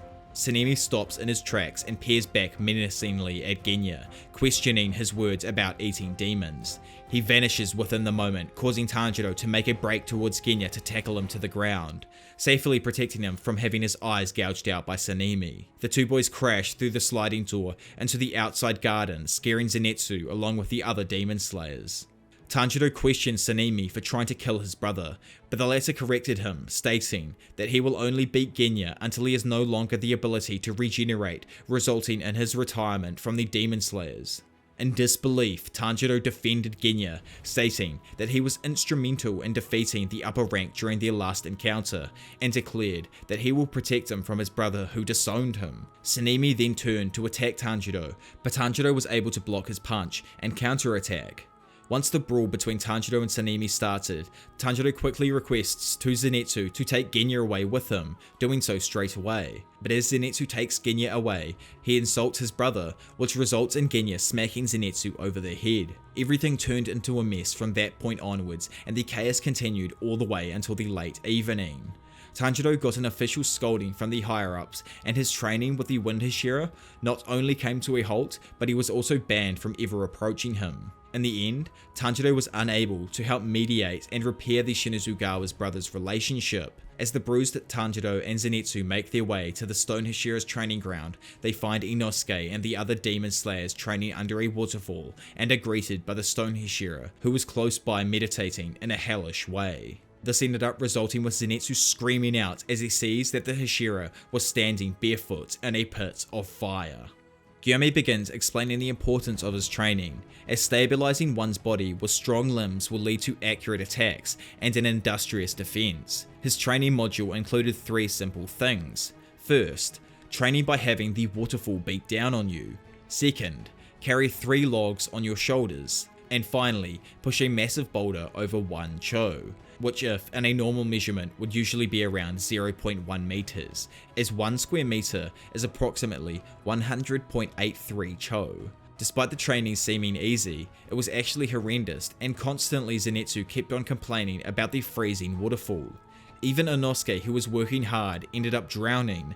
After reviving his friend, Tanjiro also trained under the waterfall and realized that the chants taught by Gyome were for focusing and informing the others that he is still conscious. While eating grilled fish together with the other demon slayers, Inosuke asserted that the Rock Hashira is the strongest in their organization. Tanjiro supported this, as he also noticed that Gyome is the only one with a different scent of smell. Zenitsu, on the other hand, was still in disbelief that Gyome was able to move the boulder easily, but was dumbfounded when he saw the Hashira pushing an even bigger rock. Eventually, Tanjiro and his friends were able to complete the waterfall and log carrying training, but they were still unable to push the boulder in any kind of way. Gyome's training was hard, but it wasn't completely compulsory.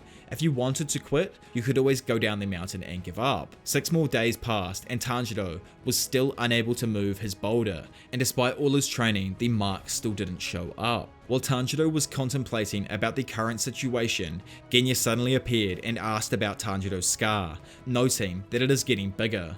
He then told Tanjiro what happened to him after the scuffle with his brother. He got himself scolded by Gyome and he was told to never go near Sanemi again. Apparently, Genya was also on the rock training, and compared to Tanjiro, he was able to move his boulder, which led him to question the latter if he knew about repeating actions. He then explained that Gyome sucks at teaching, so one must watch him closely in order to not fail at passing his training.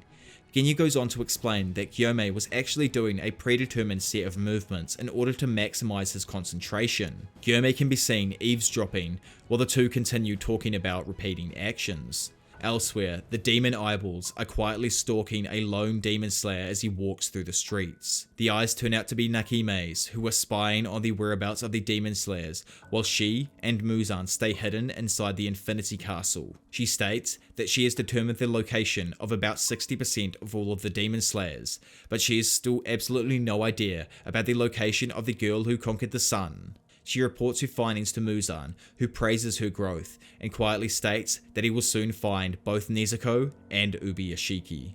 According to what Genya taught Tanjiro, repetitive action is a technique that opens all 5 senses. Genya may not be able to use breaths, but he can achieve total concentration another way, which is through these repetitive actions. When Gyome and Genya use it, they remember their anger and painful memories. That makes their heart rate and temperature go up. The signs were pointing to the possibility that this might be the same as Tanjiro's mark coming out, but Gyome and Genya had no marks, so they cocked their heads in confusion.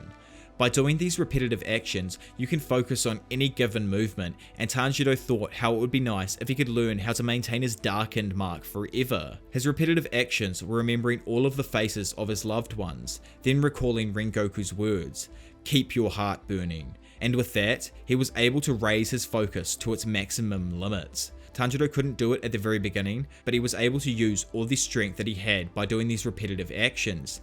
As he did them again and again, his body began to remember the way to bring out that power through these specific set of actions. Eventually, he was able to push the boulder, slowly but surely. Surprised by Tanjiro's sudden growth, Inosuke immediately jumps into action, and by thinking about the rock as tempura, he was able to push it some distance. As Zenitsu looks in dismay at how he is the only one remaining to move the boulder, suddenly a sparrow appears next to him, chirping and holding a letter. Tanjiro was able to move his boulder across one cho, finishing the rock Hashira's training, but was left completely dehydrated by this task. As he writhes in pain on the ground, Gyome walks up and pours water over Tanjiro. He then accepts him as a swordsman, recalling Tanjiro's actions from the Swordsmith Village when he prioritized the villagers over his younger sister's life during the crisis. Tanjiro, however, did not accept this praise, as Nezuko was the one who had made that decision and not him. Upon hearing this, Gyome noted how different Tanjiro is as to him. Children are pure and naive, weak, quick to lie, completely fine with cruelty and selfish little things. Gyome then begins to tell Tanjiro his story about how he raised some kids who had no family in a temple before he became a demon slayer. Their affinity and having no blood connections helped them bond together very well, and he raised them like his own family. Gyome wanted to keep life that way forever, but then one night, a kid disobeyed the temple's rules and didn't come back after sunset, and sadly ran into a demon. In order to save his own skin, the boy told the demon the location and the number of people inside the temple. He also, so that the demon made it past the temple's defenses, put out all of the wisteria incense that Gyome had burning as protection, and invited the demon inside the temple, which resulted in 4 kids dying immediately as they got sliced in half. Gyome tried to protect the other 4, but they did not listen to him, so they tried to run and sadly died. Only Sayo, the youngest, listened to him and hid behind him. In order to protect Sayo, Gyome fought and punched the demon's head again and again until the sun came up. He was able to protect Sayo, but when people came to help, Sayo was only 4 years old at that time, and got confused and labelled Gyome as a murderer and a monster who had killed all of the children. As a result, Gyome was imprisoned and charged with murder. If Kagaya had not intervened, he would have been executed, and ever since, he had come to harbour deep doubts and suspicions that no matter how virtuous you are, once you get pushed into a corner, your true nature will come out. But Tanjiro never ran, he always stayed honest and never lied. Seeing that Tanjiro indeed is a special child, Gyome promised him to help, so that Tanjiro would not make a wrong turn in his life. After this, he then told Tanjiro that he had officially finished his training with the Stone Hashira. Later on, while eating together, Genya recalls to Tanjiro how Gyome made him his disciple despite the fact that he doesn't have the talent to be an apprentice, and guessed that he was actually eating demons as a way to get stronger. Gyome introduced Genya to Shinobu for her to check up on his conditions, but every time he sees her, she puts on a disgusted face and scolds Genya. Tanjiro, however, comments that Shinobu was just worried about Genya's body and invited him to go see Giyu together to talk about his brother once they are done eating, but Genya declines as he is still not finished with the Rock Hashira's training, saying that he was still yet to move the boulder one cho. While on his way to Giyu, Tanjiro saw Zenitsu on top of his boulder and asked if he would be okay, since they have not talked for a while, which worried him. Zenitsu tells Tanjiro that he has simply achieved clarity about what he should do, what he must do. Tanjiro tries to pull more information out of Zenitsu, but all he manages to get was that he must do what he must do. Still, before leaving, Zenitsu ends up slightly caving in and thanks him, telling Tanjiro that he is truly a nice guy. But standing there with the most determined look of his life, he reiterates that there is something that he absolutely must do. Tanjiro then visits Giyu's place, and upon his arrival, he saw Giyu and Sanemi fighting with wooden swords on hand. Their movements are so fast, but he notes that he can follow their movements. The battle ended with both Giyu and Sanemi's swords broken after a clash of breathing techniques, and Sanemi suggested that they continued their fight with their fists. Suddenly Tanjiro then interrupted them and suggested that they just share some ohagi, which pissed off Sanemi even more, given that him and Tanjiro are not supposed to get near each other. After the group awkwardly have somewhat of a passive-aggressive conversation, Sanemi storms off after, and Giyu notes that every Hashira also takes part in each other's training. He also plans to sneak some ohagi into a bag to give to Sanemi in order to try and get along with him. While Sanemi is walking angrily away from Giyu's place, he notices something following him nearby in the foliage and instantly snatches it from the ground, then proceeds to crush it in his fingers. As it falls from his hand, a confused Sanemi wonders what it could possibly be. Elsewhere, at the exact same time, the meeting of generations is about to take place. Under the starry moonlit night, Kagaya Yubashiki welcomes Muzan Kibijutsu to his household as their first ever meeting commences. As the demon Muzan slowly closes in on the bedridden Ubiyashiki, he tells him that he looks in an unsightly condition before. Muzan Kibitsuji, a demon the Ubiyashiki family and the demon slayers had been chasing for 1,000 years, has finally come. Kagaya, who is now completely unable to see because of his illnesses, asks his wife Amain for his descriptions. Muzan, on the other hand, mocked him, as he, who they have been chasing, showed no signs of aging, while Kagaya, on the other hand, is already smelling like a corpse. It was then revealed that Muzan and Kagaya are actually from the same family, which led to the Ubiyashiki family being cursed, where every child born will be weak and die right away. In order for their family to not die out, the Ubiyashiki family dedicated themselves in defeating and have received wives from their priests for generations, which made them resilient, but nobody in their family was able to live beyond the age of 30 years old. Upon hearing this, Muzan ridiculed him, as even with all their efforts, and even with the thousands of people killed by Muzan, he has never been punished. Kagaya, however, questions him about his dreams, which make Muzan uncomfortable, who also notes that there are only 4 humans present in the mansion: Kagaya, his wife, and 2 children who are currently playing nearby. Muzan's dream is to be indestructible, and it will come true once he gets his hands on Nezuko. But Kagaya was able to turn the ridicule on Muzan and his dream, stating that it will not come true. He continues recalling how the demon hunters still exist, and have existed, and never died out for over 1,000 years.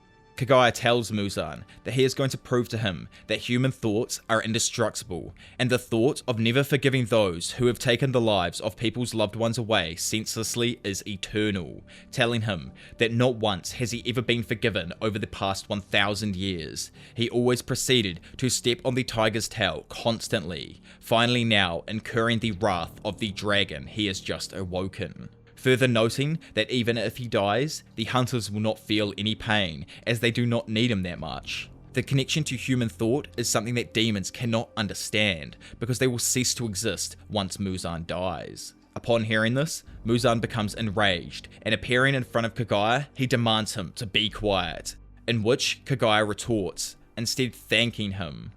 As Muzan goes to grab Kagaya, it flashes away to a nearby crow, rocketing through the forest and informing the Hashiras along with the demon hunters of the attack on the Ubuyashiki estate. In a previous Hashira meeting, Sanemi draws attention to the problem of Kagaya being unguarded, believing two Hashiras in the least need to be protecting him. He and the others ask Gyomei if something can be done to change this problem. Gyomei, having known Kagaya the longest, only responds that he had been asking the same question for 8 years, and Kagaya had always denied his protection. He insisted someone like the Hashira shouldn't be wasted on someone like himself, worrying them. Shinobu adds that she heard the Ubuyashikis had never had a bodyguard of sorts throughout their history. Back in the action, Sanemi hurries through the forest towards the Ubuyashiki estate. As he catches sight of the mansion, a massive explosion destroys the mountainside to Sanemi's sheer horror. The explosion is noticed by the rest of the Hashira, horrifying them all. Tanjiro realizes the scent of blood and burning flesh is in the air. Muzan, caught directly by the explosion, tries to regenerate and curses Kagaya in his final moments. Kagaya had the smile of a Buddha before killing himself alongside his wives and 2 daughters. The Demon Lord never believed he was capable of such commitment towards killing him and underestimated him, adding he knew Kagaya had planned something, but nothing at this scale. He notices Kagaya even added spikes to the explosions to delay his regeneration even further. Muzan senses that Kagaya has something else planned. Knowing people, and most likely Hashiras, must be close by, he thinks back to the Oyukate's final moments. He had hid all his anger and bloodlust without Muzan even noticing, something he begrudgingly commends him for. As Muzan tries to put his mind towards regenerating quicker, flesh seeds appear around him. Without warning, they burst into gigantic black branches. He realizes that they must be some sort of blood demon R, but is completely immobilized. The spikes don't harm him however, and Muzan believes he can simply absorb them to escape. Out of nowhere though, Tamiyo appears and stabs her hand through Muzan's stomach. Muzan is angered at her sudden appearance and asks her reason. Tamiyo mentions the flesh seeds belong to the man in Asakusa he turned into a demon. He realizes she must have hidden herself with another blood demon art using Yushiro's talismans. She tells Muzan the drug in her first absorbed by him turns demons back into humans. Though, Muzan claims that it's impossible, but she states it became possible with someone's help. Muzan curses her stubbornness and makes the claim that her hatred of him is unjust. He reminds her that she alone was responsible for the death of her family. She tearfully responds, all she wanted was to survive her disease and see her children grow up. But the Demon Lord mentions she had eaten other people after that and states she had fun doing so. Tamiyo doesn't deny that fact and states that in order to atone for those deaths, she and Muzan will die together. Tamiyo calls out to Gyomei, the first to arrive at the scene, and with a single swing of his spiked flail, he decapitates Muzan. At the young age of just 23, Kagaya Ubuyashiki is confirmed to be dead. Before his death, he spent every day visiting the graves of fallen demon slayers, till his affliction finally prevented him from doing so. Gyomei recalls the first time he met Kagaya, when Oyukata was 14 and he himself was only 18. Immediately, Kagaya knew that Gyomei had protected the children he was accused of killing. Gyomei remembers, even back then, Kagaya spoke in a way that people wanted to hear, and his solemnness remained till his last moments. During the last time he personally spoke with the Stone Hashira, Kagaya predicts that Muzan Kibitsuji will come within 5 days, instructing Gyomei to decapitate him, as Kagaya acts as the decoy himself. It is then revealed that the Ubuyashiki's family's way with foresight and instinct was unmatched, using their power to protect themselves from disasters. Kagaya knows the other Hashiras will not accept his decision of self-sacrifice and asks the Hashira he has known for the longest to carry out his wish. Gyomei manages to successfully behead Muzan, assisted by Tamiyo keeping the demon still. As Kagaya had predicted, Muzan regenerates his head completely, unsurprising to Gyomei. He recalls his late leader's words that sunlight is the only way to kill the Demon Lord, and he resolves to keep him restrained till dawn. Muzan attempts to ensnare the Hashira with blood demon art, black blood brambles, but the attack is only deflected by Gyome's stone-breathing third form, Stone Skin. Sanemi arrives and angrily asks what has become of Kagaya. The rest of the Hashira then arrive, asking each other about their leader's state. Gyome announces that they are now facing Muzan himself, to the shock of all the Hashira, as none of them have ever directly encountered him. Tanjiro, the only one present who has personally faced him, angrily calls out to him. All of the remaining Hashira use their respective breath techniques in order to cut Muzan down. As they converge on the demon, Muzan laughs to himself. Giant doors suddenly appear and slide open under the demon slayers, causing them all to plummet into the Infinity Castle, and he declares that he will kill them all tonight. Tanjiro responds back though, that the only one who is going to die will be Muzan. Muzan answers his challenge, telling him to do it if he can. As Tanjiro falls, he is caught by Giyu and thrown onto a nearby platform to safety. The two are suddenly attacked by numerous demons but quickly kill them all, using the water-breathing 6th form Whirlpool and water-breathing 3rd form Flowing Dance respectively. Tanjiro comments on how amazing Giyu is, internally noting how he can accurately predict the type of form he would use through slight movements, all the while staying unnerved. The two then head out further into the castle. Obana rescues Mitsuri from several demons using serpent-breathing 5th form, Slithering Serpent, much to her exuberant gratitude. Gyome and Muchiro rush throughout the castle, slaughtering demons. They note all the demons they encounter are roughly the strength of a lower moon, suggesting Muzan intends to wear them down. The two lament the loss of Kagaya Yubashiki, and Michiru remembers the time he was near death from attacks, and Kagaya encouraging him to continue. Kagaya did so, with all of the injured demon slayers, in a fatherly manner. Michiru seethes with rage that Muzan had killed his twin and his second father, and hopes to bring him to hell, something the normally calm Gyome furiously hopes to do also. Sanemi laments his inability to protect Kagaya. When demons appear before him, he rapidly slaughters them all. Inosuke is excited, falling into the Infinity Castle, eager to test his abilities on numerous demons. Zenitsu hears something nearby and believes a particular someone is close, calling them unforgivable. Shinobu smells some blood and decides to open up a nearby door. Inside the room are numerous corpses of women and a demon standing there. As Shinobu remembers Kane Kocho's death, she is seen crying, and Kane tells her to quit the Demon Slayer Corps. She tells her to gain the happiness of a normal girl, and to live until she became old. Shinobu desperately asks her sister about the demon that attacked her, stating that she cannot live a normal life like this. Sadly, the flashback ends with Shinobu recalling that it was a demon that looked like blood was dumped all over his head. As she witnesses a demon devour his victims while surrounded by female corpses strewn about, the demon smiles and takes off his crown, introducing himself as Doma. Shinobu recalls her sister's words that the demon would laugh in a carefree manner and would talk softly. One of Doma's victims reaches out desperately for help, only to be told by Doma to be quiet as he was in the middle of talking. However, Shinobu carries her away from Doma and sweetly asks whether she is alright, to which Doma asks whether she was a Hashira due to her speed. Just as the victim attempts to reply to Shinobu, she is murdered by Doma's attacks. Doma smiles and tells her to leave the body there, stating that he will eat it later. Shinobu remembers what her sister had stated. The demon's weapons were a pair of sharp fans. The demon then explains that he was the leader of the Eternal Paradise Faith, claiming that it was his duty to be happy with himself and his followers. But Shinobu tells Doma disgustedly that the girl he had killed was clearly in pain and begging for help. To this, he responds that he had saved the girl, claiming that she no longer feels pain, suffering, or fear. Doma then goes on to say that everyone fears death, which is why he eats his followers, for their sake, so that they can live forever with him. He claims that he takes his followers' hopes, blood, and flesh to heart and leads them to a higher salvation.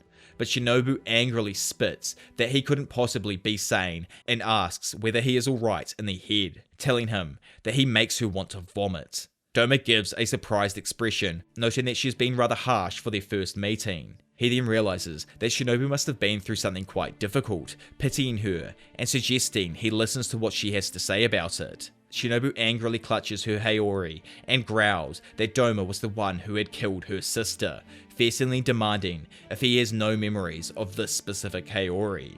Doma then recalls Kane as the girl who used the flower breathing, stating his regrets over not being able to eat her before sunrise. Shinobu cuts him off with a strike to his eye with her insect breathing dance of the bee sting true flutter.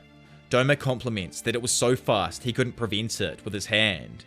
He then unleashes his demon art Frozen Lotus, and Shinobu backflips and dodges. However, she inhales some of the ice powder that he had scattered about. Doma compliments that she was fast, but he states that she wouldn't be able to kill a demon with stabs, and the slicing of the neck was the best option to go with. To this, Shinobu responds that if a stab wound didn't kill him, poison would. Just as the wisteria poison goes into effect, he falls onto the floor and hacks up blood, telling Shinobu that this poison was much stronger than the one she had used at the mountain, saying that Muzan had warned him that she changes her poisons for every demon she faces. Doma quickly breaks down the poison, widely grinning as he apologizes that he has broken down the poison even though she had gone to the effort to use it on him. He comments that Shinobu's katana made a distinctive sound whenever she sheaths it. He wonders aloud if that's how she changes the concentration of the poison. He clasps his hands together and joyfully exclaims how it was fun and interesting to get poisoned, and how it may become a sort of habit. He asks Shinobu whether she thinks the next poison formulation would work, excitedly asking for her to try it out. Shinobu notes though that it was already speculated beforehand that he would most likely be able to break the poison down. Doma recalls his past and his childhood, born with rainbow-coloured eyes and white hair. He was believed to be special and connected to God. His parents, whom he considered stupid, arranged a cult with him at the head called the Eternal Paradise Cult. Worshippers flocked to Doma to repent their issues and problems in life, hoping for advice. Doma, however, had no feelings and found it problematic that adults had sought wisdom from a child. When they begged him to guide them to paradise, he cried, believing paradise, gods, and Buddhas was all a fairy tale that never even existed. Confused why people wouldn't believe that they were all just destined to die and rot, Doma believed that it was his duty to make these people happy. Doma then notices a 5th slash on his hand and heals himself of Shinobu's poisoning, asking if she is okay now that she has started to breathe heavily. Shinobu realizes the true strength of the upper rank, noting Doma's resistance and the inability of the poisons to work on him. Doma notes Shinobu's lungs must be destroyed, having taken a blow of his blood demon technique. She realizes the fog of his frozen blood is hazardous if breathed in, and decided to use multiple blows to poison him again. Using her insect breathing Dance of the Dragonfly compound eye hexagon, Shinobu rushes forward and stabs Doma multiple times. Doma states that he believes the insect Hashira might be the fastest one, but as she backs away, Shinobu bleeds profusely, realizing she herself was also hit in return. Doma taunts her, mentioning that she could have easily cut off his head with her immense speed, but can't due to her small frame. As blood falls on her hands, she remembers how small they actually are, remembering that she had never grown any taller in her childhood. She laments she could have killed demons the usual way if she had grown more. Shinobu knows larger hands and legs meant more muscle, and that it was a distinctive advantage. She recalls Kane was able to do so, despite only being slightly taller, and also with a dainty and thin frame. She remembers Kane's last moments with her, telling her that she would likely lose to Doma. Kane's spirit suddenly appears before the injured Shinobu, telling her to stand. Shinobu believes that she can no longer though. Heavily bleeding and with her left lung shredded by Doma's fog, she can't breathe normally as well. Kane declares that irrelevant and states that she will win with the right resolve to kill him, no matter the sacrifice, noting that she promised to her and Kano. Remembering their younger sister, Shinobu crouches down while Doma approaches her, noting the slash he gave her was only half-hearted, but it must be painful for her. Kane urges her younger sister to keep trying, causing her to stand, which shocks the upper moon. As she stares at Doma, Shinobu starts to cough up blood, prompting Doma to laugh that the blood in her lungs is causing her to do so. Resolving to end her pain, he tells her to give up, saying she is already beyond saving. Shinobu takes a stance, and using her insect-breathing Dance of the Centipede 100-legged zigzag, she speeds towards the upper rank demon. Doma becomes shocked at this feat, noting the destroyed bridge from the impact of her feat's force. Doma tries to slash her back, but is just too slow, only managing to hit her cape. Shinobu crouches down and launches into the air, driving her sword through Doma's neck and forcing his body into the ceiling in one final thrust. Shinobu remembers her childhood, believing that happiness was an endless road throughout life. That belief, though, was shattered when a demon entered her home and killed both of her parents, leaving her and Kane orphaned. They were saved, however, by Gyome, who quickly defeated the killer. Shinobu realizes that her happiness was forever destroyed, other people's weren't, and resolved to defeat demons and prevent other people from suffering the same fate as her. Shinobu and Kane promise to each other to both become demon slayers to do so. The two believe that despite their weak strength, stopping one demon could save tens of people, and stopping an upper rank could save hundreds. Recalling the time when Tanjiro asked if she was angry, she states that she has been angry for a long time, remembering her parents' death, her sisters, and those of all of her successors.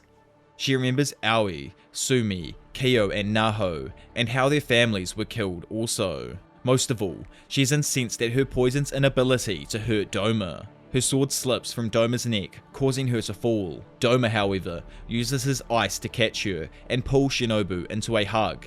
The demon tearfully congratulates her for making it thus far, while mocking her for being weak and less talented than Kane, to her fury. Doma acknowledges her foolishness at trying to kill him despite all of the odds, and calls it the thing that makes humans so fleeting. As he decides she is finally worthy of being eaten by him, Doma asks her for her final words, in which Shinobu responds telling him to go to hell. Kanoa opens up the door of the cult room and looks up to see Doma clutching Shinobu near the roof. As she watches, Doma breaks Shinobu's body in his arms, to Kanoa's horror, killing her and causing her sword to fall from her hand. Kanoa desperately leaps upwards to use flower-breathing fourth form Crimson Hanagoromo, but misses when Doma escapes and lands onto the floor. The demon advises her not to attack him in the middle of absorbing someone, causing Kanoa to seethe with rage. Doma fails to taunt her, and instead fondly recalls that Shinobu only had a short time with him due to his abilities, and decides that this night might be really good, having two gorgeous meals at once,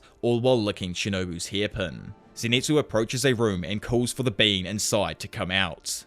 They only respond that Zenitsu's beckoning is the improper address to a senior. Kaigaku walks out and taunts him for being as dainty and as seedy as ever. Zenitsu responds back, however, that as a demon, Kaigaku is no longer his senior. As Tanjiro and Giyu continue through the castle, the former nearly falls through an open floor, commenting that the building is seemingly trying to separate the two. While wondering how long Tamio can withstand Muzan, and unsure of their exact location, a Kosugai crow announces that Shinobu Kocho has encountered and was killed by the upper rank too. While Tanjiro holds back tears, Giyu notices that the crow has a piece of paper on its neck. In the new Demon Slayer's headquarters, Karaya Ubiyashiki has become the new head of the organization as the only remaining male, doing so at the age of only 8. He is supported by his sisters Kuonai and Kanata. Despite the deaths of his parents and 2 elder sisters, he willingly hasn't grieved them in order to focus on the mission. Kuonai and Kanata also hold back their emotions to also aid him. Their father, with his short lifespan, was strict, raising them quickly into adults as quickly as he could. Their elder sisters, Hinaka and Nichika, had never left their father or mother's side. Their mother was also kind but strict in raising them. The 3 each have one of Yushiro's talismans, helping them map out the Infinity Castle. Karaya notices the lacking information they need and suggests telling the crows to spread as many eyes as they can. Kuonai decides Muzan hasn't left from his place and instructs Karaya into guiding them north to face him. She mentions the only demon slayers currently facing Upper Moon demons are Kanoa and Zenitsu, the latter now facing their new Upper Rank 6. Zenitsu and Kaigaku face off, mocking Zenitsu as puny and weak, scoffing at his status as a Hashira since he is only able to do one form. Zenitsu retaliates though by mentioning how happy his former superior seems as the bottom upper rank, leaving Kaigaku stunned at his barbed comment. Zenitsu questions him on how he could have turned into a demon, but when Kaigaku tries to answer, Zenitsu cuts him off and continues saying, why would someone posed to acquire thunder breathing become a demon? Zenitsu angrily yells that Jigoro had committed seppuku by himself upon hearing what Kaigaku had done. And Zenitsu gets angered, telling him that someone was actually meant to assist him at that act, but instead he died an agonizing death all alone. All because a user of the thunder breathing became a demon. Kaigaku scoffs at the news and asks him if he's meant to be sad or repent, unapologetically refusing to care. He declares he will always stick to those who value him. He states he is glad Jigoro died a painful death, angered at all his efforts to please him never led to him being named his successor, and insults him further by scoffing at his idea of sharing the successorship with dirt and calling the former Hashira senile. Zenitsu furiously tells him that if he was dirt, Kaigaku was garbage, since he can only use the first breath and Kaigaku never managed to learn it at all, commenting that Jigoro only died a miserable death because he wasn't lucky enough to have a true successor. Kaigaku angrily tells Zenitsu though not to lump him in with the likes of himself, and unleashes the thunder-breathing fourth form, Distant Thunder, sending lightning at the Demon Slayer. However, Zenitsu had already avoided the attack and slashed the demon's neck, mocking him, telling him that he is too slow and that he was filth, leaving Kaigaku stunned, wondering why his opponent seems like a completely different person. Kaigaku then remembers his unfortunate encounter with the upper rank one, Kokoshibo. He comments, it isn't shameful to kneel before an overwhelmingly powerful foe, recalling when he quickly surrendered to the demon. He believes as long as he is alive, he can always do something, even if he has to scrape his head on the ground, drink dirty water, or steal to survive. In a flashback, we see that Kokoshibo offers a portion of Muzan's blood from him if he wants to become more powerful, and if Muzan accepts him, he can take a place among the upper ranks. Kokoshibo advises him that it takes time to become a powerful demon, as powerful as a strong swordsman. And at that, he gives Kaigaku a large amount of blood since he's also a breath user. He tells Kaigaku to be thankful for the blood he is given, but threatens to behead him should he spill a drop. At that time, his whole body was terrified before his transformation, but now facing Zenitsu, Kaigaku's fear is non-existent. He is assured, no matter how powerful he is, Zenitsu cannot beat an upper rank, declaring everybody has to die eventually, and saying Jigoro and Zenitsu are no exception. Kaigaku uses thunder-breathing second form, Rice Spirit, to kill him. Zenitsu takes notice of his 5 simultaneous attacks, deducing he must have eaten numerous people already. He asks the demon if he knows right from wrong, but Kaigaku responds that those who accept him are right, and those who don't are wrong. As he uses the thunder-breathing third form, Thunder Swarm, he then uses thunder-breathing fifth form, Heat Lightning, hitting Zenitsu and burning him. As he asks his former swordsman how he likes his newfound demon-enhanced forms, Kaigaku follows up with more thunder-breathing sixth form, Rumble and Flash, hitting him again with numerous slashes. As Zenitsu falls after being hit, he remembers back to his days training alongside Kaigaku. Ironically, Zenitsu only managed to do the first form. Kaigaku was able to do all of them but the first of the thunder breathing techniques. Zenitsu knew deep down that Kaigaku was never going to be a Hashira. One day, Zenitsu had hit a senior demon slayer and Kaigaku reprimanded him, then mocked him for doing so. He knew Kaigaku virulently hated him. Zenitsu himself also hated Kaigaku greatly. But despite this, he genuinely respected Kaigaku for his work ethic and drive, and despite his place as special with Jigoro's students, it never satisfied him. Finally, he considered Kaigaku's feelings like a box of happiness in his heart. His happiness always leaked through, and he must always close that box to feel satisfied. Apologizing to Jigoro and Kaigaku, Zenitsu lands on the wall and stops his fall. As a confused Kaigaku looks on, Zenitsu uses his thunder-breathing 7th form, Honokazuchi no Kami, and speeds upward, decapitating Kaigaku in that moment. As the upper rank demon becomes enraged that he never saw it coming, he curses his former master for teaching Zenitsu something he never knew, and playing favorites. Zenitsu replies though that Jigoro was never such a person, and that he actually created this form for the day that he would fight alongside him. After Zenitsu beheads Kaigaku, they both fall in the Infinity Castle to their deaths. Zenitsu plummets unconsciously as the disintegrating Kaigaku grows furious from his defeat at Zenitsu's hands. He comforts himself with the idea that Zenitsu will die with him when they hit the floor until Yushiro comes to save Zenitsu, while coldly reminding Kaigaku that without friends he will end with nothing, since he gave nothing to anyone, finally commenting that dying alone sure is pathetic. As Zenitsu awakens in a land full of red spider lilies and sees his master Jigoro across a river that separates the two, Zenitsu breaks down in front of him, crying in remorse and regret for not being able to save Kaigaku and being unable to become a Hashira prior to his death. As Zenitsu struggles with being caught by the lilies, he realizes that Jigoro hasn't said anything to him. And Jigoro breaks his silence by calling out Zenitsu's name, and with tearful eyes he proclaims that Zenitsu is his pride and joy. In reality, Zenitsu is being parched up by Yushiro while being guarded by Murata and another demon slayer. Murata realizes he remembers Zenitsu and calls out, hoping for his survival, leading Yushiro to tell him to shut up. As Murata angrily comments back that he cannot be treated like this as a demon slayer of rank, Yushiro responds back as a demon.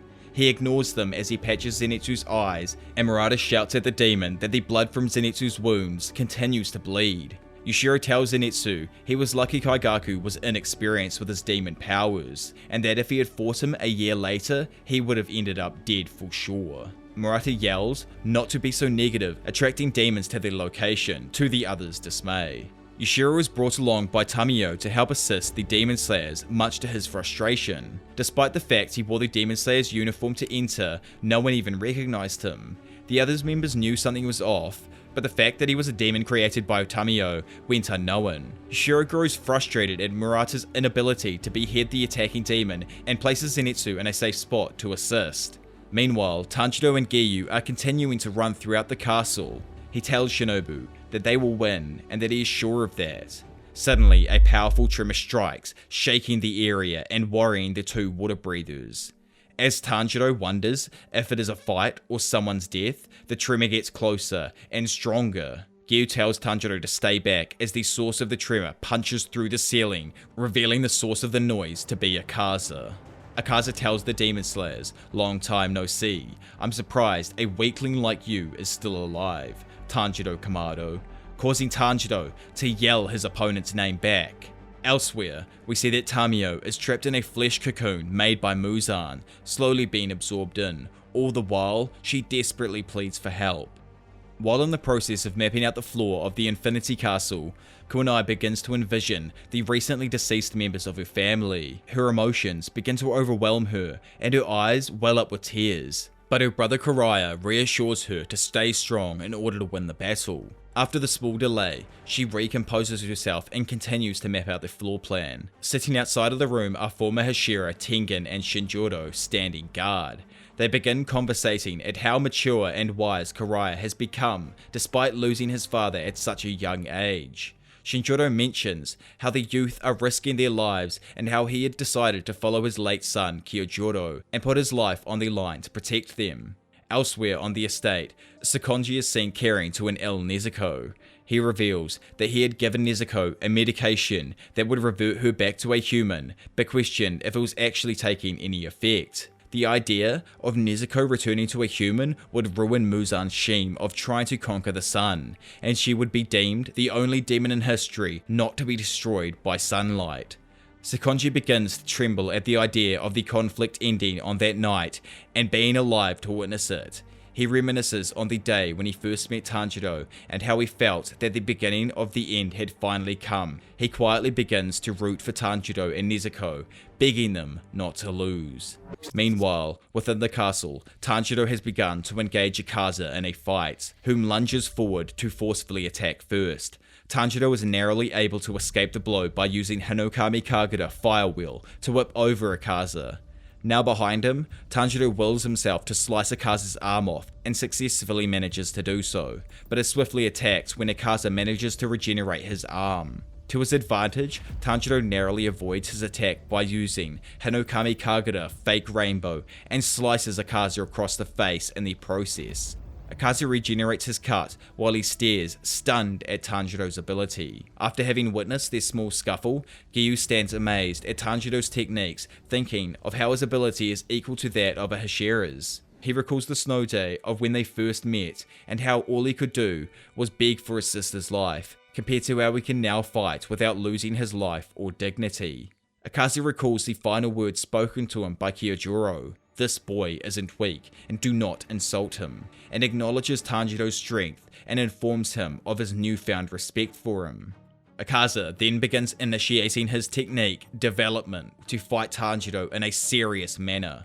Giyu uses water-breathing third form flowing dance to maneuver around Akaza, the latter recognizing him as the Water Hashira and stating it has been 50 years since he last faced a Hashira that uses the water breathing. Akaza responds by using Destructive Death, Disorder, disrupting Giyu's movement and forcing him to use the water-breathing 11th form, Dead Calm, to negate the attack. The Upper Moon mentions the last Water Hashira he faced never used such a form. Tanjiro appears from behind using Hinokami Kagura, Raging Sun, to slash at Akaza's neck, only for the blow to miss and for the demon to appear behind him instead, about to punch through his neck. Tanjiro nearly gets hit, trying to use the Hinokami Kagura fake rainbow to dodge, when Giyu saves him by slicing off Akaza's arm, using water-breathing second form Water Wheel. Akaza's arm grows back nearly instantly however, and Giyu quickly attacks again, followed by Tanjiro using Hinokami Kagura Flame Dance. Akaza sees him trying to slice his foot and uses leg type Crouch Splitter, knocking the Demon Slayers. Tanjiro tries to parry with his blade, and though he nearly comes out unscathed, Akaza's leg catches Tanjiro's nose slightly, causing him to bleed heavily from the sheer force. Tanjiro crouches down to soak up the pain, leading Giyu to face Akaza alone.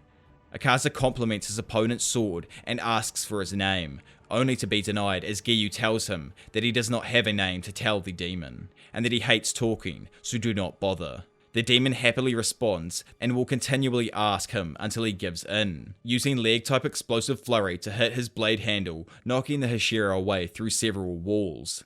Tanjiro sees the impact and calls out to Giyu, only for Akaza to appear alongside him, excited now that he knows the opponent's name. The two swing at each other, and Tanjiro uses Hinokami Kagura, Burning Bones, Summer Sun, and Akaza, deploying his Destructive Death 8-layered Demon Core in retaliation. Akaza survives the clash unscathed, while Tanjiro is forced back, slamming into the wall. Akaza compliments his moves and for training so much in a short period of time. He praises Kyojuro Rengoku for the day of their battle, as Tanjiro was a weakling lying down that night. Now, however, he sees Tanjiro's growth in battle and is now excited to face him. Akaza voices his gratitude at Kyojuro's death, as he believes he would have never become stronger than that day, also insulting his belief to remain human. Tanjiro hears these words, and remembering Kyojuro, Shinjuro, and Senjuro, he becomes enraged, telling him to stop insulting the former Flame Hashira. Akaza is confused, retorting he is praising the two, while Tanjiro only tells him he is insulting Kyojuro, as well as hating anyone who faces him. The demon claims Tanjiro is at a misunderstanding, as he only hates the weak, as he states that the laws of nature dictate the weak to be eliminated. The Demon Slayer responds back that the upper rank himself is the product of his wrong views, as he himself was once weak as well, and had become powerful. Tanjiro yells that the strong protect the weak, then the weak get stronger and help those weaker than themselves, calling it the true laws of nature. He calls Akaza's beliefs unforgivable, and voices that he will not let him do as he likes any further. Facing off against Tanjiro, Akaza cannot brush aside this unpleasant feeling he is giving him. He is unsure why he feels angry fighting him, since he believes Tanjiro is no longer weak, yet cannot shake the feeling of his eyes, voice, and words cutting into him. At that moment, someone grabs Akaza's shoulder and confirms Tanjiro's words. Everyone starts off weak. They get help from everyone around them, but he should only compare his own progress against himself, not that of others. The man tells him that the only thing important is becoming stronger than he was yesterday, and soon he can be the one to help people. Angered, Akaza tries to punch behind him to hit the man, but strikes nothing. As a bewildered Tanjiro sees Akaza punch the air suddenly, Akaza angrily mutters, "Tanjiro, you really are extremely unpleasant." Akaza uses Destructive Death, Crushing Type, 10,000 Leaves, Flashing Willow, and ruptures the ground around him, with Tanjiro just barely dodging the attack. As he becomes stunned at Akaza's new speed, the demon then quickly engages the Demon Slayer from below and uses his destructive death leg type Flying Planet 1000 Wheels, with Tanjiro taking the attack and vomiting as a result. He tries to reason as to how Akaza manages to nearly hit him with every move. All his strikes seem to aim for his vital areas, and his attacks seem to be attracted to them. He thinks back to when the demon deployed his technique, Deployment Compass Needle, but before he can figure it out, Tanjiro dodges to the side to escape an oncoming kick. Tanjiro uses the Hinokami Kagura Solar Heat Haze, but only manages to cut halfway through Akaza's neck, who manages to heal the cut instantly. However, the Upper Moon is curious as to how the tip manages to appear hazy before hitting him, asking the Demon Slayer how he did it. Elsewhere, Senjuro prays for his late brother Kyojuro that a major part of the battle is now active, pleading for him to protect Tanjiro in spirit.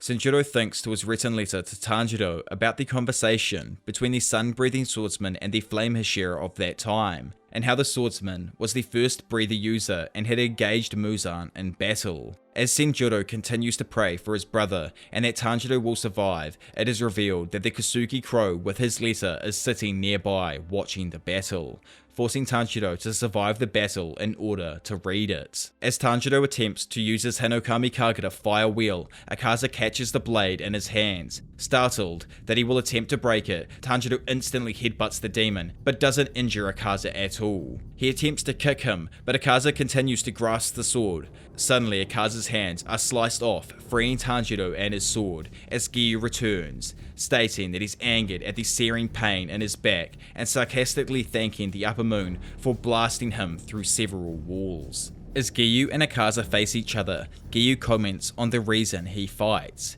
He doesn't want to battle to the best of his ability, and he doesn't like battles where his opponents continually swing for fun. But now, he had never faced someone who overwhelmed him with his first clash. Giyu states that Akaza's senses are all finely tuned and polished. His own senses are now switched on to a state where only the strong battle. As he finally understands here that the moments of life in a battle truly test someone's abilities, Tanjiro watches as Giyu unlocks his Demon Slayer mark. Giyu rushes towards and swings the blade, just missing Akaza's neck. Akaza tries to punch his head off, but the Hashira ducks down and swings again, with the demon bending back to escape the strike. Akaza realizes the mark has appeared and his speed has now increased. Giyu uses water-breathing fourth form Striking Tide and slices through Akaza's forearm. The latter, however, had attacked as well and had struck the side of Giyu's head. Tanjiro watches the battle, commenting how despite Giyu and Akaza are now virtually as fast as each other, Akaza had immediately matched Giyu's newfound power.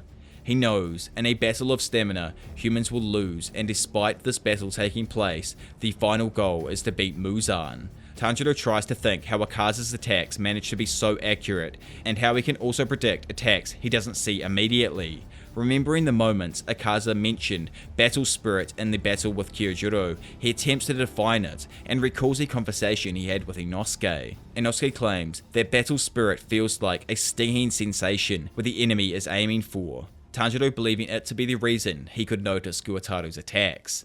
Inosuke is asked to demonstrate, and he asks Tanjiro to look at the part of his body, which he accurately determines as his right shoulder. As Tanjiro becomes amazed, Inosuke notes that when someone is looking at him with a murderous gaze, it is easier to determine when they will attack, and his whole body will sting if that said attack really wants to kill him. However, he becomes angered that someone looking at him without the intent to kill becomes difficult to notice, remembering how the old lady at the Wisteria house suddenly appeared behind him without him able to notice it.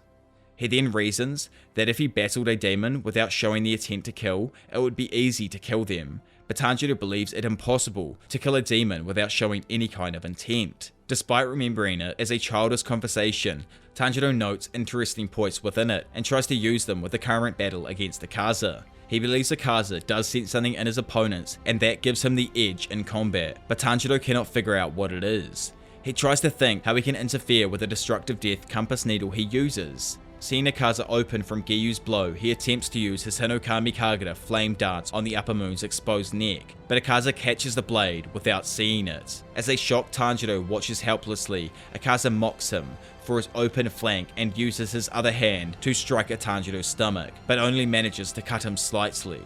At that moment, Tanjiro figures out the entire situation.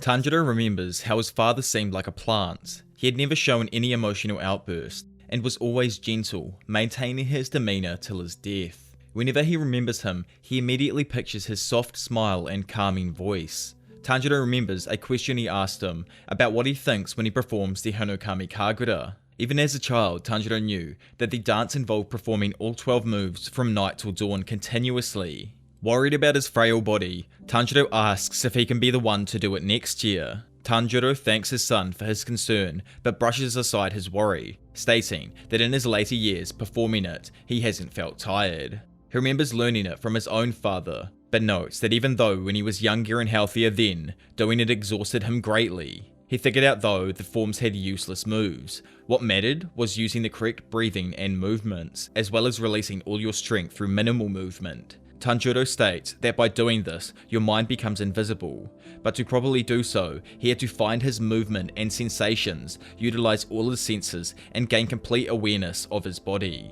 He tells his son that by doing all of this, he can learn to remove unneeded parts of the Hinokami Kagura and learn just to do what is necessary and close off everything else. Tanjiro asks how he can do everything else, and his father responds by saying it's like people closing their eyes to hear better. His body will adapt and the movements will become natural. Tanjiro tells him that when his mind becomes invisible, he will see into the transparent world, but this is the end, as his body would have reached its absolute limit.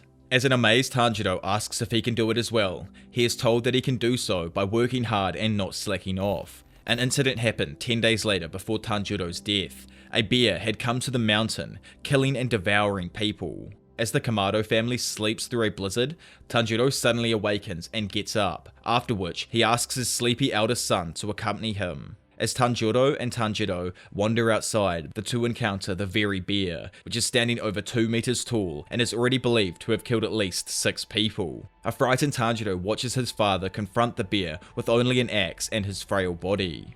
Tanjiro apologizes for its hunger, but warns the creature that coming any closer will mean facing him. He tells it that if anything tries to harm his family, he will show no mercy and take its life. As the bear roars and lumbers forward to kill him, Tanjiro swings his axe and leaps up, decapitating the bear before it could move a step forward. As its giant head drops to the ground, Tanjiro tries to piece together what had just happened. In that instant, Tanjiro would have to swing twice to get completely through its neck, and with his sense of smell, he realizes Tanjiro never wavered in the slightest. He had no hesitation, fear, no intent to kill. With his plant-like presence, he just simply killed it.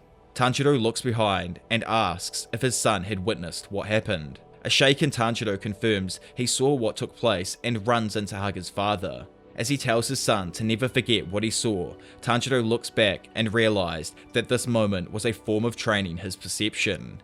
He was supposed to learn to see into the transparent world, just like his father, grandfather, and great-grandfather before him. They would have had to learn in this way. He finally understands his father's words and thinks back to when he managed to suddenly dodge Akaza's strike earlier that seemed like it was about to connect.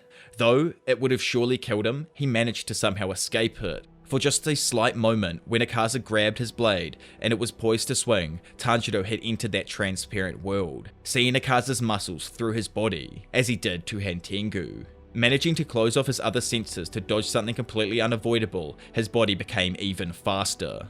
He apologizes to Inosuke for doubting him, and Tanjiro steals his resolve that while Giyu battles Akaza, he will use his newfound power to his best ability and beat the demon. Having seen the transparent world momentarily, Tanjiro realizes his own movement and speed had increased greatly. He was able to see how Akaza's body reacts in battle and concludes he may be able to behead him if he removes his battle spirit completely to avoid his senses.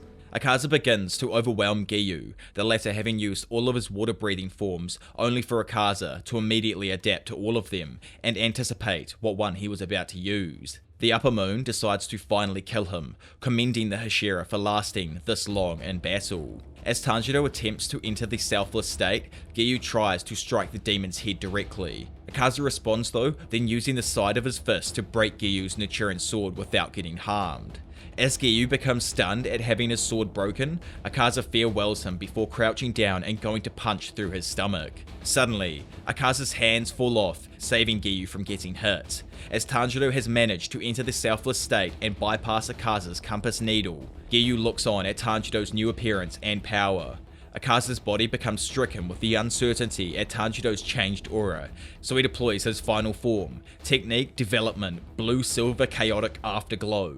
Giyu looks at this new threat and is uncertain if he can negate it with his own dead calm. Tanjiro, however, seeing into the transparent world again, is able to detect the attack with his increased perception and vision. Giyu is unable to beat Akaza's new technique and is knocked back against the wall, with his dead calm being unable to handle the force. The demon commends him for surviving such a large number of fatal blows and tells him, "Don't die like Hyojuro or Tanjiro, instead become a demon Giyu." However, the Water Hashira becomes confused, wondering how Akaza can state that he killed Tanjiro, with Tanjiro standing directly behind him. Realizing maybe he is unable to sense his partner, he mutters to Tanjiro to go for the neck, now that Akaza is unaware. Tanjiro calls out to the Upper Moon and declares that he will decapitate him, annoying Giyu for announcing his attack out loud. Akaza retaliates by attempting to swipe the Demon Slayer's head, only for Tanjiro to duck down to safety. Suddenly, he notices he cannot sense anything, seeing Tanjiro as completely different from before, with his battle spirit seemingly gone. Akaza tries to calm himself and believes that he will be able to sense an attack, but without warning, his head is sliced completely off by Tanjiro, who is using the Hinokami Kagura Setting Sun transformation. With Giyu stunned at Tanjiro's sudden improvement, Akaza declares that this is impossible. Despite being beheaded by Tanjiro, Akaza internally reflects on the battle spirit of people. He had never encountered someone who could remove theirs, commenting that fighting Tanjiro felt like fighting a plant. Despite his senses and compass not working properly on the battlefield, anything unexpected can happen. He notices Tanjiro managing to surpass his own speed in a short amount of time, but his eyes showing no intent to kill. Akaza believes Tanjiro has achieved the selfless state he so badly wanted to attain himself, something he believes that he should have done so by now. The upper rank tries to put his head back on top of his neck with the resolve to continue fighting. However, Giyu flings his broken sword at his head, knocking it away from his grasp. The upper rank repeats his drive to continue to get stronger as his head starts to disintegrate. Tanjiro becomes relieved, but immediately stiffens up due to his body hitting his limits. However, upon seeing Akaza's body not disintegrating, Giyu and Tanjiro worriedly look on. Akaza's headless body activates Destructive Death Compass Needle again and immediately attempts to hit Tanjiro's neck. Though he barely misses, the demon changes stance and hits Tanjiro square on the side, knocking him away.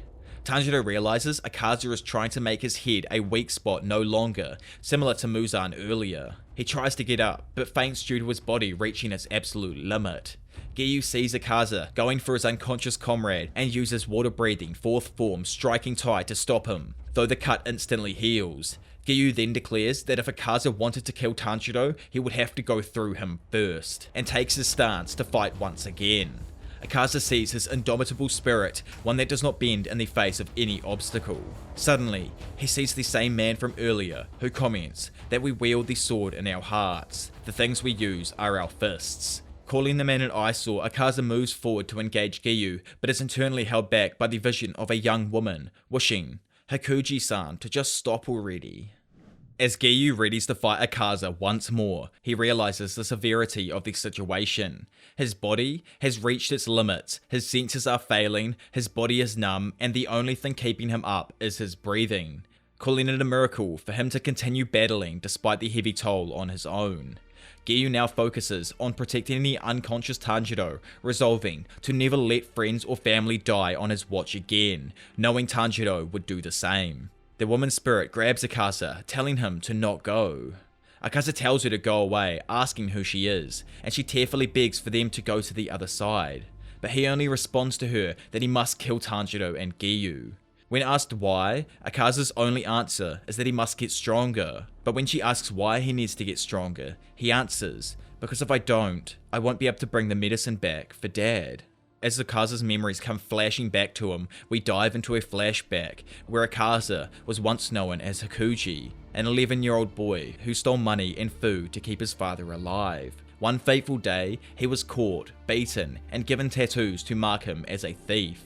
The village's magistrate warns the boy his hands would be removed the next time he steals, only for him to say that he can go and cut them off as he still has his feet and will steal with those instead. The magistrate tells him the beatings he received would cause a strong man to become numb, calling him a demon child for being able to handle it. The boy continues on, telling him to call him by that name, saying that he was born with fangs. After his beatings and threats by the authorities, Hakuji walked home until a man informed him of terrible news. His father had heard he was caught and had hung himself in shame. While Hakuji was in the cemetery, he read the final letter that his father had written out before his death. His father wrote to him, "Dear Hakuji, please live an honest life so that you can turn over a new lead. I don't want to live off money that has been stolen from others, and I'm sorry for being a nuisance." After reading the letter and finding his headstone, Hakuji tearfully grabs it and grieves his death. He asks how his father can make peace with such people, finally cursing the world and telling it that everyone can just go to hell. Hakuji recalls his beatings for stealing money and how he could endure anything for his father, no matter how severe. He wonders why he had hung himself, declaring he would have died for him. After being expelled from Edo due to his rage, he was left to wander the streets, eventually making his way to a village where he found 7 men and almost beat them to death, leaving them there unconscious, all while saying his father never hurt anyone. He didn't bother him and he didn't need to apologize. Afterwards, a martial artist came by, drawn by the news a boy was about to be killed, instead finding that said boy had actually beaten the 7 men barehanded. Amazed at this feat, the man cheerfully asks if he would like to be a student, only for the still hurt Hakuji to threaten him back. Later on, the man takes the awakened Hakuji for a tour of his dojo, and he introduces himself as Keizo, a master who teaches the bare-fisted martial art called Soryu style. However, he didn't have a single student, so he made his living off handyman work. Keizo asks the boy to care for his sick daughter, a task his recent wife used to do but had killed herself over due to its exhausting nature. Hakuji asks why he would leave his daughter with a criminal, only for Keizo to cheerfully remind him that he beat up that said criminal. Keizo's happy demeanor reminds Akaza of why he hates Tanjiro so much, because Tanjiro reminds him of Keizo, a figment of his boring and worthless past. As he continues to call his past worthless, he reaches the memory of where he first met Koyuki. Koyuki's sick appearance reminding him of his own father's. As Keizo goes away to work, he leaves the two together. Koyuki asks if he is hurt, seeing his injured face. Akaza curses his human life, remembering the promises he made and failed to deliver. He declared his life worthless, filled with empty promises. Hakuji asks himself why sick people are always apologizing, remembering the times his father did so, and Koyuki now apologizing that he can't train while caring for her. Koyuki was born with a weak body and had to be attended to day and night. However, Hakuji was fine with the task as he had previously cared for his ill father, and his resilient nature meant that he never tired. He never felt like playing around anyway and simply trained in his free time. Hakuji mentions there would be fireworks on display and that he was willing to carry her to the bridge to watch with him. When Koyuki seems unsure, he reminds her of next year and the year after that. She begins to cry, somewhat annoying him that she would burst into tears mid-conversation. He believes she cries due to the depressing nature of her illness, while commenting her crying made him feel uncomfortable. While Keizo and Hakuji share a drink at the well, the master mentions how their names are actually similarly structured to be based on a phrase meaning protect. Therefore, they must protect something, a fact that makes Keizo laugh. Keizo recalls how the dojo came to be.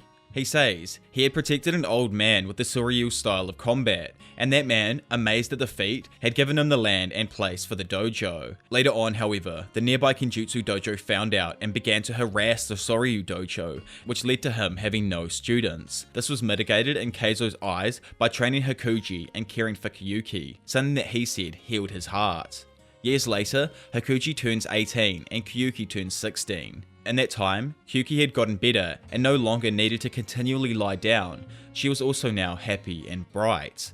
While cleaning the floors, Hikuji was summoned to the dojo and spoke with Keizo, where he told him that he wanted to take over the dojo, and casually mentions how he can also have his daughter Kyuki as well, a statement which ends up shocking the both of them. Hikuji never believed he could have a future as a criminal, much less a future as a husband with a wife. He remembers his father's letter to him and recalls the swelling feeling his life could go anywhere, declaring now that he wants more than nothing to protect Koyuki and Keizo, even at the cost of his own life. Hikuji travels back home to tell his father's grave about his marriage, but as he returned to the dojo, he suddenly began to breathe heavily, and a sinking feeling came over him. There, someone informed him the well they drank from was poisoned by the Kenjutsu dojo, killing Keizo and Koyuki. Seeing their bloodied, lifeless bodies on the dojo floor, Hikuji laments that he's never there to protect his loved ones in a crisis. He suddenly remembers a moment back when Koyuki came with him to watch the village's New Year fireworks. While there, Kyuki asked about the conversation they had about the fireworks while they were younger, something that he had forgotten, but something that she had never forgot. When he was unable to watch them that year, he suggested the next one to her, or the year after that, and she recalls when she didn't believe in herself living another year or so on. Kyuki remembers when her mother killed herself, being unable to care for her any longer, and believed, in a way, her father was tired of caring for her as well. She saw Hikuji casually asking if she was willing to see them next year, giving her hope of a future. Kyuki asks if he would like to be her husband, and Hikuji graciously answers so, yes. I will become stronger than anyone else and protect you for my entire life. In the end though, Akaza laments that it was just simply words and he couldn't manage anything in his life. Filled with rage and losing the people he loved once again, Hikuji went to the Kenjutsu dojo and brutally killed all 67 members inside. Using their Soryu style, he eviscerated their bodies. The dojo was found with crushed skulls, destroyed organs, brain, limbs and eyeballs strewn throughout the building. All the corpses destroyed to the point they were unrecognizable as a human body. The incident was so horrific and absurd that it was regarded as a fictional story before being erased from history. In the wake of the destruction, a blooded and broken Hikuji encounters Muzan Kibutsuji. Muzan had heard about the carnage and mistakenly thought that he had sent a demon to do so, instead finding that a mere human had actually done it, leaving him somewhat disappointed. Hikuji threatened to kill him when the demon lord suddenly rushed forward and pierced his head with his hand before he could fight back. Muzan comments he was thinking about building a group of 12 powerful demons and asks Hikuji if he could withstand the amount of blood that he was about to be given. Hikuji declares to him that he no longer cares about anything anymore and transformed into the demon Akaza then and there. Akaza recalls losing his human memories in the wake of turning into a demon, but continued to have the drive to get stronger and stronger. Though, in reality, he had nothing left to protect. In the end, Akaza comments that his life was nothing more than a pathetic, comical, uninteresting story. As Akaza laments he cannot go to heaven like his father Keizo and Kyuki, he becomes furious that Tanjiro and Giyu have reminded him of his painful past. He curses humans as weak, soft, brittle. They die right away and disappear into nothing. Suddenly, Tanjiro awakens from his ordeal, shocked at how he fainted mid-battle. As Akaza begins to regenerate his head, he begins to deploy his annihilation type. As Tanjiro yells at him to stop, the demon becomes shocked that Tanjiro has managed to survive his kick. Declaring he will behead Akaza again, Tanjiro's sword ignites with the fire of the Hinokami Kagura. However, his sword slips out of his grasp, forcing Tanjiro to punch Akaza's face instead. The punch reminds him of when he first met Keizo, making him remember why he hates weak people. Weak people never fight face to face, they poison wells, they are impatient. He killed these weak people with his fists, and he suddenly realizes, throughout his life as a demon, he turned his master's fighting style into a bloody weapon and never respected his father's last words, finally realizing who he must truly kill.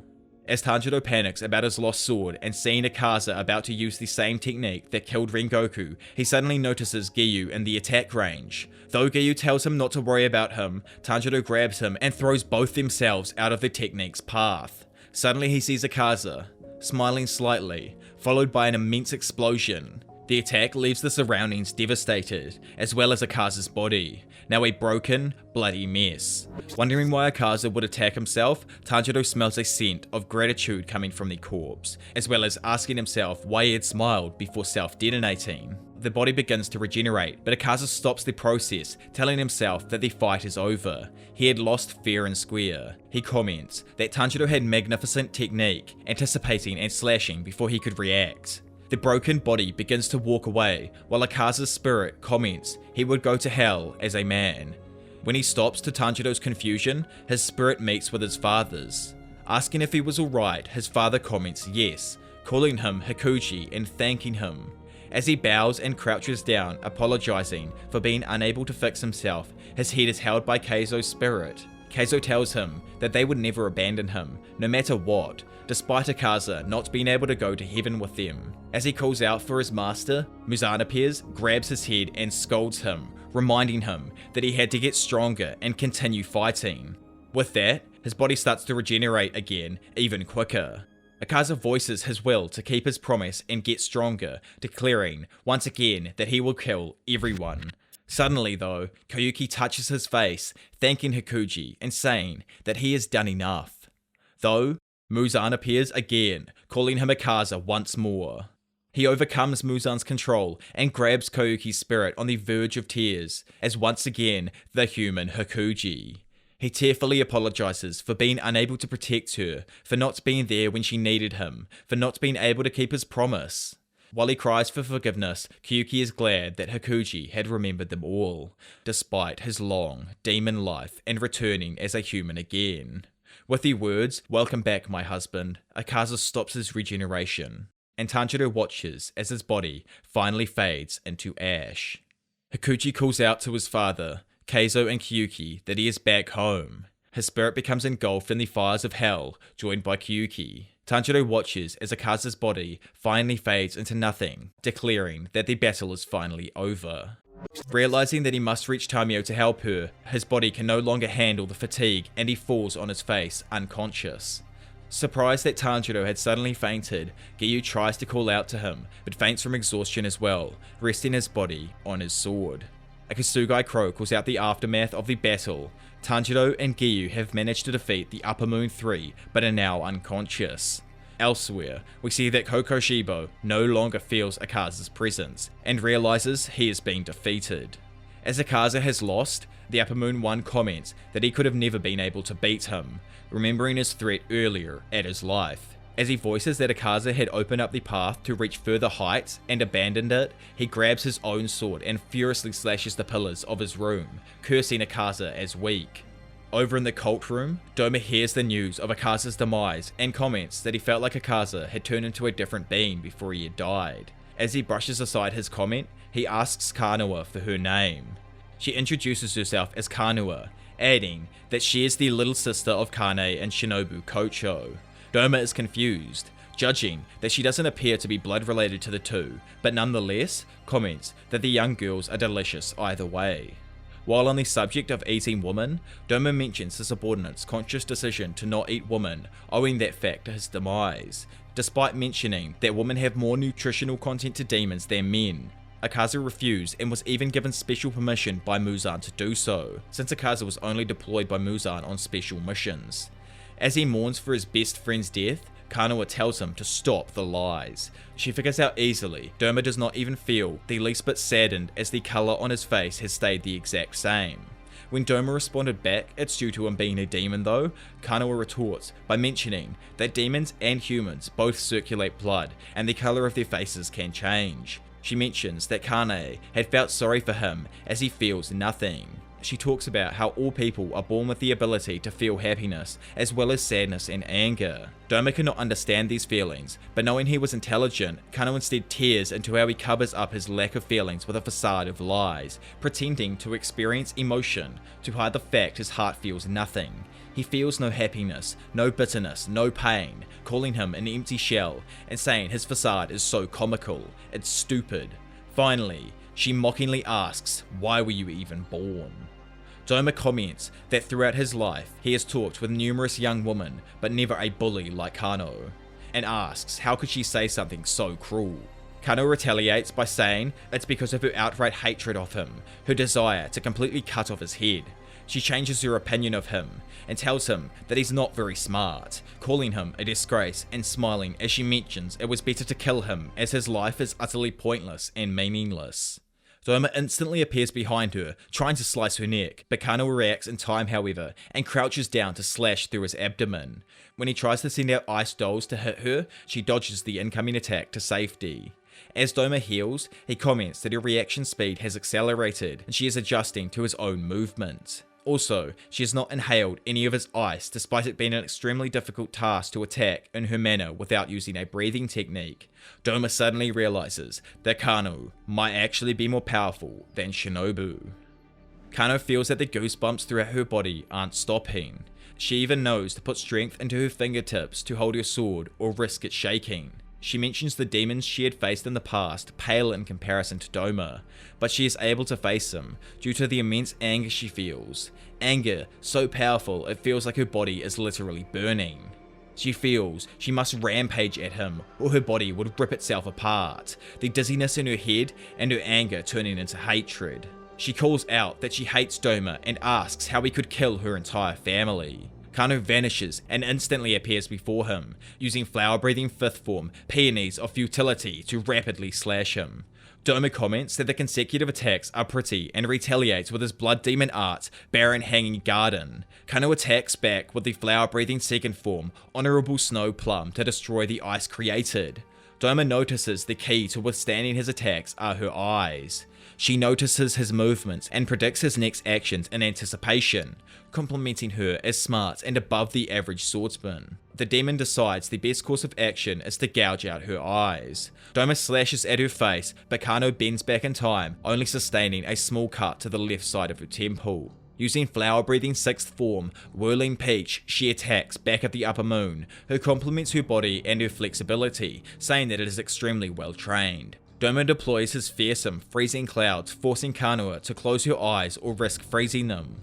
While on the defensive, she is attacked again by Doma, using Blood Demon art, Lotus Vines, the ice vines converging on her and forcing Kanoa to slice the incoming attack to defend against them. When she is finished cutting them apart, Doma quickly attacks with his Blood Demon art, Cold White Princesses. Kano again backs away to avoid the fog, but must dodge again when Doma unleashes another Blood Demon art, Wintry Icicles, from above, and nearly impales her. Doma taunts her for getting away from him, mentioning that in order to kill him, she needs to actually get up close. He disappears for a moment and reappears, clutching her Nichiren blade. Despite Kano aware and anticipating his next moves, Doma mocks her for not holding onto the sword and sticks it into the bridge near him. He tells the Demon Slayer to come and get it, and deploys his Blood Demon art, scattering lotuses in her direction. Kano forces herself to look through the incoming hail of ice to find the area of minimum damage, but sustains multiple cuts to her face still. Suddenly, Inosuke smashes through the roof, announcing out of the blue that the Lord himself, Inosuke, is coming through, and using beast-breathing fifth fang crazy cutting, he destroys the incoming wave of ice shards, saving Kano. He thanks the Kasugai Crow for leading him to the right room. Inosuke looks intently at Doma's eyes and enthusiastically realizes he is the Upper Moon too. He declares he will defeat him and finally become a Hashira. A confused Doma mentions that he isn't hiding his identity as Upper Moon too.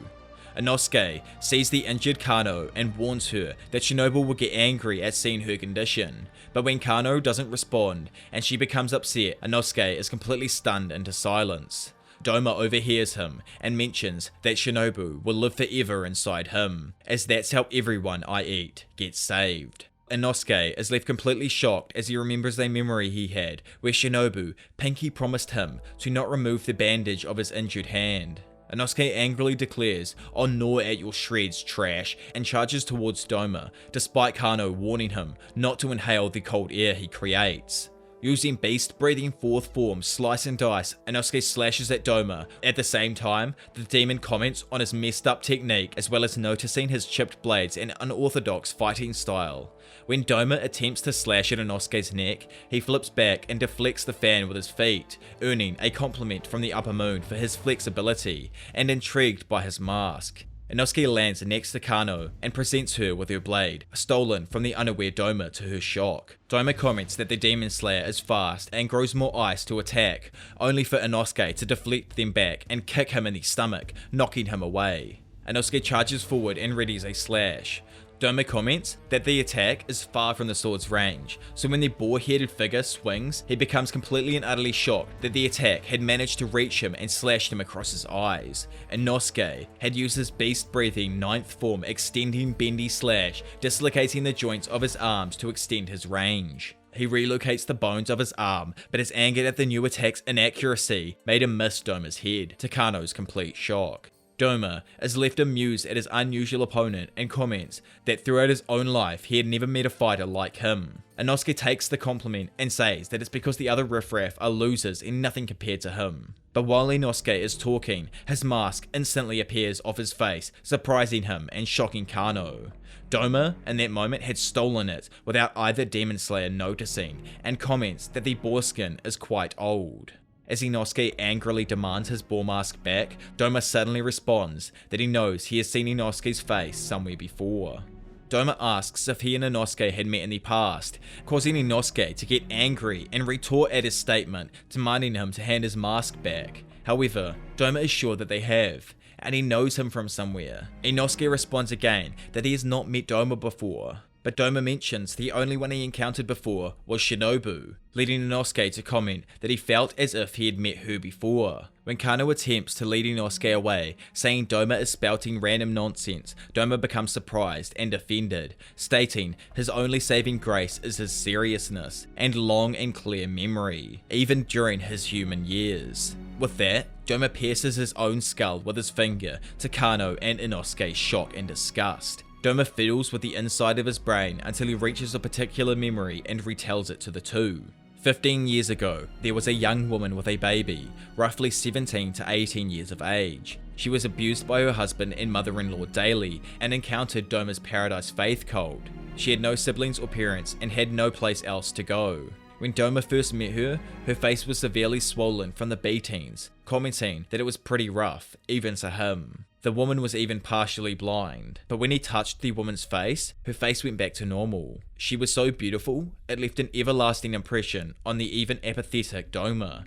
He mentions she had the same face as Inosuke and concludes that it must have been his mother. Inosuke says that he has no mother and was raised by boars, to which Doma replies that you're a human, so a human must have given birth to you. But Inosuke charges forward without listening and readies his beast-breathing 6th fang to Kano's concern, only for Doma to state this encounter is a miracle and simultaneously slashes at Inosuke's chest twice, creating an X-like mark. He quickly summons more ice and knocks both Demon Slayers into the cult room's pond.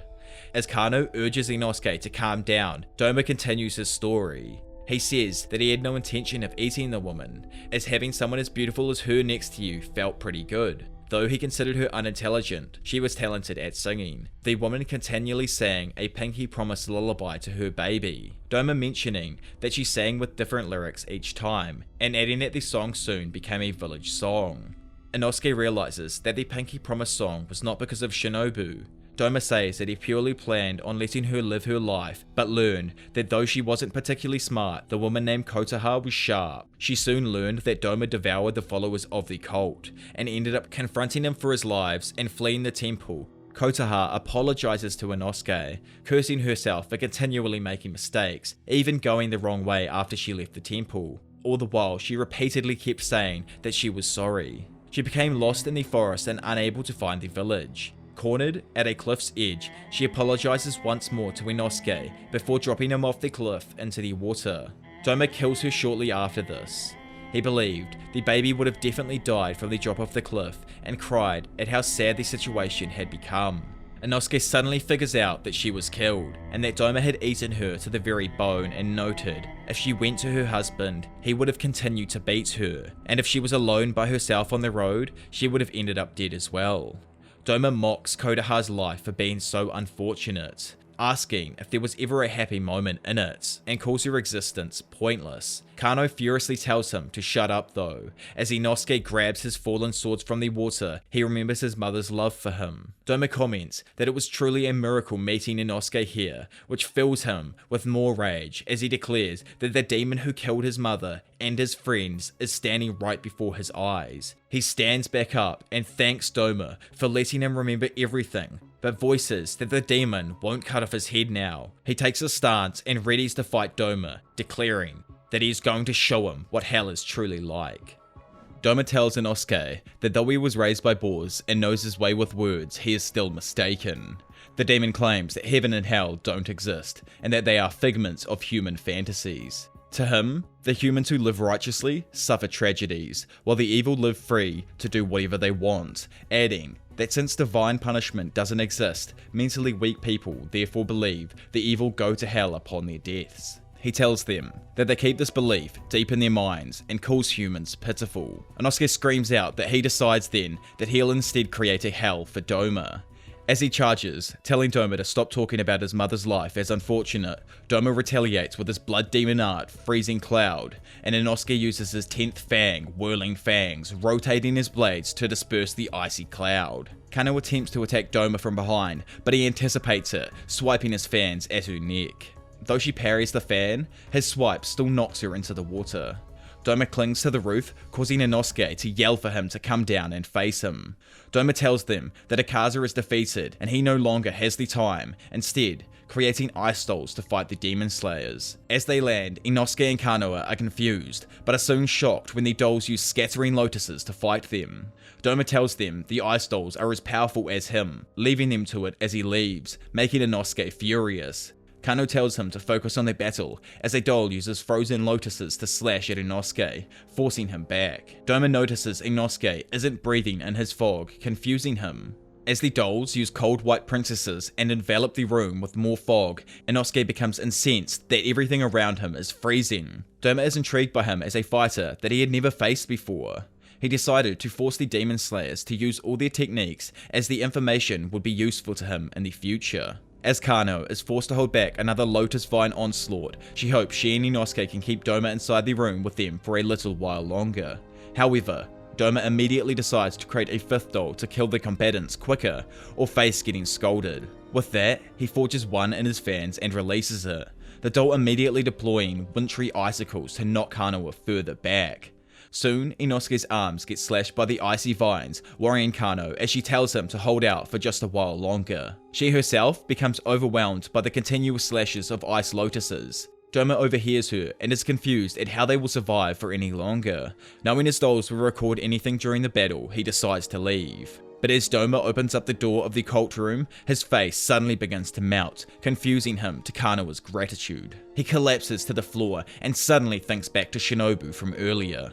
In the past, when Shinobu and Kano had conversed about if they ever encountered the Upper Moon too, Shinobu believes if she encountered him and Kano happened to fight alongside her, she would need to be eaten first, shocking her younger sister. Kano pleads that she and her would fight the demon together, only for Shinobu to respond back to abandon those thoughts. She tells her that she knows an Upper Moon is as strong as at least 3 Hashira at minimum, and according to their late sister Kane, the Upper Moon too is gluttonous with an obsession for eating women.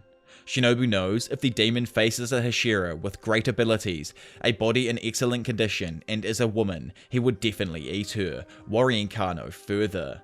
She tells Kano that her body is currently concentrated with wisteria poison.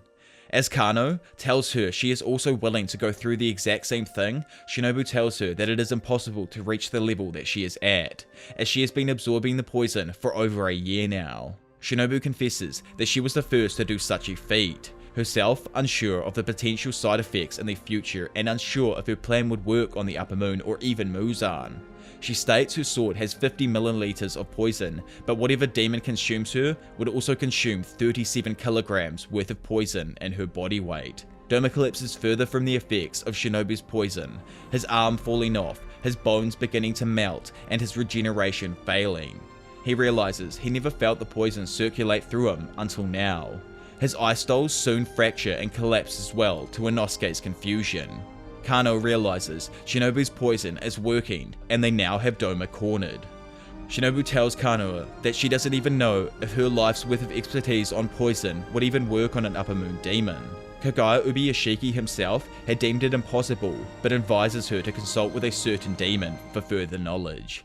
Shinobu tells her sister if the poisoning did start working, she must never let her guard down, adding that the only way to kill the Upper Moon is by severing his neck. She knows she will definitely weaken him, but she tells Kanoa to deal the finishing blow. Back in the reality of the fight, Kanoa becomes assured she will kill the Upper Moon too, and resolves to not let Shinobu's life go to waste. As she and Inosuke converge on Doma, he summons his final technique, Blood Demon Art Rime, Water Lily Bodhistiva. With the two stunned at his new threat, the giant ice figure slams down onto the cult pond, sending Inosuke and Kano flying back. Kano realizes if they get forced away from the fog, Doma will have the time to recover. And if they entered the fog and inhaled it, they would no longer be able to fight. However, she notices though that Doma's Bodhistiva is powerful, it is still shoddy. Doma has lost all of his precision and creating it was a last-ditch effort. She decides to use her own last technique and remembers her last moments with Shinobu. Shinobu warns her that using the technique might blind her. Eyeballs are delicate, with very thin blood vessels and nerves, telling her to not endanger and burden herself by releasing such a powerful technique. But Kano rejects her warning, asking why should she worry about her vision when Shinobu gave her own life. She calls her sister sweet and an honourable person, declaring that she wanted to protect her life with her life, and she wanted her, Aoi, Kyo, Sumi, and Naho, and herself to all go home together. Kano activates flower-breathing final form, Equinential Vermilion Eye, causing her eyes to flush full of blood and her perception heightened to an even further level. The giant Bodhistiva becomes slow in her eyes. She realizes her protective coating that wraps around most of her eyeballs are turning red, and in that moment, quickly slices up the ice figure's hands to reach Doma. As she swings at Doma's decaying head, the Bodhistiva turns back and blasts Kano with icy fog, freezing her back and arms. Her sword reaches his neck, but she can no longer swing further, with her arms stuck frozen. Inosuke, seeing this, and having been recently saved by Kano, uses his new technique, Sudden Throwing Strike, hurling his blades at Doma. His swords connect with Kano's, gripping into them and driving her blade through Doma's neck, decapitating him in that moment. Doma expresses his disbelief at having his head sliced off. He expresses his self-pity for losing to a sword wielder who didn't have enough strength to slice off necks, even though he had put much effort into what he believed was for other people's sakes. However, he doesn't give up right away and thinks to himself that he still has a chance and might not die like Muzan. He also knows Akaza was also able to start growing back his head. However, as Doma's head falls to the floor and bounces, his body begins to disintegrate and he realizes that he is truly going to die. He thinks to himself how he doesn't feel anything, recalling back to his childhood. His mother had stabbed his father to death and the latter had flirted with numerous female followers, later committing suicide via poison shortly after. Despite this tragedy, his only thoughts were about ventilating the room. He couldn't comprehend the deaths because of his apathy and was only bothered by the smell of their blood. Doma remembers how he was turned into a demon at the age of 20 and lived for over a century, but in the end, human emotions had been alien to him. In the afterlife, Shinobu holds Doma's head in her right hand, the former expressing relief at Doma's death. With a smile, she states that she can now be at rest. Doma greets her, asking whether her name was Shinobu or Kane. Shinobu smiles and tells him that he doesn't have to remember their names, asking him not to address them because it was creepy. Doma compliments Shinobu about the intensity of the poison, claiming he didn't even notice the poison until it had fully circulated through his body. Shinobu explains that Tamio had assisted her in making the poison, expressing her slight frustration that if she could, she would have wanted to kill Doma with the poison she had made herself. Suddenly, Doma claims that his missing heart feels like it is beating, asking Shinobu whether this was love, expressing his surprise that emotions did indeed exist. He then goes on to think that heaven and hell may exist as well, asking Shinobu whether she wanted to go to hell with him. To this, the latter tells him to just go to hell already, as she is completely and utterly sick of him. Meanwhile, Inosuke stomps on the place where Doma's disintegrating head once was, yelling insults. Growing dizzy, he then falls to the ground. He recalls a conversation he had with Tanjiro and Zenitsu. Inosuke had been yelling that he didn't have a mother, But Tanjiro tells him that everyone has a mother, to which Inosuke responded that he was abandoned, which meant that his mother did not want him. Zenitsu replies that if Inosuke had truly been abandoned, his mother wouldn't have bothered to name him. Inosuke retorts back that he doesn't have memories of his mother, which was the same as not having one at all.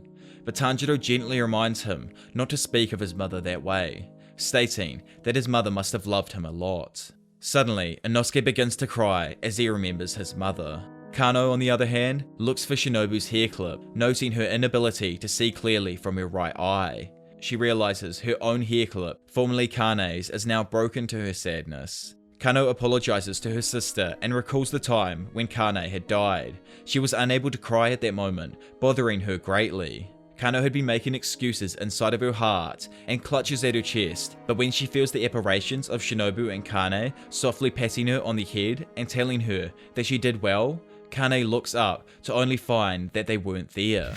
Elsewhere, in the dream world, Shinobu reunites with her sister and her parents. In the pond, holding both her adoptive sister's hairpins, Kano begins to cry. As Tanjiro sleeps, he smells something burning. He tries to sleep further, but he realizes that it is a fire, quickly jolting awake. He sees Giyu prodding his sword through a small fire he built. When asked by Tanjiro, Giyu states his wounds haven't stopped bleeding despite putting pressure on them, resulting in him burning them to Tanjiro's disgust. Giyu extended the offer to Tanjiro, noting if the bleeding in his arm didn't halt, he can burn them as well, to which Tanjiro worriedly agrees. Tanjiro stands upright and holds his sword out to be on guard, but Giyu states that this fight is only the beginning. The final goal is Muzan, but he is worried they may soon face Upper Moon 2 or even 1. At that moment, a Kasugai crow announces that Shinobu, Kano, and Inosuke had defeated Upper Moon 2 to the shock of both of the water breathers. Tanjiro then realizes that all of the Slayers are slowly getting closer to Muzan. Meanwhile, Matsuri had found Nakime, now the Upper Moon 4. Obanai realizes the previous one, defeated by Muchiro and company, had now been replaced. Matsuri laments that Shinobu risked her own life to win, despite being younger than her, giving her the motivation to attack Nakime head on. The demon summons a door, however, slamming Matsuri away to her embarrassment. Obanai catches her though and takes her to an upper platform to safety, only for the floors to be opened by Nakime, causing both of them to nearly fall. They regroup, however, Nakime retaliates by causing the floors Matsuri is standing on to rocket to the ceiling, resulting in her nearly getting crushed till she destroys the floor she is on.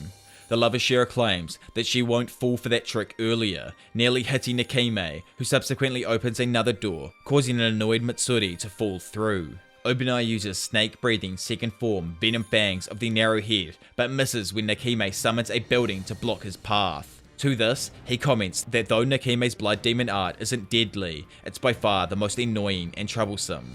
Elsewhere, Gyome and Muchiro continue through the castle, sensing Muzan is close.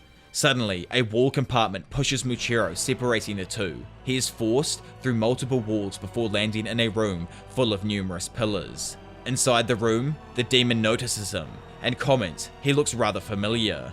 Muchiro is shocked as it reveals that he is now face to face with the Upper Moon 1.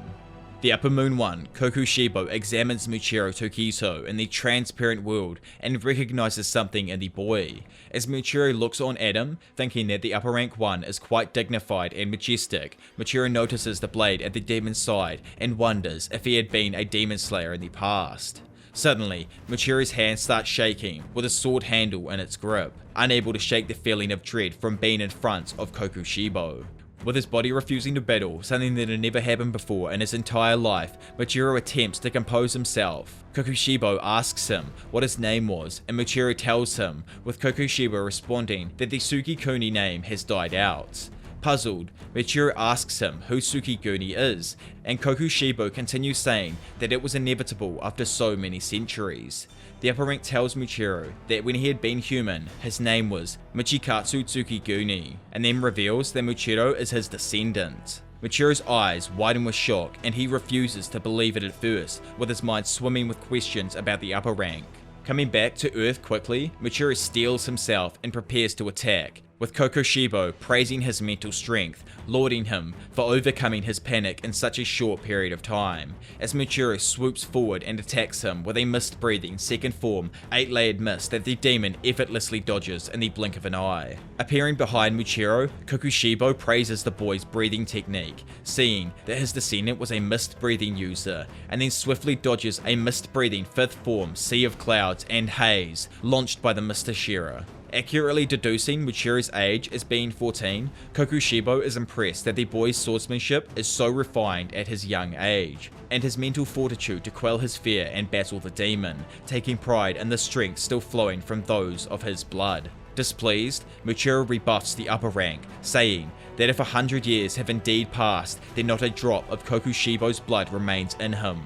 Michiru then activates his Demon Slayer mark and performs a mist-breathing 7th form Obscuring Clouds, a technique that Kokushibo had never seen before. As Michiru slices at the demon's neck, Kokushibo quickly evades the attack, impressed with the beauty and grace of the technique. Drawing his own blade, Kokushibo performs moon-breathing 1st form Dark Moon Evening Palace that Michiru is unable to keep up with, and the Hashira sadly loses his left hand as a result. Shocked that the upper rank is able to use breathing techniques as a demon, Michiru quickly attempts to restrict the bleeding from the stump on his arm by tightening the sleeves of his robe with his teeth. He then dashes forward and attacks Kokushibo despite his injuries, and the demon is impressed at the courage and the skill of his descendant. As the Mist Hashira performs a mist-breathing 4th form Shifting Flow and Slash, Kokushibo catches the boy's blade between his fingers and turns it on him, pinning him to a pillar, and then he asks Michiru to allow him to turn the Hashira into a demon so that he could serve Muzan Kibitsuji. Kokushibo stands in front of Michiru after having pinned him to a pillar with his own blade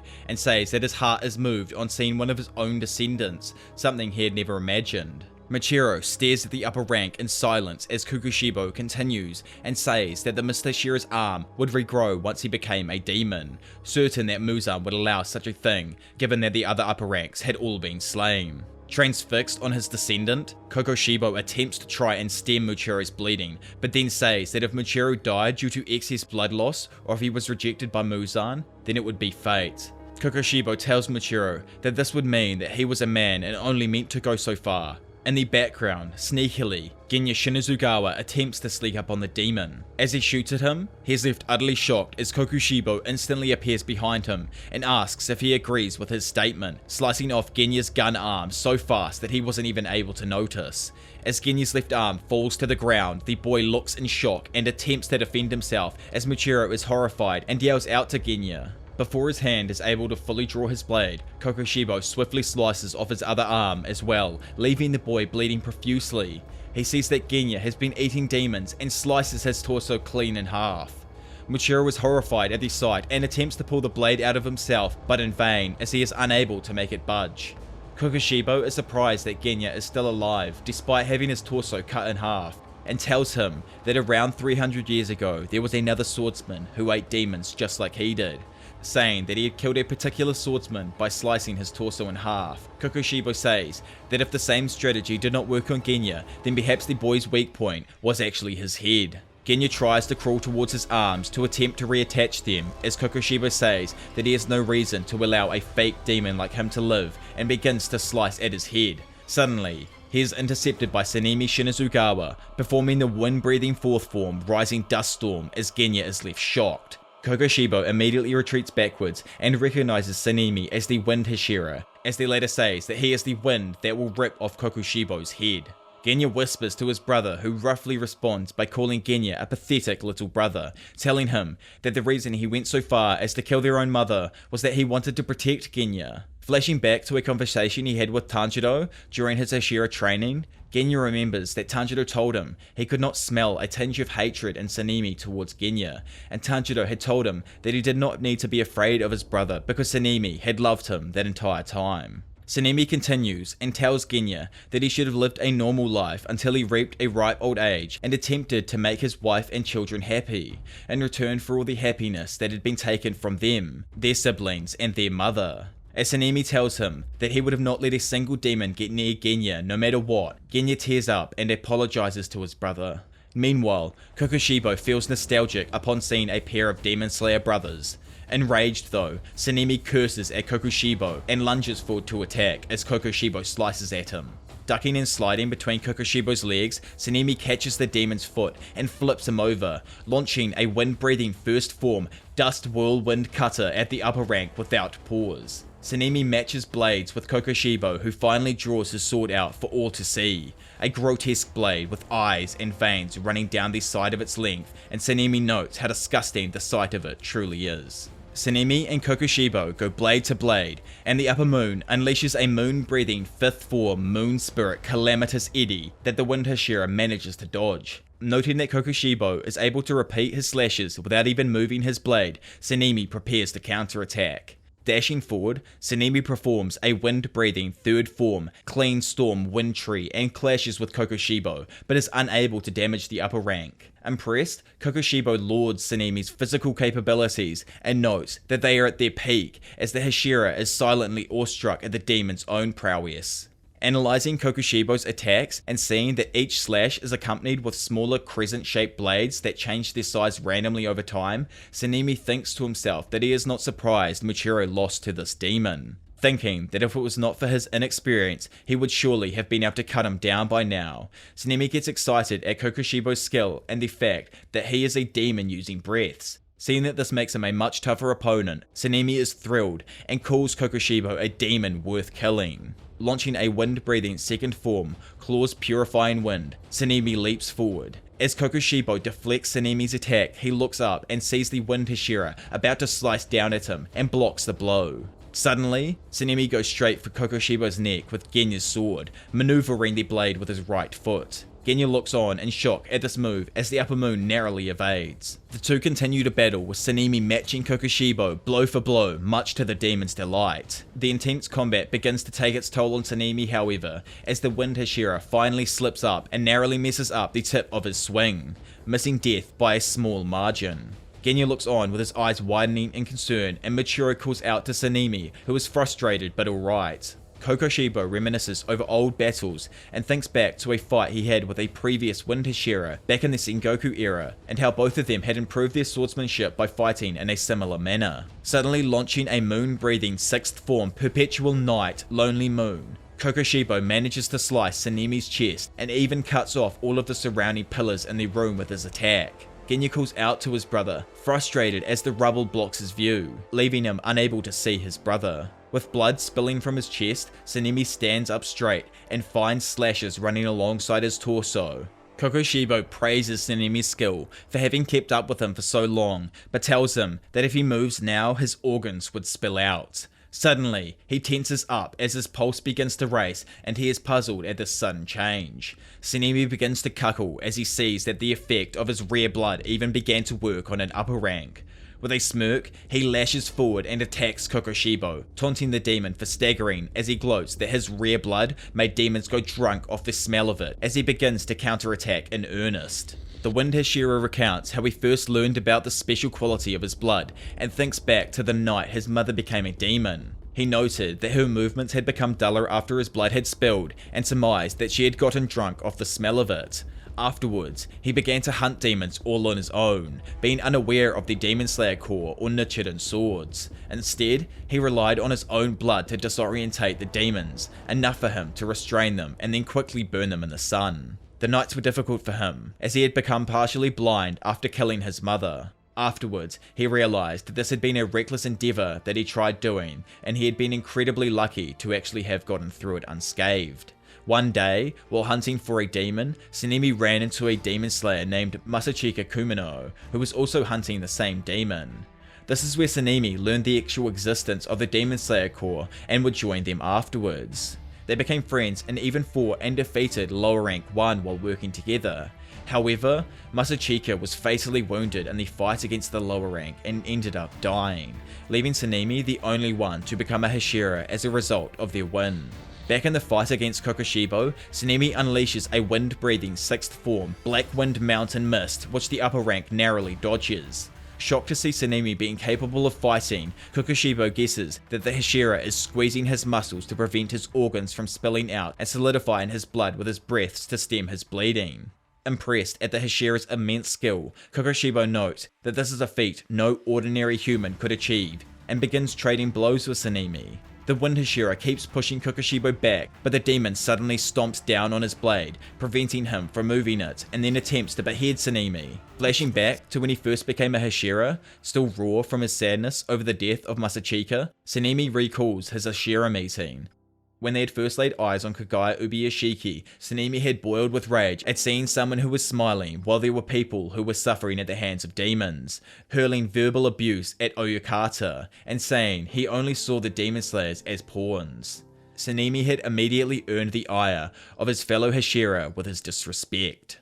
Gyomei had reapproached him, but Kagaya assured the Hashira it was alright before things could escalate further, and then addressed Sanemi directly. Kagaya told him that he had wished to fight with a blade himself as well, but was never able to do more than 10 swings before his pulse went wild and he would have to stop. He continued and said that if the demon slayers were pawns, then he was nothing more than a pawn who moved them around as well. Kagaya continued his response to Sanemi's words and told the Wind Hashira that even if he died, nothing would change, as he already had successors. Oyukata said that since this was Sanemi's first Hashira meeting, and that he probably just had a misunderstanding, to treat him however he wished, and to just focus on protecting people's lives as a Hashira. Kagaya continued and said that it was his fault for calling Sanemi so soon after Masachika had died, as they had been as close as brothers. Sanemi was dumbfounded to hear this, and that Oyukata knew Masachika's actual name. After this, Kane Kocho told him that Kagaya had actually memorized all of the names of every single demon slayer and their upbringings ever since he had taken over as the leader. Having been shocked to hear so, Sanemi had looked in awe as Kagaya had gotten up and informed them of Masachika's will, saying that the will of most demon slayers would be similar.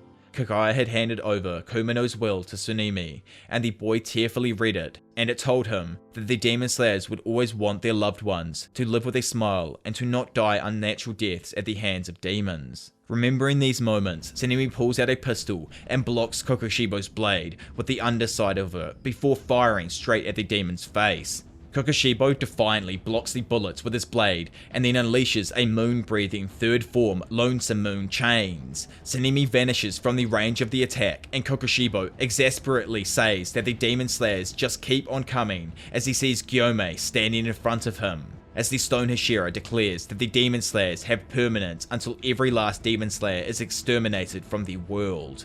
Gyomei tells Tsunemi to stitch up his stomach wound and that he would distract the demon to allow him to do so. Tsunemi agrees to this and apologizes for getting into such a state to begin with. As the Stone Hashira steps in to fight the upper rank, the demon notes with excitement that Gyomei has refined his body to its utmost limits, saying that he hadn't seen a warrior with this strength in 300 years. Gyomei continues swinging his flail and inhaling deeply the whole time, while Kokushibo notes that the air is being drawn towards him.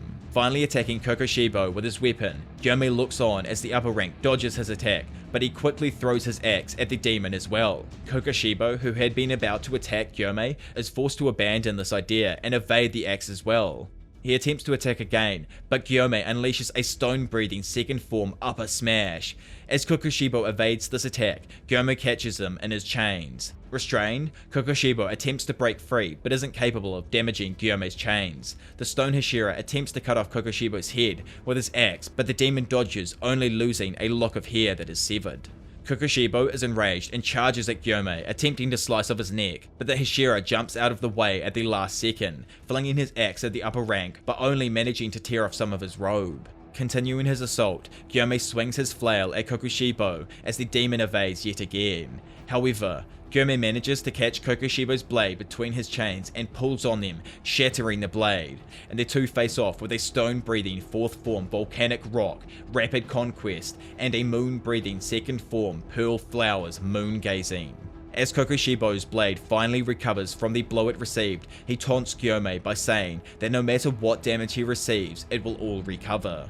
In response, Gyomei utilizes a technique he had been saving up for the battle with Muzan Kibutsuji, finally revealing his Demon Slayer mark. Inosuke and Kano run through the Infinity Castle, not knowing that just around the corner from them are Zenitsu and Murata. Back at the battle against Kokushibo, Michiro struggles to dislodge himself from where he had been pinned by the upper rank. Slowly dragging the blade out of his body with his remaining hand, Michiro manages to extract his blade and kneels over in pain. Wincing, he stems his bleeding and assesses his situation, noting that he would not be of much use with his current injuries, and that he would take some time to be able to stop his bleeding, as he had not been blessed with the same physique as someone like Tengen Uzui. Determined to do something no matter the cost though, Michiro resolves to do his best to defeat Kokushibo and aid those who are still fighting. As he grabs his blade and begins to run over to the fight, Michiro is distracted by Genya, calling out to him to get some of the hair that had been cut off from Kokushibo so that he could eat it and recover, as he wanted to fight till the end to be able to help his brother Sanemi. Meanwhile, Kokushibo and Gyome face off. The demon notices Gyome's Demon Slayer mark and says it is a pity, noting that Gyome looked to be at least 27 years of age. He then reveals that all those who had gotten Demon Slayer marks had died before they had become 25. Predicting that Gyome would die that same night, Kokushibo says that everything Gyome had worked for up to this point would all go to waste, and asks Gyome if he does not find that regrettable. Silently enraged at these words, Gyome tells Kokushibo that he and the other demon slayers had been aware of the story about those with marks all dying before reaching 25, asking what there was to regret about his life at that point. Gyome declares that no one could become a Hashira with such a half-hearted resolution, and declares that Kokushibo's words are insults to him. Kokushibo attempts to explain his views more by saying that he meant the techniques and body Gyome had worked to hone over the years, and wonders why Gyome cannot understand this. The Stone Hashira responds that there is nothing to understand, and that humans understood their dignity was best preserved by living and dying just as human beings. He rebukes Kokushibo further and tells him to not force his pathetic worldview on others and call it the supreme one. Continuing on, Gyome says that he had noticed Kokushibo had lied when saying no one with a Demon Slayer mark had lived past 25. Kokushibo attempts to deny this though, but is cut off by Gyome, saying that there must have been one exception, and Kokushibo suddenly jolts with an understanding and remembrance. Satisfied by this reaction, Gyome deduces that his theory was correct just as Kokushibo darts forward towards the Stone Hashira to slice at him, but Gyome is able to block. As the two trade blows, Sanemi recovers from his wounds after having been stitched up, having also acquired a Demon Slayer mark. He wastes no time in attacking Kokushibo in tandem with Gyome, and the demon thinks that all the Hashira of the current time are marked with the Demon Slayer marks. As the two Hashira continue attacking in sync, the demon is surprised at their skilled coordination, while the both of them say that they are grateful for the fact that they trained together in the Hashira training to allow such coordination. Michiro checks up on Genya and feeds him a fistful of hair from Kokushibo, which instantly heals his wounds. As he begins to become more aware of his surroundings, Genya marvels at this new speed of recovery and remembers that he still has a fragment of Kokushibo's blade he can eat to gain further strength, and is comforted by this knowledge. Suddenly, Muzan Kibutsuji's voice echoes through Genya's head as he asks Kokushibo how many pillars he has defeated, before ordering him to not let any of them pass. Genya is further impressed at the concentration of the blood that Kokushibo possesses as the latter continues to battle with Gyome and Sanemi. Kokushibo notes that the pair of them must be among the stronger fighters and is especially impressed by Gyome. He sees that Gyome's weapons allow him to overcome his blindness. By swinging the chains, it creates an echo that allows Gyome to judge the distance and his surroundings by only using sound. Kokushibo declares that his best course of action would be to shatter Sanemi's blade by striking it from the side, and attempts to do exactly that. However, Sanemi is able to react and rotate his blade. He also forces Kokushibo's blade down onto the ground before launching an attack right at him in tandem with Gyome. The upper rank is impressed as Sanemi slices off more locks of his hair, and that his reflexes have actually improved since he was first wounded by the demon. Gyome cuts in close and lops off Kokushibo's left ear with his axe before Sanemi performs a wind-breathing first form dust whirlwind cutter that the upper rank is able to dodge. Working together, Gyome and Sanemi unleash stone-breathing first form serpentinite bipolar and wind-breathing seventh form gale sudden gusts respectively. However, it is revealed that they are only able to rip Kokushibo's kimono, and the demon rips it off entirely before proceeding to attack the two pillars from afar. They left shocked by this new range and see that his sword has extended and more blades have suddenly branched out from it. Kokushibo declares that if he is able to defeat Gyome and Sanemi, then defeating everyone else will be quite easy. Suddenly, Shinazugawa is hit by Kokushibo's attack and loses the index and middle fingers of his right hand. Cursing his inability to react to the demon's strike, Sanemi notes that if it were not for Gyome using his chain to divert the trajectory of the attack, he would have lost both of his arms. He also sees that the smell of his rare blood was beginning to lose its effect on Kokushibo, realizing that he may quickly become a burden. A crow flies overhead and Kuina Ubiyashiki asks Kuraya if they should send over either Giyu or Tanjiro to assist the Demon Slayers in defeating Upper Rank 1. However, Kuraya is firm in his beliefs that Gyome and Sanemi, Muichiro and Genya could defeat the demon and orders for Giyu and Tanjiro to continue onwards to Muzan. Back in the battle, Kokushibo unleashes a moon-breathing 7th form Mirror of Misfortune Moonlit that sends shockwaves at the Demon Slayers from afar. Gyome is taken aback at the range of the attack and Kokushibo continues to hammer away at the Hashira, this time with a moon-breathing 8th form Moon Dragon Ringtail that catches Sanemi's ankle and causes bleeding. Sanemi is frustrated at his inability to get in close to the demon's head, having to use all of his skill to just simply dodge his attacks. As the demon lines up another attack, he performs a moon-breathing 9th form Waning Moon Swords. Kokushibo causes yet more damage to Sanemi, slashing his back with the attack. Gyome yells out to Sanemi, but the Wind Hashira says to forget about him, as Kokushibo attempts to finish him off with a moon-breathing 10th form, drilling slashes moon through bamboo leaves, but Muichiro saves Sanemi. He says that he would not let Sanemi die, that he was capable of wielding his blade with both of his hands. Meanwhile, Genya looks on from behind a pillar, frozen in fear that he would simply be effortlessly dispatched by Kokushibo again. Hating his weakness, but still determined to keep his brother alive and help his friends, Genya stays rooted to one spot, neither making a move to attack Kokushibo nor retreating. He suddenly remembers Tanjiro's words that it was the weakest who had the most potential, when he explained how he had been able to turn the tide against Daki and Gyutaro. He told Genya that after a certain number of combatants, people would always prioritize the strongest, and thus their guard would be thinner against the perceived weaker opponents. Resolving to do his best, Genya takes out a shard of Kokushibo's blade, ready to swallow it and do his best to defeat the upper rank demon. Gyome attempts to perform stone-breathing 5th form Arcs of Justice at Kokushibo, but is interrupted by the latter's moon-breathing 16th form Moonbow Half Moon. The Stone Hashira is frustrated at the upper rank's never-ending wave of techniques and senses that the demon is too quick, picking him off exactly as he tries to fire a technique at him.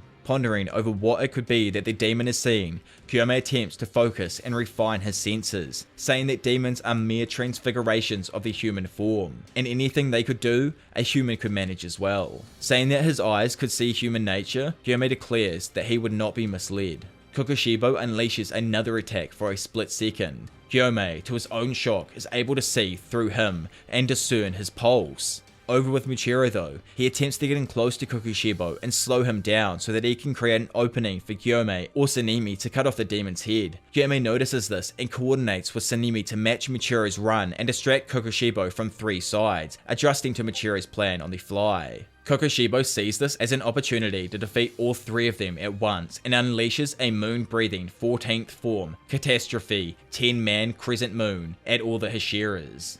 All 3 manage to dodge his attacks however, and Gyome flings a Juzu bead right into the back of Kokushibo's right hand, shocking the demon just enough to halt his attacks and allow the Hashiras to launch their counter-offensive. Sanemi attacks Kokushibo, forcing him back, and Gyome cleaves off the demon's right shoulder along with his right arm, and Muichiro finishes off this trifecta of attacks by stabbing Kokushibo clean through the abdomen. Stunned, Kokushibo wonders how Muichiro had been able to dodge all of his attacks while he was wounded, deducing that this would only be possible if the child was also capable of entering the transparent world. Kokushibo acknowledges that Gyome had also been able to achieve such a state in the middle of their fight, and had also taken his own eyes into account by manipulating his blood flow to throw off Kokushibo's attacks. Undeterred, since the Demon Slayers had been unable to sever its neck despite their clever maneuver, Kokushibo plans on analysing their attacks to develop a counterattack and render them demoralised.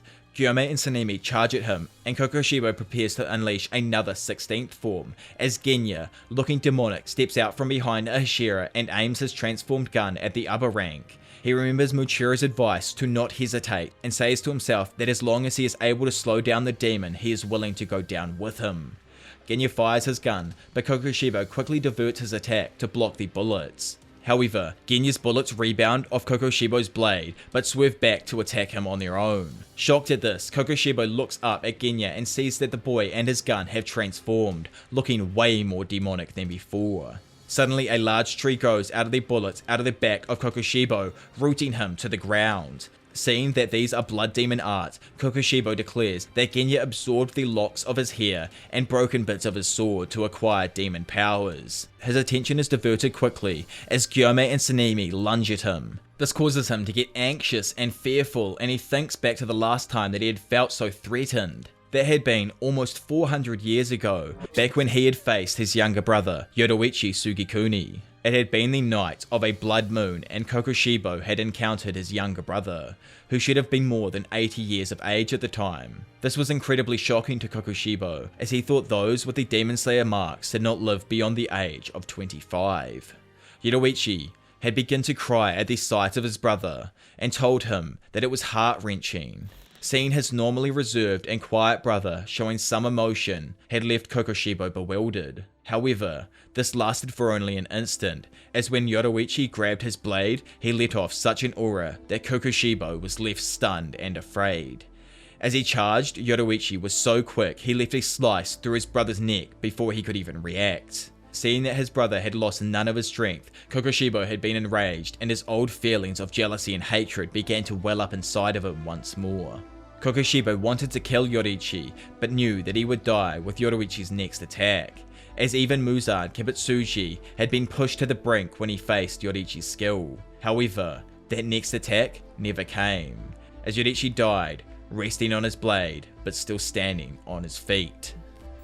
Kokushibo lets out a howl and emits crescent-shaped shockwaves from his body that slice at all of the Demon Slayers. The demon suddenly grows blades from his body, and the Demon Slayers are all pushed back, with Genya being vertically sliced in half, though Muchiro stubbornly hangs on to his blade, still piercing Kokushibo's torso. Gyome and Sanemi charge at Kokushibo, and Muchiro decides that he needs to do something to kill Kokushibo so that the other pillars would be able to save as much of their strength for the fight against Muzan. Muchiro's grip on his blade tightens, and it suddenly starts to turn it red, much to both his and Kokushibo's shock. The demon suddenly stiffens up in agony as the bright red blade sears his very cells. Taking advantage of the demon's newfound immobility, Sanemi slices at his neck, and Genya activates a blood demon art from afar at the flesh bullet still inside Kokushibo, and makes a tree grow out of his back. Kokushibo attempts to swipe at Genya, but finds that he is unable to activate his technique, and Gyome swipes at his head with his flail. Kokushibo resists having his neck cleaved off, and Gyome swipes at it from below with his axe, but Kokushibo is able to keep it at bay with his blade somehow, noting that he is unable to activate his own blood demon art due to the tree using up so much of his own blood to grow itself. Kokushibo looks at Muchiro's blade again and is reminded of Yoruichi's blade, thinking back to a conversation he had with his brother in the past. In that conversation, Kokushibo had asked his brother what his plans of succession was, as he believed there was no one powerful enough to match them, and worried that their perfect breath techniques would fade from the world one day. But Yoruichi had responded to this by saying that they were not as big of a deal as he was making them out to be, and that there would come a day where there were those who would surpass them. He continued and said that they could reach the end of their days feeling nothing but ease. Meanwhile, Sanemi had jumped and swung his blade down on Gyome's flail to force it down and chop off Kokushibo's neck. Suddenly, both the weapons turned bright red at the spots where they made contact with each other, and they finally mustered up enough strength to chop off Kokushibo's neck and snap his blade in two. As this happens, the demon could only remember his brother's words of how the children born after them would surpass them and reach even further heights. Thinking back to the time he spoke with Yoruichi about his confidence that their generation would be the golden age of the Demon Slayer Corps, Kokushibo remembers how he had been disgusted at his brother's response. He wonders what had been so funny at the future ahead of them that there would be Demon Slayers who could surpass them. Kokushibo acknowledges the strength and the talent of those who had been fighting him, noting how they had not let go of their blades despite their severe injuries, and the capabilities of using blood demon arts despite being only human, continuing on in spite of blood loss and even managing to turn their blades red though they were not sun-breathing users. Asking what had been so funny about being able to predict such a future as this, Kokushibo says that the mere thought of losing made him seethe with anger.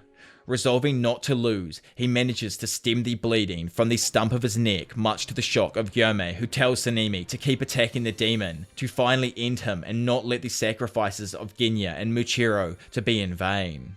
Sanemi is fired up at those words and unleashes the wind-breathing 8th form primary gale slash at Kokushibo, as Gyome follows it up with his stone-breathing 5th form arcs of justice.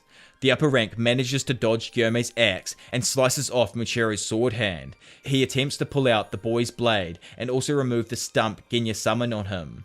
Kokushibo's head slowly begins to regenerate as he continues to evade strikes from both Gyome and Sanemi. Much to their shock, he manages to fully regrow a new head, but is far more monstrous than what he had looked like before. Determined, the Hashira continue their onslaught to defeat the upper rank, and as Sanemi charges at him, Kokushibo sees the reflection of his new face in Sanemi's blade. Shocked and disgusted at the ugliness of his new form, the demon remembers the words of his brother from their childhood, where he resolved to become the strongest samurai in the country after his own brother. Reflecting on these memories, Kokushibo wonders if this is the form of a samurai, and if it is truly what he had wanted. Suddenly, the spot near his stomach where he had been stabbed by Muchiro begins to crumble away on its own. In the split second that follows this, Kokushibo is completely and utterly shocked. But Gyome and Sanemi manage to cleave off his new head, leaving him completely unable to use his blood demon art. Still unwilling to lose though, Kokushibo attempts to muster up more strength, but suddenly remembers the words of his brother from their final fights. Kokushibo questions his motives and wonders if all of this is what he had wanted from his life and deeds, calling himself a disgrace to life, and acknowledges that all he ever wanted to do was be like his brother, Yoruichi. Kokushibo remembers his past with his brother and says that those who do not envy others are merely lucky, as they have not encountered someone who was so strong and vivid that they scorched everything as if they were the sun. He thinks back to when they were born and says that during their time they were considered unlucky, as twins caused succession disputes. Yoruichi had been born with a mark on his forehead, which was considered hideous, and he thinks his father had ordered for him to be killed. However, upon hearing this news, their mother had been enraged at him, so it was decided that Yoruichi would be sent off to a temple when he became 10 years old instead. The brothers were kept separated, and Kokushibo, then Michikatsu, would often see Yoruichi clinging to their mother's side, and he had found his brother to be pitiful and childish. Michikatsu would sneak to Yoruichi's room when their father wasn't looking, and even made him a flute. People had believed Yoruichi was deaf, as he had never spoken a word until the age of 7. One day, while practicing sword swings in the garden, Michikatsu was chilled to the bone, noticing Yoruichi staring at him silently from next to a tree. Suddenly, Yoruichi spoke and asked him if his dream was to become the strongest samurai in the country. Michikatsu was so shocked he dropped his wooden sword, and Yoruichi burst into a smile and said that he would become the second strongest samurai. However, Michikatsu was merely disgusted at his brother's lack of awareness, saying that a kid who ran with his mother every time he saw her could never become a samurai. Yoruichi began to hang around Michikatsu's sword practices and asked to be taught their way as well, so Michikatsu's trainer gave him a small shinai. With basic instructions on how to hold the sword and a form stance, the trainer asked Yoruichi to charge him. To Michikatsu's shock, Yoruichi was able to shatter the trainer's wooden sword, flip him over and knock him out unconscious in only 4 swift strikes. The trainer even grew swellings the size of fists in the spots where Yoruichi had struck him. Yoruichi lost his desire to become a samurai as he disliked the feeling of hitting someone and felt horrible for it. Michikatsu was greatly intrigued at his brother's strength and tried to learn his secret. After much coaxing, Yoruichi said that their opponent's lungs expanded, so they just had to closely watch their bone movement, muscle contraction, and blood flow. Michikatsu had difficulty following this, but was able to summarize that his brother could see through living things. He felt jealous that his brother had such an immaculate talent to fight with, but absolutely no desire to fight, as Yoruichi told him that he would rather just fly a kite with his brother. Later on, Michikatsu realized that his position with Yoruichi would become reversed, and he would be the one to live in the temple instead. However, that night, Yoruichi came to him and told him that their mother had passed away, and that he would be running away from their home for good, saying that he would always cherish the flute his brother had made for him before running off. The next day, Michikatsu read their mother's diary and saw written in it that Yoruichi had realized that he would become the heir, which is why he had decided to leave the house earlier than planned. He also learned that Yoruichi was aware of their mother's illness and that she had been suffering pains in her left side for several years. Michikatsu made the connection between her illness and Yoruichi's constant clinging to her mother's left side whenever he saw her, and realized that his brother had in fact been supporting their mother the entire time, crushing the page as he lost control of his jealousy. Thinking back to his past with Yoruichi, Kokushiba remembers how he had begged for Yoruichi to die as the justice of the world went amiss with his very existence. Their father had sent envoys to the temple Yoruichi was supposed to be at in the hopes of making his younger son his heir, but found that he had never arrived there, and so Michikatsu had inherited everything. For a decade afterwards, he lived in peace, even getting married and having a child. However, one day, his military encampment had been attacked by demons, who slaughtered all his troops and were about to do him in as well, until a timely intervention from no one other than Yoruichi. The moment he laid eyes on his brother again, Michikatsu's tranquil days came to an end as he saw how much stronger Yoruichi had become, and his jealousy and anger was only stoked by the latter's good-natured apology for not being able to save his subordinates. Possessed by his jealousy, Michikatsu abandoned his family and joined the Demon Slayer Corps. He saw that Yoruichi had begun to teach the Demon Slayers how to use sun breathing and sword techniques. None were able to reach his level and perform them. However, he had to work around this limitation, instead focusing on the strengths of each individual and teaching them a breath style suited for them. More people began to grow marks like Yoruichi had, and the power of the Demon Slayers increased, and even Michikatsu himself grew marked, which was the same as Yoruichi's. Michikatsu was also unable to use sun breathing and had to resort to using a derivative which he named moon breathing, anguished by the fact that he was unable to catch up to his brother. Soon the Mark Demon Slayers began dying in numbers, as they learned that the Mark shortened their lifespans in exchange for getting stronger, which signaled that the golden age of Demon Slayers would soon come to an end, and that he himself had little time left remaining actually as well. It was with these thoughts in his head that Michikatsu came face to face with Muzan Kibutsuji, who offered to turn him into a demon, saying that with his nigh immortality, Michikatsu would be able to perfect his techniques as much as he pleased. Michikatsu accepted the offer and felt as if he had been freed from all of his obligations. This was fleeting, however, as when he once again faced his brother, Kokushibo was utterly outclassed, and he saw with his own eyes that his brother had transcended the world.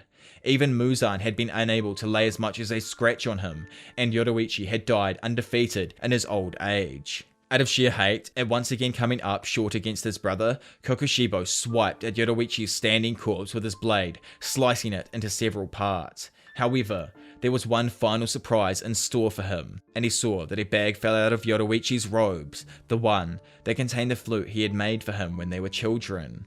Seeing that his brother had still cherished their memories together, Kokushibo tears up, but is also frustrated at his brother's continued excellence. Kokushibo says that he had been unable to forget Yoruichi's face throughout his entire life, despite wishing desperately that he would. He said that Yoruichi had been like the sun, and that people around him yearned for him and to be like him, but their only option had been to fail and vanish away. Recognizing that he hadn't been able to obtain anything, having abandoned everything, he had to emulate his brother, and had even been unable to wipe out his breath style despite killing all those who knew its forms alongside Muzan. Kokushibo finally disintegrates away as he wonders why he had even been born, asking Yoruichi this question as he finally faded away. Kokushibo disintegrates away, but Sanemi Shinazugawa continues to blindly charge at him, and Kyome has to stop the Wind Hashira, telling him that the fight is over. He is shocked to see that Sanemi is in fact unconscious, and had been attacking the upper rank in that actual state. Genya, still alive, looks on at the scene and weakly whispers Gyome's name, and the stone Hashira walks up to check on him and is shocked that the boy is still somehow alive. He deduces that it must be due to absorbing a demon, and Genya tells him to focus on treating Muchiro instead. Gyome lays Sanemi next to Genya, who is relieved to see that his brother is still alive. The stone Hashira heads over to Muchiro, who lies lifeless on the ground, staring straight above. The stone Hashira closes his eyes and says that Muchiro had been valiant until the very end, and said that they owed their victory to the efforts of both Muchiro and Genya. Gyome closes Muchiro's eyes shut and says that they would continue onwards to defeat Muzan.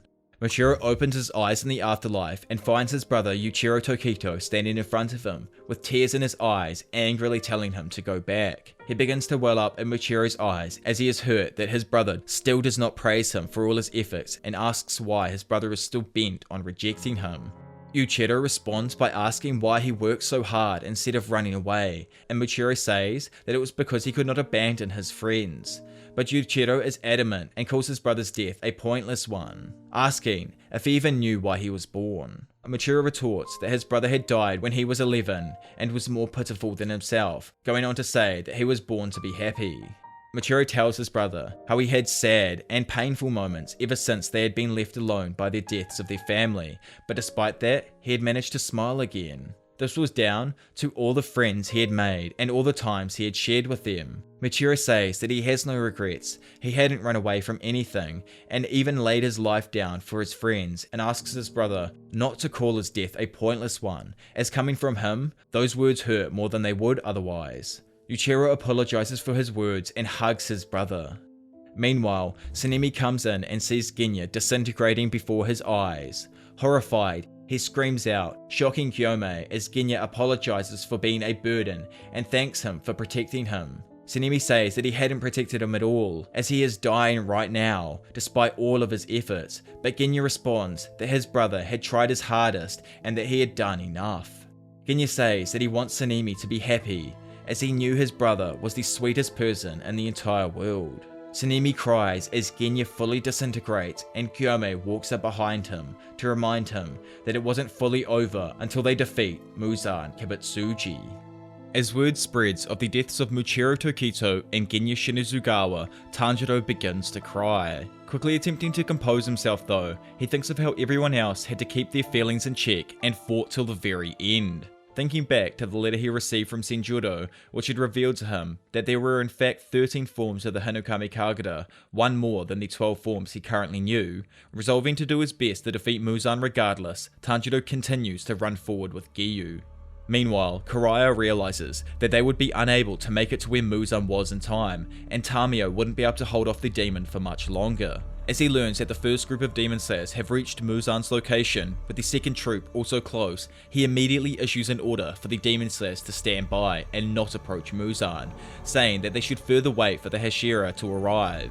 As the first troop stands in front of the capsule of flesh Muzan is locked in along with Tamiyo, they see that they are unable to reach it as it is suspended over a steep fall into the depths of the Infinity Castle, being suspended in a place by outgrowths of flesh from the capsule. One of the demon slayers suggests that they should slice at the outcroppings of flesh. He is interrupted, however, by Muzan bursting out of the capsule with a jump. The demon kills the entire first troop in mere seconds as Karaya reiterates his orders for the troop to maintain its distance, as they would only serve as food for Muzan to recover. The crow's cries are wasted, however, as the entire troop has already been killed by Muzan, and he also strikes at the crow, beheading it in one stroke. He says that when one lives for 1,000 years, they lose the feeling of enjoying the taste of their food. But now that he was hungry, he found the taste of his victims to be incredibly delicious. He thanks Kagaya Ubiyashiki for unwittingly preparing this feast for him, and says that he was unaware of which of his children led the Demon Slayer Corps now, but they were quite superb. Thinking that he might turn the new Oyukata into a demon to replace his now dead subordinates if they bowed before him, a mouth on the palm of Muzan's hand finishes eating, and he holds up Tamiyo's severed head. Karaya orders the second troop to retreat at once to prevent Muzan from recovering any more of his strength by eating more people. Meanwhile, Muzan gloats at Tamiyo and says that her medicine to cure demons and turn them back into humans had failed, as the woman responds that this would be the day where Muzan would finally go to hell. the demon flippantly responds that hundreds of people had said those same words to him before, but they had yet to come true. Tamio tells him to give back her husband and children, and Muzan coldly looks at her and says that in that case she could go and join the family that she had killed, as he crushes her head in his hands.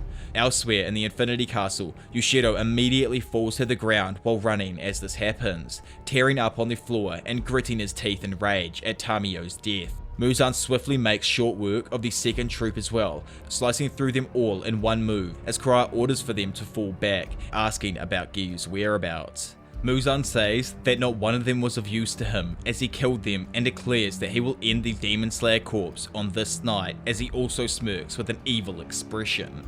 Karaya Ubuyashiki panics and regrets the great loss of life to all the Demon Slayers who had been slain by the newly reawoken Muzan, blaming himself for the failure.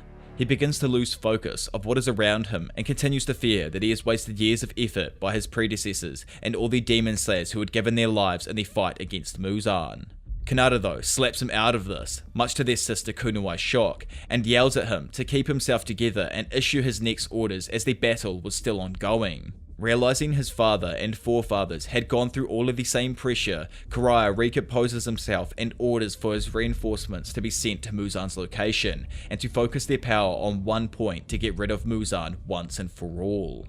Kanata heads back to her seat, and Karaya thanks both his sisters for being there to support him, as they both tearfully accept his thanks. A crow announces to the other Demon Slayers that Muzan has been revived and passes on Karaya's orders for all the other Hashira to gather immediately. Mitsuri is shocked to hear the news, as Obanai curses the fact that he and Mitsuri are being held back by Nekime, while the others had already slain the upper rank, even at the cost of Muchido and Genyu's lives. Mitsuri is confused at the order they have received and wonders if that means that they should meet up with the other Hashira, and leaves Nekime alone. Suddenly, she is whisked away by the hem of her cloak by someone, as Nekime plays her biwa again. Meanwhile, Muzan, who was standing amidst the corpses of all the Demon Slayers he had killed, is suddenly teleported into a large room with Tanjiro and Giyu joining him.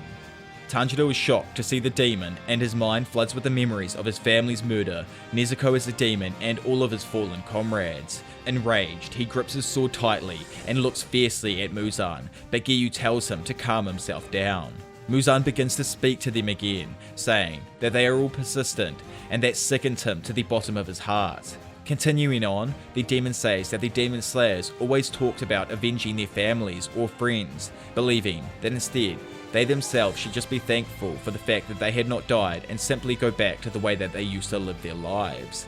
Tanjiro is shocked at these words and asks Muzan what he is saying, as the demon compares himself to a natural disaster, saying that no one saw vengeance on earthquakes or storms when they killed people, concluding that the dead could not be brought back to life and that they should all just go back to earning their daily wages.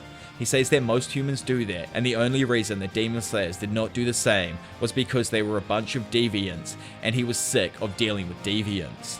Muzan says that he is the only one who truly wanted this state of affairs to come to an end, as Tanjiro comes to a boiling point and says with a calm, seething rage that Muzan was a being that should not be allowed to exist. As Tanjiro stares down Muzan, the young Demon Slayer notes to himself how this is the first time he has ever felt such sheer rage at any living being.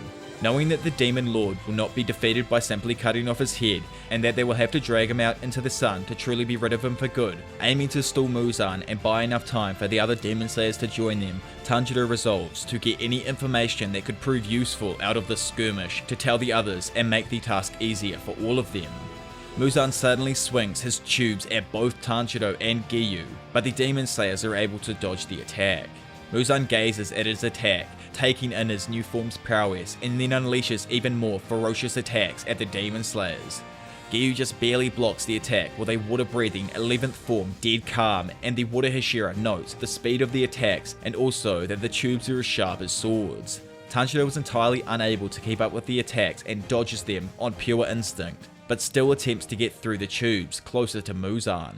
He manages to do so, but before he is able to attack, Muzan, the demon, slices at him and manages to cut his eye. Giyu comes in close to scoop Tanjiro up and away from Muzan, warning the boy not to get too close, saying that Muzan is far stronger than an upper rank and that it is best to keep their distance, as beheading Muzan will have no effect. Muzan asks if 3 Hashira are really enough to accomplish this task. The Count takes Giyu and Tanjiro by surprise as Muzan continues on saying that Obanai and Mitsuri had already been killed by his subordinate Nakime, as he had seen through her eyes. The Demon Slayers dodge another wave of attacks from Muzan, and Tanjiro urges himself to not become a burden now that he has lost an eye. Attempting to use his smell to keep up, Tanjiro is shocked as he finds that Muzan's attacks are so fast he is unable to even smell them. Finding himself unable to keep up his breaths, Tanjiro's new blind spot gives him a harsh reminder of the existence as he smacks into a wall on his right side. Giyu calls out to the boy as Muzan launches attacks his way. Suddenly, Mitsuri bursts into the scene by breaking through the wall behind Muzan, and the demon and Giyu look on in shock at the fact that she is still alive. Unleashing a love-breathing 6th form cat-legged winds of love, Mitsuri looks on dumbfounded as Muzan shrugs off the attack with ease and doesn't even take a scratch from it. While this happens, Obanai picks up Tanjiro and orders for him to fall back instead of being a burden, in which Tanjiro is grateful that Obanai and Mitsuri are still somehow alive. Obanai does a double take in shock, telling Tanjiro to worry about himself first. Looking on, Muzan wonders how the 2 Hashira he had seen to be dead could still be alive. He yells Nakime's name, asking what is going on, and Yushiro responds to him, saying that he is controlling her right now. The castle begins to shake violently as Yushiro yells with tears in his eyes that Muzan had committed the gravest sin in the world by killing Tamio, and declares that he will wipe the demon lord from the face of the world. The Hashira battle Muzan, but the site of their battle repeatedly changes within the Infinity Castle, and Mitsuri begins to get dizzy. Muzan snarls at them, and the love Hashira cows in fear, wishing for Gyome to arrive and aid them, saying that Yushira's plan to have them pretend to be dead was now in shambles, and that Giyu and Tanjiro were in greater danger than they had realized. Flashing back to Yushiro explaining his plan to her, Mitsuri recalled how the demon told her to cooperate with him if she wasn't an idiot. She said to herself that she wasn't one, agreed, and Yushiro told her to distract Nakime so that he would be able to sneak up behind her and take control of her mind, to show her a false vision to feed Muzan of all of the Hashira being dead, so that they would be able to storm him at once with him being caught unaware. Mitsuri is amazed at this ability of his and tells him so. Back at the battle with Muzan, the landscape continues to rapidly change as the Demon Lord identifies that Yushiro is controlling Nakime. He attempts to wrestle back control of Nakime's mind from Yushiro and manages to weaken the young demon's hold, even beginning to spread his cells to Yushiro's hands. A demon slayer next to Yushiro offers to be eaten by the demon to strengthen him and give him a better chance against Muzan, but Yushiro fiercely rejects this notion. Muzan's attention is suddenly brought back to the battlefield as Giyu and Aguro attack him with water-breathing 4th form Striking Tide and serpent-breathing 1st form Winding Serpent Slash respectively. Yushiro begins to fight back while Muzan is distracted and manages to have Nakime change the battlefield again, leaving Muzan and the Hashira falling. As he falls, Muzan reaches forward and clenches his fist, destroying Nakime's skull. Sensing that the castle will soon collapse, Yushiro attempts to transport all of the Demon Slayers out of the castle before it is destroyed. The floor reappears beneath them all again as the Demon Slayers continue to fight against Muzan and dodge his attacks. Tanjiro gets hit by one of the attacks and his right shoulder begins bleeding. The castle begins to creak and Obanai senses that it will soon be destroyed, noting that if it happens then only Muzan would survive. As Mitsuri notices that they are all being pushed upwards, Muzan launches an attack at her, taking her completely by surprise. Tanjiro rushes forward though to intervene and swings his blade, flinging a Demon Slayer's broken sword straight into Muzan's head, taking the demon by surprise and infuriating him further. The castle finally stops moving as it bursts through the ground to the outside, flinging them all to the surface. Tanjiro regains consciousness and sees the night sky above him, finally back at the surface after Yushiro had worked so hard to get them all there. Realizing that they were in the middle of a city, Tanjiro panics and Karaya Ubuyashiki sweats while saying that they were flung much further than he had expected. He asks his sister how long until dawn, and she tells him that there is still an hour and a half before daybreak. Karaya's eyes widen at the knowledge that there's still so much longer left. A crow tells the Demon Slayers how much longer they have left until dawn, and taking note of the fact, Tanjiro looks around to confirm that his comrades are doing alright. Relieved that the Hashira who had been with him are all safe, Tanjiro moves out to find Muzan. Suddenly, the Demon Lord bursts through a pile of rubble, sending it flying in all directions. Enraged, Muzan taunts the Demon Slayers and dares them to keep him there until dawn if they can even do so. He launches a wave of attacks that the Hashira all evade and then begin to attack Muzan. Obanai with the serpent-breathing third form Coil Choke, and Mitsuri with her love-breathing second form Love Pangs. Giyu then attacks with the water-breathing 8th form Waterfall Basin. Obanai manages to slice through Muzan's neck, but is surprised to see that his blade goes through the demon and is unable to leave any damage. He realizes that he is regenerating the instant they damage him. At once, Muzan resumes his attacks on all the Hashira. However, he is pushed back by the junior demon slayers who wish to give their lives to take out Muzan. All of them begin attacking him together and quickly make an opening for those who are able to fend off Muzan, giving them a chance to survive. The Hashira are horrified at the chaotic battle scene and their subordinates being killed one by one to protect them. Tanjiro struggles for air, unable to keep fighting due to the pain of his words. Muzan explains that those who die immediately from his attacks are fortunate, for even a wound would be fatal. Those who die from them will suffer a greater pain. He nods towards Tanjiro as the boy lies on the ground, writhing in pain with a tumour growing out the entire right half of his face. Saying that he mixes his blood into all of his attacks, Muzan tells Tanjiro that he won't become a demon since the concentration of his blood in his attacks is too high. He would be poisoned instead, destroying Tanjiro's cells and ending him. Tanjiro continues to writhe in pain, grabbing his throat as Muzan confidently declares that the boy is dead.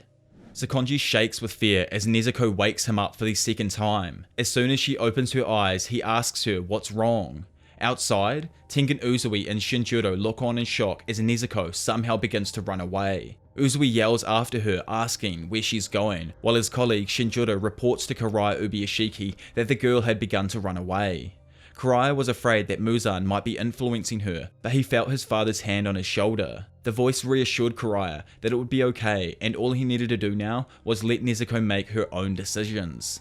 Karaya ordered them not to follow her, to their initial consternation, as if she were caught by a demon, they would be able to retrieve her. However, he tells them with tears in his eyes that his father had told him it would be alright. Nezuko is faster than Sakonji, and he loses her just as she leaps off a cliff after being pointed in the direction by her father's ghostly appearance. As she lands safely, Sakonji is shocked to see that Tamio's medicine to make her human again had not worked. Elsewhere, Giyu, Obanai and Mitsuri continue to battle Muzan, who had manifested his malevolent presence over Tanjiro's face. The tumour can be seen growing just above his eye. They are all struck by this, but Muzan unleashes another flurry of attacks and commends them for still being able to move. However, those with Demon Slayer marks would not fall so easily. Mitsuri's wound flares as she is unable to move, yelling at her companions to protect themselves. Muzan's outstretched whip is suddenly cleaved off by Gyomei to Mitsuri's relief. The Stone Hashira apologizes for being late as Muzan recognizes him as the demon who slew Kokushibo. He is suddenly taken aback as he is sliced clean down the middle from behind by Sanemi, who also flings a few bottles of oil towards the demon, who slashes them and gets drenched in the liquid. Sanemi backflips away and lights a match midair, throwing it towards Muzan, setting the demon on fire. Muzan cries out that Sanemi played a dirty trick, to which the Hashira responded that it's the perfect fit for the demon, saying he will grind him to smithereens.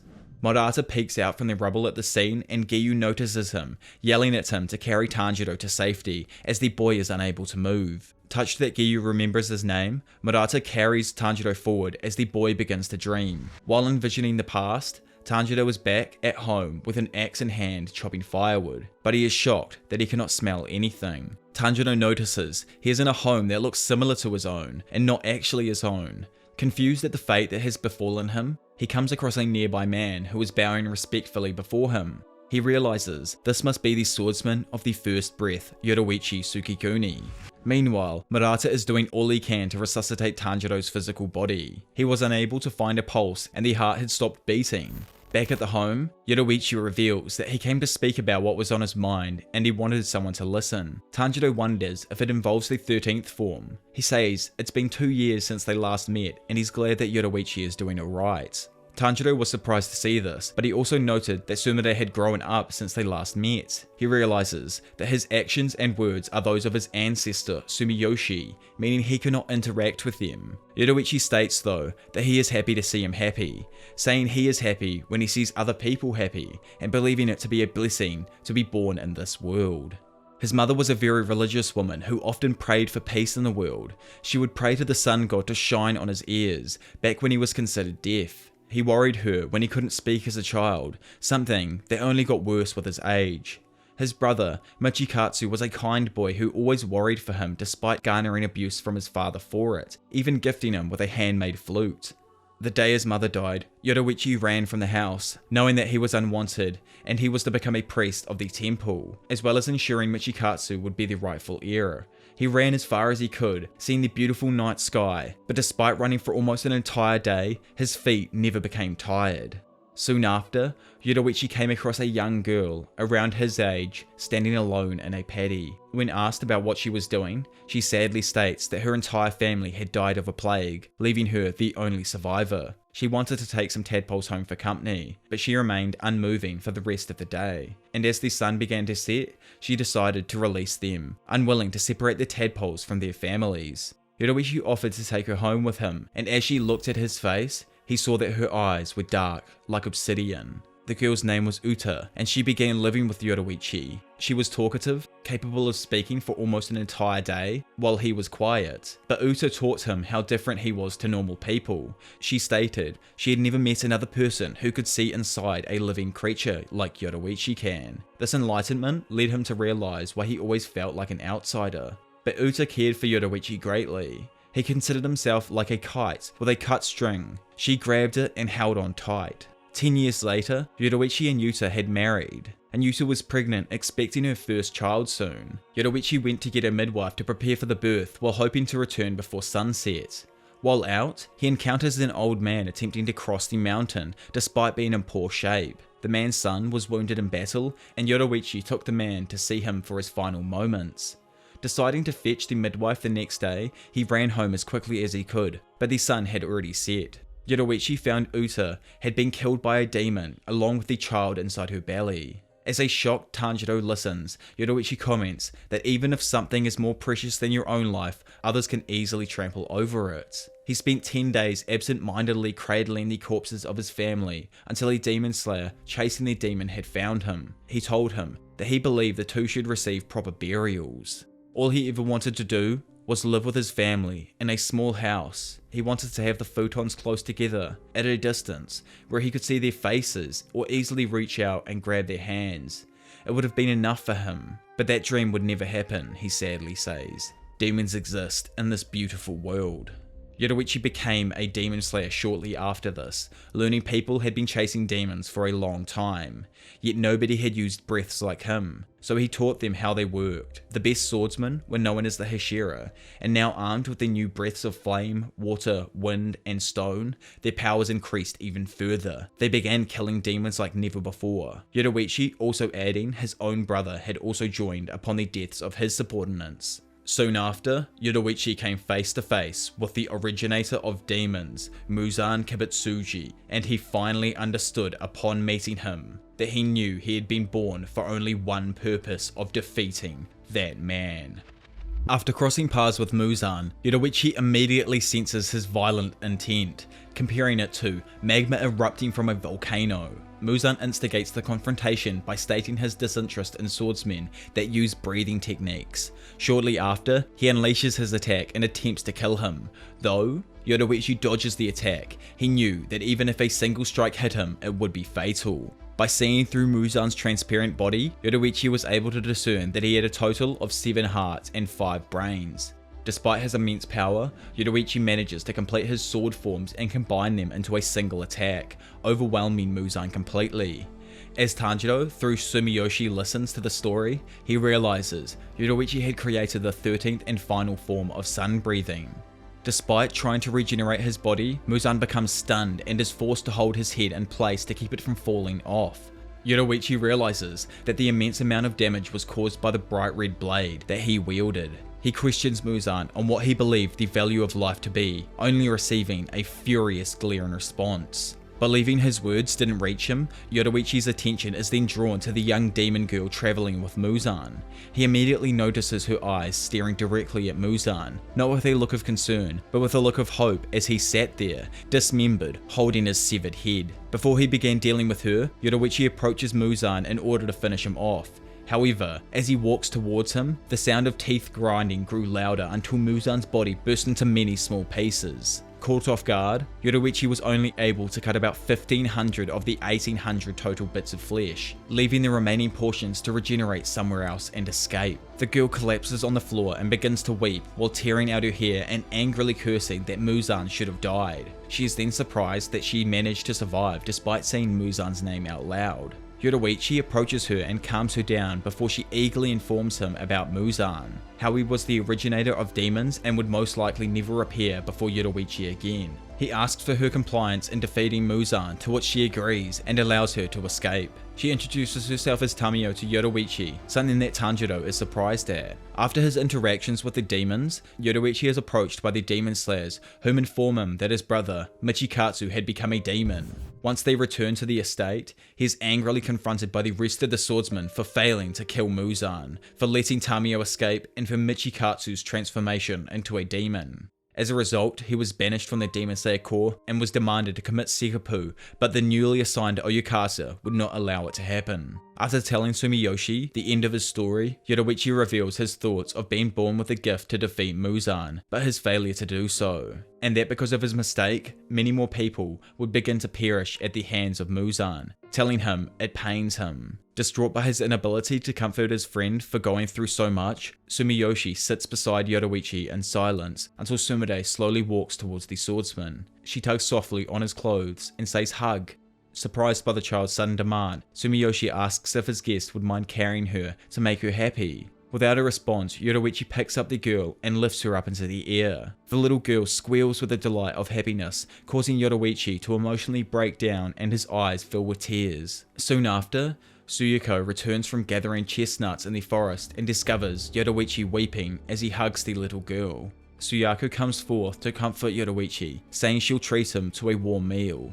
Back in reality, as Tanjiro sleeps, he wishes that Yoruichi's heart would find any form of peace after hearing everything that the man had to go through. After a series of attacks from Muzan, Gyome comments on how he appears to be getting faster, so fast that Mitsuri barely manages to dodge his attacks on pure intuition and luck. Before Mitsuri can land an attack, she realizes that she is getting dragged down by one of Muzan's arms. Another attack from him manages to slice off some of the Hashira's right cheek and injure the shoulder of her right arm. Obonai jumps to rescue her, and with the help of Sanemi, Giyu, and Gyome holding Muzan back, he is able to carry her to another demon slayer. He commands the slayer to find Yushiro to treat her injuries, and the slayer agrees. However, Mitsuri insists on fighting, but Obonai doesn't allow her.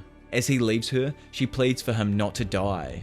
As he's running, Obonai contemplates the number of people that have had to die, all because of the existence of demons. At first, he wishes that he and Mitsuri had met under normal circumstances, but takes it back, saying that he would rather die and cleanse himself of the filthy bloodline he carries within him. His bandages fall behind him as he's running to reveal the slits across his cheek. In a flashback, it is revealed that his family stole and lived a luxurious life from it. Obonai was the first male born into the clan in over 370 years and was confined to a cell because of this. He would have died earlier if it wasn't for his different coloured eyes, as the demon living there with the lower body of a serpent decided that he should grow to a more satisfying size before she'd eat him. She was also the one who ordered the other females of the clan to cut the sides of his mouth to resemble her. As Obonai was trying to get away, Kaburamaru, his snake friend, had strayed inside the cell before their escape. Using a hairpin, Obonai slowly cut away at the wooden cage, and they were able to slip out soon after. Because of him, the serpent demon killed everyone else in the clan, and tried to kill Obonai, but Shinjuro, the flame Hashira of the time, cut her head off, saving Obonai and his female cousin. By becoming a demon slayer, he felt as though he could become a better person, even though the souls of the dead family members always dragged him down.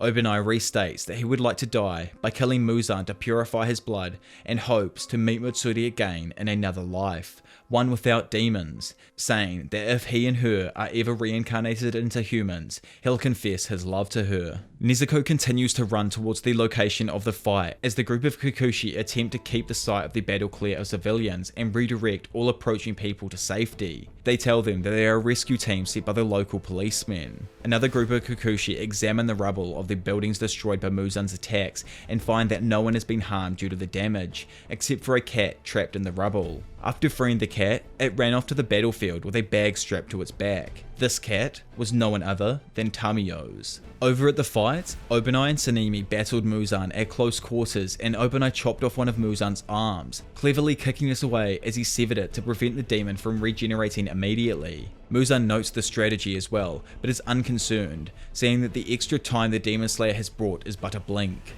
Muzan attacks Obanai with his whip, and the Hashira rues all the energy he is having to waste just to avoid the mouth of the whip. He assuredly thinks that he will only allow himself to faint 1 second after dawn, as every second is precious and has been bought with the lives of all of the members of the Demon Slayer Corps. Giyu begins to weaken as a result of the venom he has received from all of Muzan's attacks, and his sword is whipped away from him by one of Muzan's attacks. Obanai and Gyome intervene, slicing the creature, with Sanemi grabbing his sword and throwing it near the water Hashira and yelling at him to focus, or else he will kill him himself. Giyu gratefully grabs the sword and performs the water-breathing third form flowing dance, resolving not to back down and keep fighting until the very end. Muzan admits that they are more resilient than he had expected, but is unconcerned as it is only a matter of time before his venom kills them all, long before dawn. The Hashira continue to struggle against Muzan as the poison continues to weaken them, until suddenly Tamiyo's cat jumps onto the scene and injects its cargo, vials of antidote to Muzan's poison. It manages to file all the vials at the Hashira, and they immediately begin to inject the antidote into them. As this happens, Muzan slices the cat into pieces. Sanemi smiles as he notices his tumors disappear, and Gyome also notices his frenzied pulse and constant pain vanishes. The Hashira are able to fight with more ease again, which Sanemi is thankful for. Gyome notes that it is possibly just a temporary cure for the symptoms, but that they are fortunate for such an event to actually happen. Muzan quickly deduces what had happened and realizes Tamiyo had done it, cursing her for being a thorn in his side, even in death. With immense fury, he launches a frenzied attack that creates multiple craters in the landscape ahead of him. The Hashira all barely manage to dodge the attack, with Obanai wistfully thinking to himself how his contribution has been the lowest, wishing he could land more crucial blows. Thinking that when one's life is in danger, one is able to exert explosive strength. He reflects back on how before he had never lifted anything heavier than a pair of chopsticks, and his biggest task was escaping a prison cell. He couldn't believe it himself when he had successfully done so, and thought of what Michiru did in his final part against Kokushibo by changing the colour of his sword. According to the crows, all he would have been able to do was grip his sword tightly, saying he had been shocked when he heard about it, and at first believed it had changed colour due to a rise in temperature. However, now he realised that to obtain a bright red blade, he would have to grip his sword with all his might and grit his teeth. He put all his strength into gripping his sword, and it slowly began to shift from its usual colour to a bright red. Obanai reflects on how he saw stars in his peripheral vision when he saw the bright red blade and realised he had made a mistake. Recognizing that he had been too fixated on tightening his grip on his sword and gaining the bright red blade to the point he had almost passed out due to lack of oxygen. He is brought back to Earth with a yell from Sanemi, who warns him to watch out as Muzan launches an attack his way, noting that even if one of them falls, it will increase the burden on the others. Obanai tries to stand up and fight, willing himself to make up for Mitsuri's absence. However, he has lost feeling in all parts of his body except for his sword hand. Giyu attempts to intercept Muzan's attacks, but he isn't able to outpace the demon's blow. Suddenly, he looks up and sees Obanai in the air, having somehow successfully dodged the attack. Muzan sees this and attempts to attack him in midair, but is shocked to see the serpent Hashira dodge easily again. Further surprised at his right arm and whips being cut off seemingly from nowhere, Muzan notices that there is an odd kind of cut that could not have been made by the weapons of those that he is fighting. Muzan forcibly regrows his severed limbs with a delay, then resumes his attack to stop Gyome and Sanemi from getting in too close. He is further surprised as his left arm is chopped off as a result of a similarly mysterious cut. Muzan deduces that it has to be from a blade with jagged edges, and realizes that someone else is present who is also aiming to destroy him. Quickly assessing the new threat, Muzan analyzes his surroundings, saying that even if a spell from Tamiyo's demon could make someone invisible, it could not erase their traces of existence. Though he is unable to see any silhouettes through the dust clouds, Muzan is still able to hear the air parting in some areas, deducing that there are 3 hidden attackers around him. He slices at their approximate locations and is able to land a hit on all 3 of them. Inosuke, Kano, and Zenitsu suddenly pop into view as Muzan's attacks slice off the seals on their their heads. They are taken aback at how quickly he was able to find them out, but Gyome is pleasantly surprised to see that they are all still alive. Inosuke boasts that he won't die and that he has plenty of seals to spare. Muzan unceremoniously interrupts Inosuke's monologue and swipes at him with a whip, but his attention is drawn back to himself mid-attack as Obanai slices off both of his arms. He is displeased at the time it takes to regrow from these attacks by a bright red blade, and Sanemi is heartened as he notes this fact to his companions. Kano and Zenitsu hurriedly put on new seals and attack Muzan with flower-breathing fourth form Crimson Hanagomoro and thunder-breathing first form Thunderclap and Flash. Enraged, Muzan calls them a bunch of pesky flies, saying that they have nothing but pitiful tricks. But he is interrupted by Obanai, who attacks him with serpent-breathing third form Coil Choke. While this happens, Gyome thinks to himself that this addition to their numbers and Obanai manifesting a bright red blade has helped them, and it also allows him to concentrate more. The Stone Hashira clangs his weapons together, and upon impact, both of them change colour to a bright red. He swings at Muzan and knocks off his entire left shoulder, exposing his spine. The demon pauses and Sanemi yells Giyu to prepare himself as he swings his blade at Giyu's, turning both of their weapons bright red as well. A crow arrives overhead and announces that dawn will break in 1 hour and 3 minutes. With this, Sanemi declares that there is no problem as they will chop Muzan into pieces. Yushiro injects Tanjiro multiple times with the antidote to Muzan's poison, made by Tamio in an attempt to rejuvenate him. The demon slayers around him ask if injecting Tanjiro so many times is safe for him. He quietens them and says that his condition has been worsening since Muzan struck him. The demon slayers try to free Tanjiro's katana from his hands, but he has a very tight grip on it, so they fail. Yushiro takes this as a sign that Tanjiro still has the will to fight, and suddenly the demon slayer holding Tanjiro's head yells out, saying that he had felt his pulse return. They attempt to wake him up, and when one of them mentions that Muzan might get away, they are all left completely stunned as Tanjiro's katana begins to creak as his grip on it tightens considerably and he jolts back awake. Back at the fight with Muzan, a Kikuchi, hidden out of sight, peers over to see how things are faring, and gets hope that they might hold out until dawn. Gyome cleaves off the left half of Muzan's torso, and Sanemi rushes over to a pile of seals on the ground and puts one on his forehead.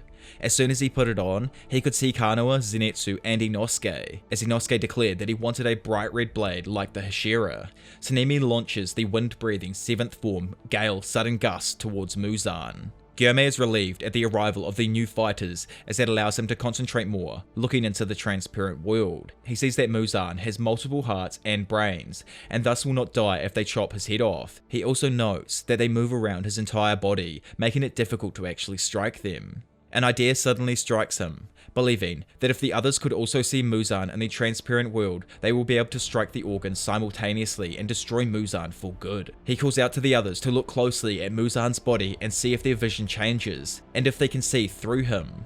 For an instant, Obanai is able to do so and is shocked at the sight. He doesn't have long to ponder this idea, however, as Muzan launches a devastating attack in all directions and crushes everything around him, flinging everyone into their surroundings. The Kikuchi is shocked at the sound and looks over again to see what had happened, and is dumbfounded as he sees Muzan standing on his own and the surrounding area having sustained heavy damage. Looking right next to him, he is even more baffled as he sees Gyome knocked into the building he is hiding behind and that he had lost his leg. His horror only grows as he sees Sanemi has been flung into the upper story of a tall building, while Obanai, Zenitsu and Inosuke are all unconscious in the rubble, and Giyu's sword arm has been severed. Kano's sword falls to pieces as her seal falls off and she falls to her knees, with Muzan right in front of her. She tries to urge herself to stand up and attack him, but she can only stare transfixed at him in fear and shock. The Kikuchi rushes from his hiding place to attack, but Tanjiro interrupts Muzan's attack with the Hinokami Kagura, Beneficent Radiance, cutting off Muzan's arm. The remaining stump of flesh sizzles. Muzan looks at it in concern, as it does not grow back immediately, while Tanjiro apologizes to Kanoa for being late. Handing her off to the Kikuchi, he turns to face Muzan, as he says that the boy looks positively awful, and taunts him by saying that in his current condition, it is difficult to tell who the demon is between the two of them. As he gazes at the boy, Muzan is reminded of Yoruichi and says that he makes his skin crawl, and Tanjiro challenges Muzan, saying that they should finish it all. Tanjiro thought about how his understanding drastically changed after seeing the proper forms of the Hinokami Kagura with his own eyes. He noticed wasted movements and the variation of the angle of his wrists, differences in footwork and the intervals between breaths. He said that Yoruichi was a quiet and simple person, and when Suyaku asked him to show her the different forms, he obliged. Sumiyoshi made sure to memorize all of them, searing them into his memory, left breathless by the beauty of the movements. When he finished demonstrating, Suyaku and the children were overflowing with excitement, and Yoruichi bowed his head in embarrassment. Sumiyoshi asked Yoruichi to come back someday, but when they parted, the Demon Slayer gave his Hanafuda earrings to Sumiyoshi, who realized that this meant he would never see his friend again. This brought tears to his eyes, and he yelled out to Yoruichi as he left that they were grateful for him, for saving their lives, and they would continue on his legacy. Shouting that Yoruichi's life was not without value and that he shouldn't feel as if he hadn't accomplished anything, Sumiyoshi said he would pass down the sun breathing and the earrings to his future generations. Hearing all of this, Yoruichi turns around and thanks Sumiyoshi with a beaming smile. In the present, Tanjiro stands in front of Muzan and thanks Yoruichi for his actions, including sparing Tamio, whose own works had aided the Demon Slayers in fighting the demon, and for showing his sun breathing, with which Tanjiro could assuredly defeat Muzan. He thinks to himself at how he had pondered over what the 13th form could be, and how he had noticed the 1st and 12th form had similar names, recalling that his father had told him that if he learned to breathe properly, then he would be able to dance forever. Saying that his suspicions had been confirmed when he saw Muzan's current state, that performing all 12 forms sequentially would complete a ring that would result in the 13th form, Tanjiro plans to attack Muzan by connecting all forms together and continue to strike his brain and heart until dawn. Realizing the gravity of his task, Tanjiro understands how someone such as the Flame Hashira who spoke with Yoruichi about his fight with Muzan could lose confidence, believing that he doesn't have Yoruichi or even his own father's skill, and unsure on how he would prevent Muzan from escaping as he did against Yoruichi. He asks how he can do something even the great sun breather couldn't do. Steeling himself, Tanjiro resolves to try his best, rallying himself to keep his heart burning. He charges at Muzan, who begins to rapidly attack him as he uses the sun breathing. Seeing Tanjiro's attacks remind Muzan of Yoruichi, and he cries out that he is a ghost. He slashes around so violently that the ground around them cracks into pieces, and he lands a hit on Tanjiro, who is pushed back. Meanwhile, Tanjiro notices how Muzan had been able to defeat everyone else. He had 9 whips growing out from his back in addition to his own 2 arms, and he also had 8 even faster whips that grew out of his thighs. Realizing that since the demon could change shape, he needs to stop thinking of Muzan as having a fixed form to avoid being taken by surprise. Tanjiro attempts to combine all the forms to perform the 13th form by using the sun-breathing, dance and raging sun, but is thwarted midway during the fire wheel and pushed back yet again. Unfazed, Tanjiro says that he will connect all the forms as that's how they were designed to be, and resolves to succeed. Muzan notes that living creatures are able to tap into reserves of strengths that they are not aware of to escape death, and looks on to see Tanjiro doing the same in an attempt to connect all 12 forms of the sun breathing. He sees that Tanjiro has turned his blade bright red just as the other Hashira had, but is unconcerned as he says that the Demon Slayer's attacks are nowhere near as powerful as those of Yoruichi's. As the young Demon Slayer connects the sun breathing, dragon sun, halo head dance and fire wheel, he successfully manages to connect 6 of the forms. However, Muzan's organs keep moving within his body, preventing him from attacking his torso. Beginning to feel fatigued, Tanjiro heaves and slows down, but he keeps telling himself to focus on 1 second at a time while connects the sun-breathing fake rainbow and burning bone summer.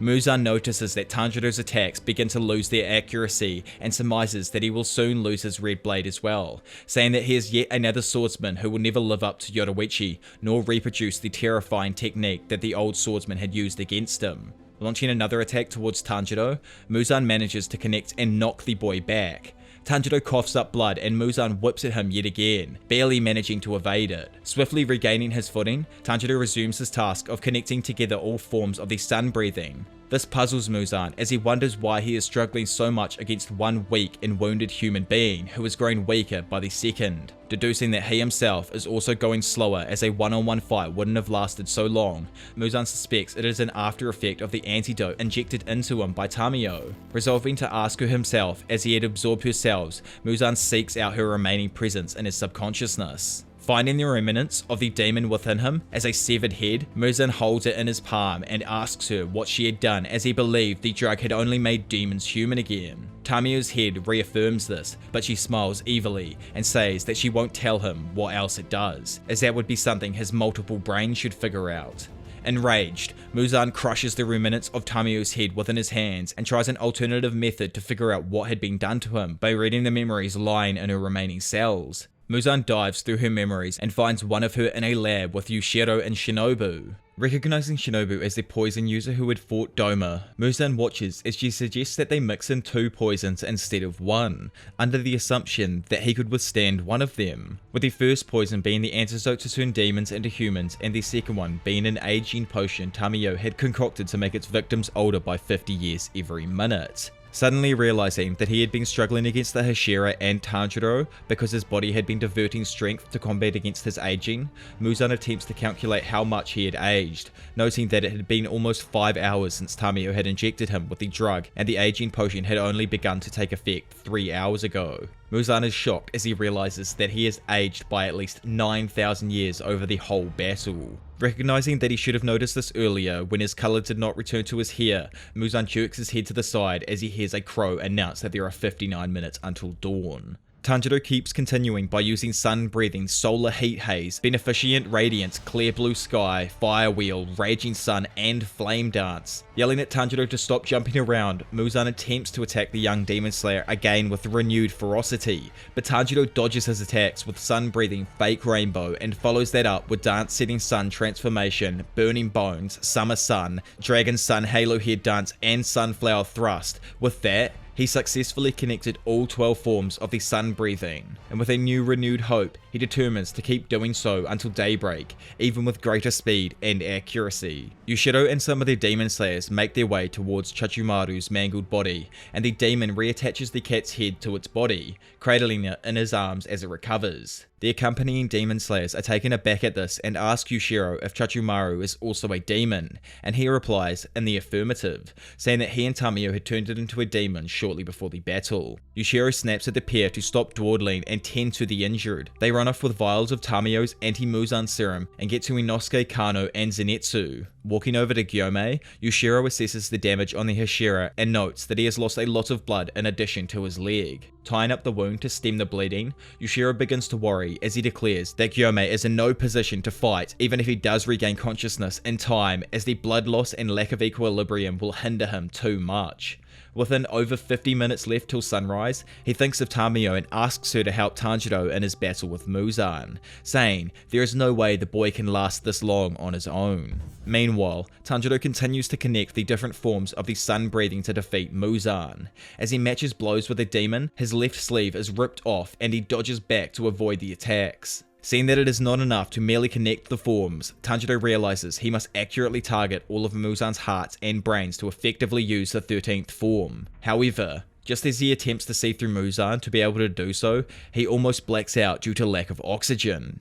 Shocked at this, Tanjiro quickly attempts to regain his bearings and sniff Muzan out instead, but slips and is almost hit in an attack from the demon before Obanai intervenes and scoops him out of harm's way. Quickly dodging all of Muzan's attacks, Obanai successfully carries Tanjiro out of danger, with the demon left angrily exclaiming at their constant resistance, asking why wouldn't they just die already. Tanjiro's vision clears up, and he is able to see his rescuer, and he is overjoyed to recognize the striped Haori of Obanai. This quickly transforms into horror though, as he sees that the serpent Hashira's face has been mutilated with slashes across his face and through his eyes. Mortified, Tanjiro asks Obanai if he was injured while saving him, but the Hashira hastily explains that it was during Muzan's attack from before, which had knocked out all of the Hashira. Continuing to dodge attacks from Muzan, Obanai tells Tanjiro to quit worrying about the others as the boy offers to help out and says the vision impairment will not affect him greatly, as one of his eyes has always been weak, and that he has a snake friend Kaburamaru.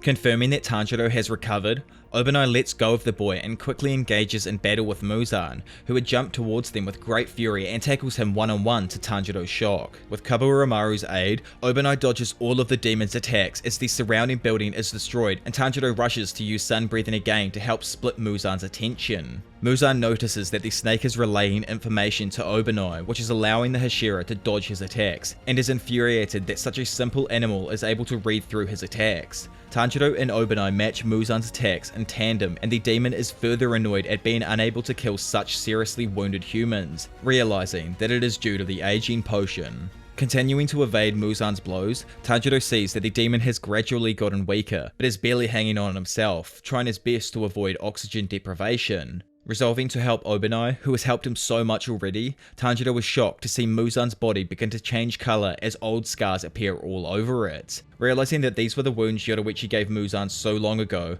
which the demon was never able to recover from, seeing that the demon had been burnt at the cellular level and that the wounds were his weak spots, Tanjiro says that Yoruichi was still showing them the way. Muzan Kibutsuji reminisces over when he first saw Yoruichi, recalling how he had first thought the swordsman to be weak as he exuded no drive or desire to fight Muzan or any hatred towards him. He had never expected Yoruichi would be able to cut off his head and wound him in such a way that his body, right down to the cells, would continue to hurt, as if being hit with sunlight. Continuing, Muzan says it was entirely out of the blue, and no one could have expected it, and that Yoruichi had been the real monster instead of him. Tanjiro rallies himself to take advantage of Muzan's growing exhaustion and newfound weak spots. Noticing that the scars were all moving across the demon's body, Tanjiro concludes that they all mark his heart and brains, and now even though he cannot see through Muzan anymore due to lack of oxygen, he can still locate his organs and target them. Trying to figure out a way to help Obanai overcome his visual impairment, Tanjiro decides to give the Hashira one of Yushiro's seals, and suddenly a crow announces that there are 40 minutes left until dawn. Upon hearing this, Muzan immediately dashes away, leaving the battle, in an attempt to secure himself away from sunlight. Tanjiro quickly yells this out to Obanai, who remembers that Muzan is not like a human who would act on emotion, and that he would cling to his life first and foremost. Muzan begins to further the distance between himself and the Demon Slayers, much to Tanjiro's frustration, and suddenly passes through a crowd of Demon Slayer corpses, trampling on them in his way. This frustrates Tanjiro, who reaches the corpses and begins throwing all their swords straight at Muzan, who quickly slices through all of them, with great concern as piercing attacks would be far worse for him than slashes in his current state. The demon comes to an abrupt halt as Obanai drops from above and stabs him through the top of his chest, jumping away just before Muzan's whips can swipe at him. Tanjiro slices at the whips with sun breathing to ensure Obanai's safety, but has to throw away Yushiro's seals while defending from Muzan's ferocious attacks. He yells at Obanai to jump to his right to grab them, but is relieved as Kaburomaru snatches them out of the air and Obanai takes them from him and wears one. Being able to see better than before, Obanai begins to more effectively attack Muzan, who begins to pant. Realizing that his strength will soon give way, Muzan becomes truly concerned, as far away, Nezuko reaches the outskirts of the town where the battle is going on, with one of her eyes having gone back to the way they were when she was human. Nezuko slowly makes her way, panting towards the town where the battle with Muzan is underway. Suddenly, she flashes back to her memory of Muzan's attacks on the Kamado family. After he had attacked all of the members of the family and seen that they had all apparently died due to his attacks, the demon notes that even with a small dose of his blood he had kept in his attacks, none of them had been able to become demons, saying that it would be difficult for him to make a demon who could withstand the sun. Muzan left the Kamado house, unaware that Nezuko had survived. More memories flood into Nezuko's mind as she sees the visions of the people and events she and her brother Tanjiro had encountered during their journey, including Giyu, Sakonji, Yushiro, Zenitsu, and Inosuke. She collapses to the ground, unable to keep walking, and more memories flash through her brain of the Hashira meeting and Tanemi attempting to lure her into attacking him for his blood, and finally her memory of Kagaya. She remembers the time at the Butterfly Mansion and meeting its residents, including Shinobu, who during her stay once offered to give her a closer look at the goldfish next to her. Nezuko thinks back to their adventures with Kyojuro, Tengen, and their time at the Swordsmith Village. Finding her footing, Nezuko stands up, with her hand transforming back to a human hand as she gets up. With another memory of her brother's hand, as he told her that he would save her no matter what, Nezuko holds her head, sweating and grunting profusely as she turns back into a human, declaring that she is Nezuko Kamado, whose family was killed by a demon. Meanwhile, the battle with Muzan rages on as the demon rues the fact that he has still been unable to finish off Tanjiro. Sensing that the other Hashira are slowly reviving, Muzan curses the Demon Slayer core, saying that they are like linked beads of rosary which had always been there trying to end him. A crow announces that there are 35 minutes left until dawn, and upon hearing this, he attempts to split himself into several pieces, the way he had done in his fight with Yoruichi. Tanjiro recognizes this technique and realizes what Muzan is about to do, calling out to Obanai, telling him Muzan's plan, secretly worried that if the demon successfully managed to split himself, then they would be unable to stop him. However, Muzan finds that he is unable to do so and quickly realizes that this is yet another side effect of Tamio's medicine. He is shocked yet again as he suddenly coughs up blood, and Tamio tells him that there were 4 ingredients to the medicine and that when the first 3 had weakened him, the 4th would take effect. The 4th being the destruction of Muzan's cells, with Tamio saying in Muzan's head with an eerily menacing grin that the death he hated so much throughout his life was now terrifyingly near.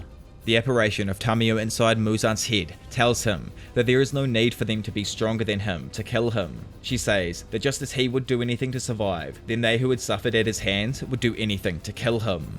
Muzan notes that in regular circumstances he would not be concerned at the bright red blades of demon slayers, as they were all weaker than the bright red blade of Yoruichi, and the regeneration would not be so exhausting for him. He curses the medicine injected into him by Tamio, as they now render him susceptible to such exhaustion and make the attacks of the demon slayers far more potent than they normally would be. Realizing the poison is different from the one used on Doma, Muzan notes that it will take some time for him to analyze the compound and counteract it. Suddenly, he freezes and stands still, looking at the sky.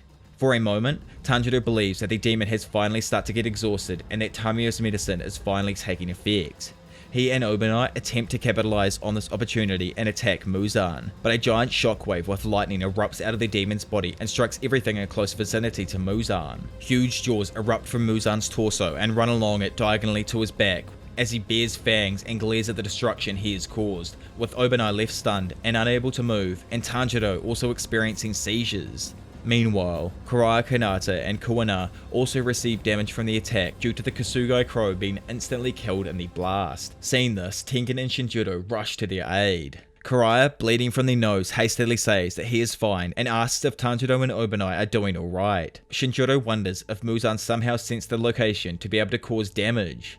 Kuwanai announces that there are 25 minutes left until dawn, and Kuraya asks the Demon Slayers to hang in there, and that a final victory over Muzan is within their grasp. Tanjiro is still unable to get up and wonders if his lungs were damaged in the attack, seeing Muzan walk away in anguish. However, the demon stops in his tracks as Inosuke jumps in front of him, saying that Muzan had really done it now, and that he wouldn't stand for it any longer. Enraged, Muzan attacks Inosuke with Tanjiro calling out for him, but he is only able to weakly flail his whips about. Panting, Muzan realizes that he has become too tired after using the shockwave as Inosuke, huffing and wheezing himself, says that Kyome had lost his leg trying to protect them and that Giyu has lost his arm. Continuing, he tells the demon that he had taken the lives of the other demon slayers he had shared meals with, and Inosuke demands that he give them all their lives back, and tearfully says that if he couldn't, then he would pay for it with 1,000,000 deaths. Muzan launches an attack at Inosuke, who manages to jump right out of the way, but just as he lands, Muzan sends his right arm whips into the ground to catch Inosuke from below, managing to ensnare the demon slayer. Tanjiro attempts to get up and help his friend, but is unable to, and says that he will die first. Suddenly, Inosuke is saved by Zenitsu, who slices through Muzan's arm whip and says that Tanjiro is still alive, as he can hear his heartbeat. Yelling at Tanjiro to continue fighting and to stay alive, Zenitsu tries to bolster his spirits and tell him not to die so that Nezuko could become human again and they could go back to the house they used to live in. Muzan smacks Zenitsu into the building, but Inosuke quickly slices his whip to prevent any further damage. The demon is infuriated and attacks Inosuke as well, with Tanjiro desperate to help his friends through this fight. Deducing that it could be a blood demon art affecting his nervous system, Tanjiro attempts to undo it by stabbing himself in a non-vital area with his Nichiren sword. The blade sizzles as it enters his body, and Tanjiro prays that it stops the shaking enough for him to help out in the fight. A disheveled Muzan looks on as Zenitsu and Inosuke recover and note that he is unable to raise his arms anymore as both Giyu and Gyome make their way to the battlefield to resume their fight with him, stopping at nothing to finally kill Muzan once and for all.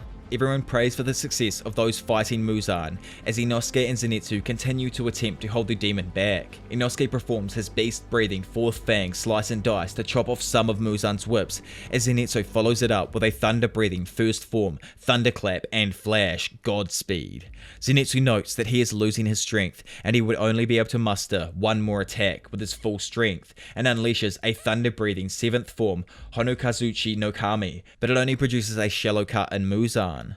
Seeing that only a bright red blade could deal sufficient damage to Muzan, Zenitsu falls to the ground, and Muzan slashes at him. Inosuke intercepts this attack with his beast-breathing 5th fang, Crazy Cutting, following it up with his 3rd fang, Devour, in rapid succession.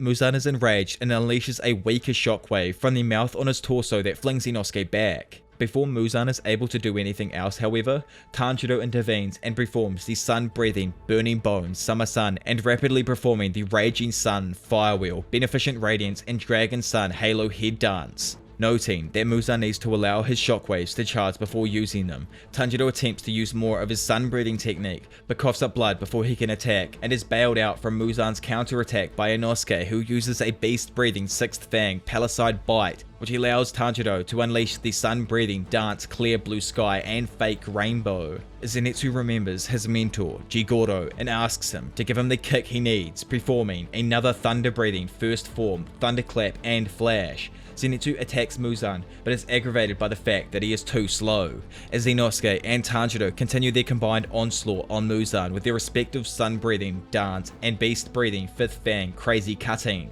Inosuke gets knocked back, but Tanjiro is able to continue attacking Muzan with his sun-breathing Setting Sun Transformation and Dragon Sun Halo Head Dance, with some help from Zenitsu, who takes a blow intended for Tanjiro to allow his friend to continue attacking. Tanjiro manages to perform successive forms of the sun-breathing Dragon Sun Halo Head Dance and Raging Sun to pin Muzan to a wall.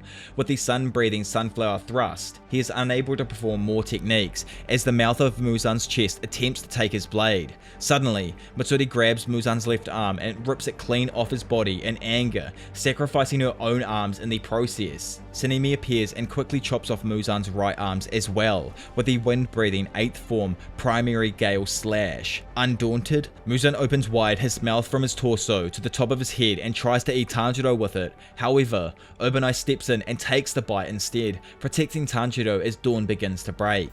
The sun begins to rise as Muzan Kibutsuji is horrified at the sight of it.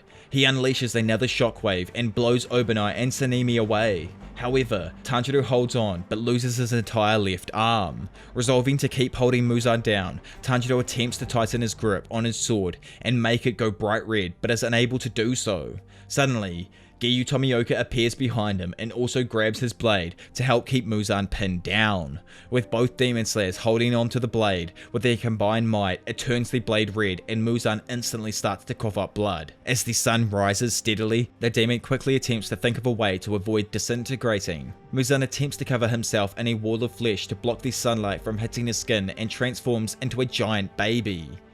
As the flesh grows outward and begins to swallow up Tanjiro, he throws his head back to headbutt Giyu out of the flesh's growth, and he gets swallowed into it alongside his blade as the water Hashira yells out to him. Muzan attempts to crawl away from the scene into some shade, and Kuraya Ubuyashiki orders the remaining members of the Demon Slayer Corps to do everything they could to hinder him. Some lower ranking Demon Slayers throw a bookcase on top of Muzan's head from a building, slowing him down, but he still crawls forward. A pair of Kikuchi ram into him with some cars, yelling at him to die, as Kuraya orders them to all fall back. Muzan crushes the cars and attempts to crawl forward. Finding his way blocked by some tram cars held by more Kikuchi, Muzan attempts to overcome this hurdle as well, as he slowly begins to sizzle.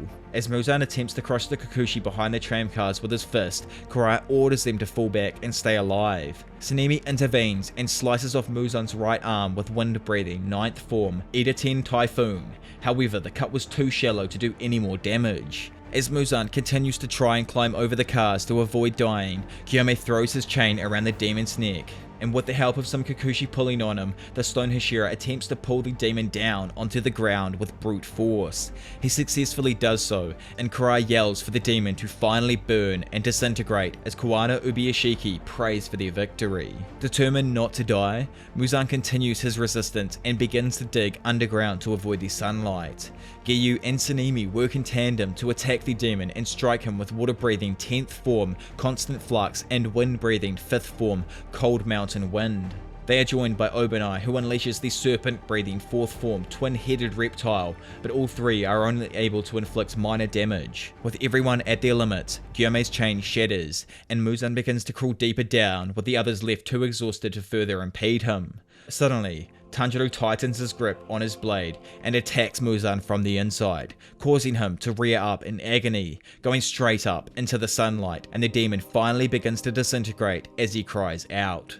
The sun rises on a new day as Muzan Kibutsuji finally disintegrates, and everyone heaves a sigh of relief, crying as their battle is finally over. Kura Ubuyashiki orders for the injuries of the wounded to be tended to before passing out himself. Gyome refuses to accept any help from the junior demon slayers or Kikuchi, and asks for the injuries of the younger fighters to be tended to first, as he knows that his fate is inevitable. He begins to see all of the children he used to care for at the temple appear before him, and they tell him they had always wanted to apologize for the day they had been attacked by the demon, saying that they knew they had hurt him. They explain that they had not intended to run away, but were instead trying to protect him, as he was the blind one. One child says that he was trying to go outside to get farming tools as a weapon, while another says she had been trying to go and call for help. Gyome hears their explanations and accepts them, as they continue on and tell him that they also had a reason for driving out Kaigaku that night, which they would have not told him about had they lived till the morning. Wistfully wishing the next day had dawned for the children as well, Gyome apologizes to them for being unable to protect them. The children tell him not to apologize, saying that they love him and that they had been waiting for him this entire time. Thanking them, Gyome says that they can all now move on together, and passes away with a smile on his face, leaving the Kikuchi in tears. Mitsuri comes to and finds herself in Obanai's arms and asks him if they had won. He tells her that they did, and she is relieved, but tells him that she could not feel anything more and that she would die soon. Obanai responds that he would also be dying soon and that she wouldn't be alone. Anguished at this, she tells him not to die, apologizing for not being of much use in the fights. Reporting though that that was not true, Obanai reminds her of the first time they met, when Mitsuri had gotten lost in the mansion, and she recalls that Obanai had helped her. Obanai rebuffs, saying that it was the other way around, and that she had been the one who saved him. He tells her that despite all of the troubles she had gone through to become a Hashira, she had still been so normal when they had met, and that she was still capable of enjoying the things around her like a regular human being. This had made Obanai feel like a regular boy as well, as he had cherished his time with her, saying that he was sure the other Hashira had felt the same way. He tells her that her cheerfulness had saved many people around her, and that she had not been useless at all. Mitsuri begins to cry and says that meals had tasted better with Obanai, as he had always looked at her with great affection. She asks him if she could be his bride if they are ever reborn, and Obanai replies that she could definitely be if she would have him as hers, and that he would make her happy and protect her. Meanwhile, Tsunemi sees a vision of Genya and his siblings all playing together happily in heaven, but looks around for his mother, who is nowhere to be seen. Turning behind to his right, he senses his mother, Shizu Shinazugawa, standing there, and pulls her hand from the darkness, telling her to join her children. However, she refuses, saying that she didn't deserve to go to heaven, as she had attacked her children. Smiling serenely, Tsunemi tells her that he would go along with her, saying that Genya would be saddened to see him so soon. He attempts to go with her, but her hand is wrenched away by his father, who says that he would be the one accompanying their mother. Tsunemi yells at his father to let go of his mother, but he simply responds that Tsunemi isn't ready to die yet, and that he was extra tough. Tsunemi regains consciousness, and the Kikuchi are overjoyed to see this. Inosuke regains consciousness as well and bites a Kikuchi who attempted to help him while coughing up blood. Zenitsu tells the Kikuchi tending to him to tell Nezuko that he loved her and was brave fighting to the very end, calling her his wife, as others point out that he's actually not married. Giyu gets up and tries to find Tanjiro, but looks forward to see the boy is kneeling, still holding his blade and having bled heavily after losing his arm. The Kikuchi tearfully informed Giyu that Tanjiro was no longer breathing and had no pulse. Giyu was greatly saddened, tearing up and kneeling down in front of Tanjiro. He grabs the boy's remaining hand and apologizes for having failed to protect him. He was always the one who ended up receiving protection. He apologizes to Nezuko for being unable to protect her brother, not knowing that she had arrived at this scene and was tearfully running for her brother from behind him. As death dwells, Muzan Kibutsuji recounts how death had always been close to him, and that his heart had stopped many times, even while he had been inside of his mother's womb. He had been stubborn, but when he was about to be cremated, he suddenly began writhing around and crying for the first time, and thus had been spared. The demon feels relieved as he says that he had finally achieved what he had been waiting to make happen for so long, admitting that what he could do on his own was limited. He thinks of Kagaya Ubiyashiki and concedes that what the master had told him was correct, saying that everything that lives must die, and their only feelings were external. Muzan says that he did not remember even a single human being he had killed, but their feelings had passed on and stayed alive, even managing to conquer him. Being moved to tears at the fact that the feelings of all the people had vanquished him, Muzan is resigned to his inevitable fate.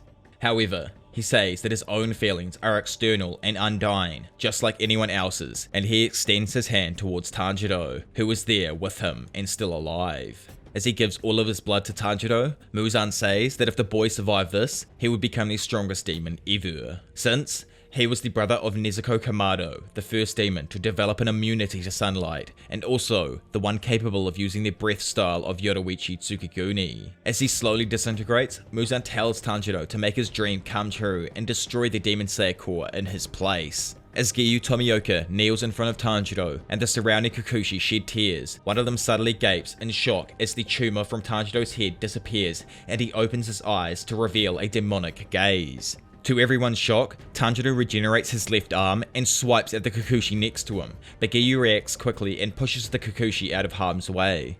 The other Kikuchi look on in fear and ask why Tanjiro is acting in such a manner. The boy stands, drooling profusely, enjoying his newfound fangs and claws. His Demon Slayer mark mutates and goes down to move past the bridge of his nose, with another identical mark growing upwards from the bottom of his neck, almost to meet in the middle, similar to Kokoshibo's mark. Giyu rushes forward and yells at the other Kikuchi to get away from Tanjiro as the boy looks to swipe at him. Suddenly, the sun shines brightly from the sky, and Tanjiro double takes to look at it. He begins to burn and writhe on the ground, with his swipe at the Kikuchi going off target, but still managing to rip off the lower half of his mask. As Giyu gets in front of the Kikuchi, he tells him to run away as he prepares to face this new threat, yelling for everyone who is still conscious to grab weapons and begin fighting. Everyone else looks on from afar with confusion at the sudden commotion, unaware of Tanjiro's fate, when Giyu suddenly announces to them that Tanjiro has become a demon. He says that they need to pin Tanjiro down and burn him in the sun before he could kill anyone.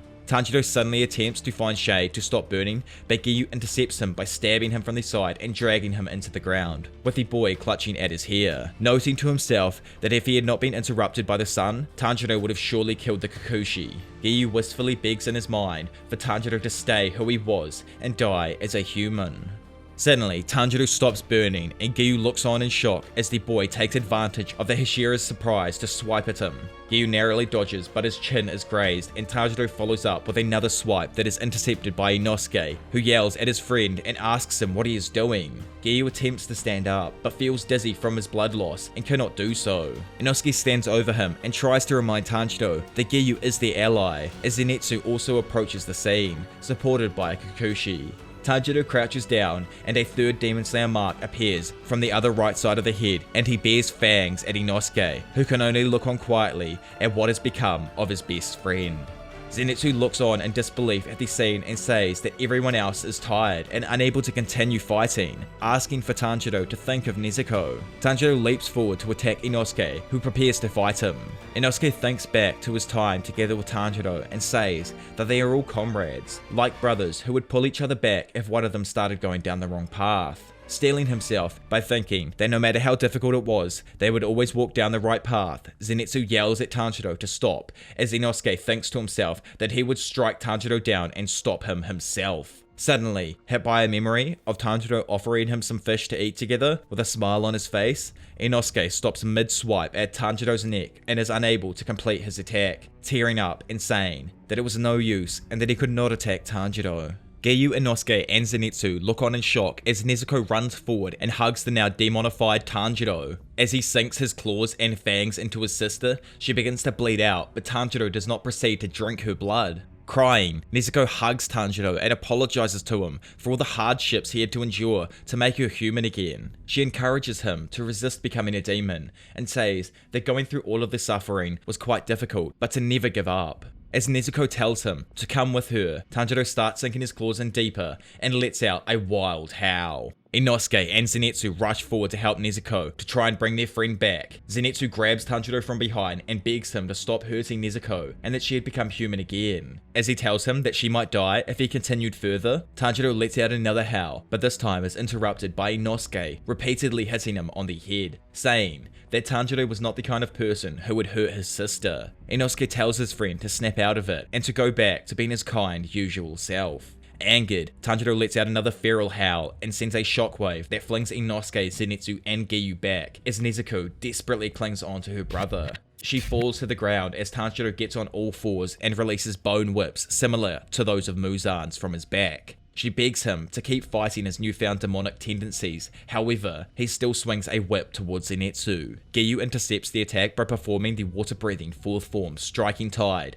saving Zenitsu and the Kikuchi propping him up. Thinking to himself that things had progressed too far, with Tanjiro having bitten into Nezuko and learning the taste of blood, Giyu aims to kill Tanjiro. However, the water Hashira acknowledges that neither bright red blades nor the sun will work on Tanjiro anymore, leaving him virtually indestructible. Suddenly, Tanjiro charges a ball of pure energy from his mouth. Nezuko sees this and desperately tries to stop her brother from committing any murders, telling him that he has to stop. Nezuko puts her hand in front of Tanjiro's mouth to block the attack and it goes off course, hitting the ground instead. Giyu was able to dodge as Zenitsu calls out to Nezuko in concern. Her entire left hand and forearm begin to bleed profusely as a result of blocking the attack, and she yells at her brother to stop as he gets on all fours. Attempting to stop him from using his whips, Nezuko puts her hand on her brother's back and Tanjiro is only able to strike the ground again. Looking on in shock, understanding begins to dawn on Giyu as he sees that somewhere inside, Tanjiro was fighting his demonic urges as he was avoiding doing any lethal damage to Nezuko. Giyu decides to try and bring Tanjiro back to his senses, though he is unsure he would be able to perform such a miraculous feat. Meanwhile, from behind the shade of a nearby building, Yushiro looks on at the scene, cursing Muzan for continuing to torment people even after his death. Seeing that his blood demon art would disintegrate with sunlight, Yushiro feels powerless to stop the carnage. Suddenly, he sees Kano limping forward to the scene of the battle. Looking on at the sight of the two siblings, Kano tears up and feels sorry for them. She reaches for the vial of medicine in her front pocket and is relieved to find it undamaged. Thinking back to when she received it from Shinobu, Kano remembers the former insect Hashira telling her that she had made an extra vial of Tamio's medicine in the fear that there might not be enough left for Nezuko once things had settled. She tells Shinobu that this must be the reason why she has still got one eye. Quickly analysing Tanjiro, Kano assesses that since he had only just become a demon, she would be able to dodge his attacks even with just one eye. Kano activates the flower-breathing final form, Equinential Vermilion Eye, and charges towards Tanjiro, with Giyu doing a double take and recognising the move as Kane's. Tanjiro swipes at Kano, but she evades it by backflipping over the boy and injects the medicine into him, just as he redirects his arm and then slashes at her torso. As she begins to bleed, Kano tells Tanjiro that it is enough, and it is time for him to come back to them, saying that he must not make Nezuko cry. Kano falls to the ground with a thud as something begins to stir inside Tanjiro's consciousness upon hearing Nezuko's name, and the medicine begins to take effect. Nezuko tearfully calls out to her brother to return so that they may finally return home. Tanjiro stirs in his subconscious and responds that he is very tired and wishes to go home as well. Tanjiro prays to the god to return home, saying he only wants to go home with his little sister. But as he raises his arm to reach forward, eyes grow on the flesh growths that cover his body and begin to speak. The voice of Muzan attempts to dissuade Tanjiro from returning to his loved ones, asking what would happen after he returned to them. Muzan tells him that his entire family is dead and that there is no point in returning home, but Tanjiro responds that he still has memories of the happy days there. He tells the Demon Lord that their memories will never disappear as long as he and Nezuko are still alive, and that is why he has to go back. Tanjiro continues to slowly reach forward. As Muzan tries harder to dissuade Tanjiro, he lies to him and says that the boy has killed Nezuko. Unpersuaded, Tanjiro calls Muzan's bluff and says that Nezuko is alive, telling him he lies. His deceased friends then all give him a push to the back to raise him up. Muzan tells them not to interfere and continues to try and mislead Tanjiro, saying that they all now hate him and don't want him to return for what he has done after becoming a demon. Muzan continues to try and discourage the young demon slayer, but Tanjiro responds that he wants to apologize to everyone for hurting them, and Muzan retorts saying that they would not forgive him, then telling the demon slayer that it was not for him to decide. But Tanjiro perseveres and continues to move forward, saying that he could smell all of his friends being concerned for him. Growing more frustrated, Muzan tells Tanjiro to be silent and says that he is the inheritor of his will, so he should not look forward or try to find any hope, but instead should embrace life as a demon. Telling the boy that he would die in a few short years because he had manifested the Demon Slayer mark, Muzan urges him to think only of himself and live forever. However, the boy refuses and says that he never wanted to live forever, and that he only wanted to return to his friends and live as a human. Adamantly refusing to give up on trying to mislead Tanjiro, Muzan tries to manipulate him further and asks if the boy really wishes to return to a life after everyone else has died. Grabbing the head of Tanjiro in his hands, he asks Tanjiro if he wants to live on without losing anything. More hands push Tanjiro forward and he smells the scent of wisteria flowers. At first, believing it is Shinobu Kocho, he tears up as he sees Nezuko's arms reaching out for him, reaching forward himself to meet her. Tanjiro grabs Nezuko's hand and she attempts to pull him forward, but Muzan grabs his arm and tries to force him away, saying that they had finally conquered the sun and that Tanjiro would go with him, saying that he was a rare being. Muzan tells him to hear the cries of the dead and that they all resented him for being the only one who could move on and keep his life. Rebuffing this, Tanjiro says that they were not such people, and that instead, they had been willing to sacrifice their lives for others, saying that while they were sad and suffered, they did not wish that for others. As Tanjiro begins to be taken away, Muzan grabs at his torso and tries to pull him back, but in vain, as the hands of Giyu, Zenitsu, and Inosuke join Nezuko to pull him up. As even more hands reach out to pull Tanjiro up, Muzan finally loses his grip and Tanjiro regains consciousness to find Nezuko looking down at him with tears in her eyes, with his friends and the Kikuchi surrounding him. Nezuko calls out Tanjiro's name and he apologizes to everyone for having brought them harm. Everyone begins to cheer upon hearing his voice, and Inosuke tells Tanjiro that he hadn't caused them any significant harm at all. Zenitsu begins sobbing and says that he would make Tanjiro pay for his entire life for what he had done to him, and calls Nezuko his wife, much to her shock and consternation. Giyu heaves a sigh of relief and a Kikuchi holds him to keep him stable. As Nezuko hugs her brother, they both smile through the tears, and a Kikuchi wakes Kano up to tell her the good news. Kano regains consciousness and smiles as she looks on at Tanjiro, with Tanjiro thinking to himself that he was glad that she was still alive. Inosuke grabs Tanjiro's head and begins to sob as Yushiro pulls out Tamiyo's hairpin and begins to weep, saying that it was all finally over. 3 months after the battle against Muzan, the world is now free of evil demons and the survivors of the battle continue living despite all they lost. Tanjiro recovers at the Butterfly Mansion and sees the cherry blossoms in bloom alongside Nezuko. Inosuke and Zenitsu sleep peacefully at the other end of Tanjiro's bed as Nezuko says that the flowers look very pretty. Examining Tanjiro's left hand, now horribly shriveled, Nezuko asks her brother how it feels, and he responds that he cannot feel anything on his left arm beneath his elbow, so he cannot use the hand anymore. Then he points to his right eye and says that while it looks okay, he cannot see anything out of it. Tanjiro asks Nezuko how she is doing and she responds with a beaming smile that she feels perfectly fine. Still feeling guilty though over having attacked her when he was a demon, Tanjiro apologizes to Nezuko for attacking her.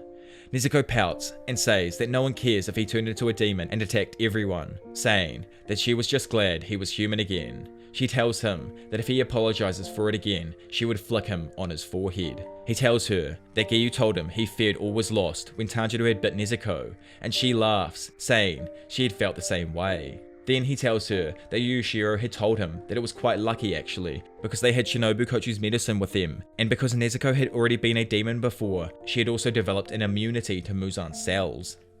These words fly over Nezuko's head as Tanjiro reiterates what Yushiro had told him. The demon had told Tanjiro that had they not Shinobu's medicine, or had Nezuko not been the one that he had bitten, then he may have never become human again. Yushiro had been impressed that Tanjiro hadn't completely lost himself, since he had been more powerful than either Muzan or Nezuko, even conquering the sun in an instant. He told Tanjiro that he admired him for having fought valiantly, and the boy had stammered over his words at the compliments, modestly saying that he had received a lot of help. Yushiro had told him that it was a joke and not to take it seriously before picking up Chachimaru and leaving.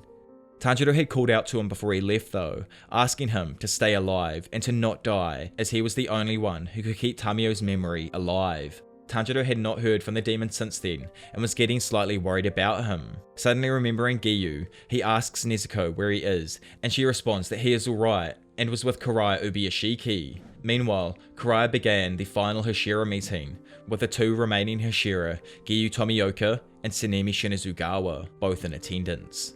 Kariya announces that the Demon Slayer Corps was disbanding from that moment on. The Ubuyashikis express their gratitude to the Hashira and the Demon Slayers for their centuries of service and bow before them, with both Hashira protesting this, telling the Ubuyashikis that they were the one that kept the Corps together and that they did not want any thanks. The Hashira instead expressed their gratitude towards the Ubuyashikis.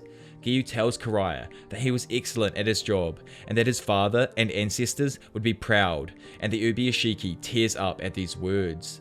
As Kariya thanks Giyu for his compliment, the two Hashira look on at each other and smile, as their long journey had finally ended. Meanwhile, Tengen Uzui and his 3 wives visit Tanjiro, being glad to meet them again. Suma rushes forward to greet Nezuko and starts loudly doting over the girl, so much that Makio hits her for being too loud, much to her frustration. She asks Tengen if he saw Makio hit her, but he responds that he missed it. Tengen tells Tanjiro to visit them when he got better, giving them their address, and Hinatsuru handed him a snack. Shinjiro speaks with Tanjiro and thanks him for using Kyojoro's handguard on his blade during the final battle, saying it would have made his son quite happy. Tanjiro humbly replies that Kyojoro's words had been quite inspiring for him, and that they had helped him throughout his journey. Zenitsu suddenly wakes up and finds that the swordsmiths are waiting outside of Tanjiro's room, saying that they come every day and creep him out.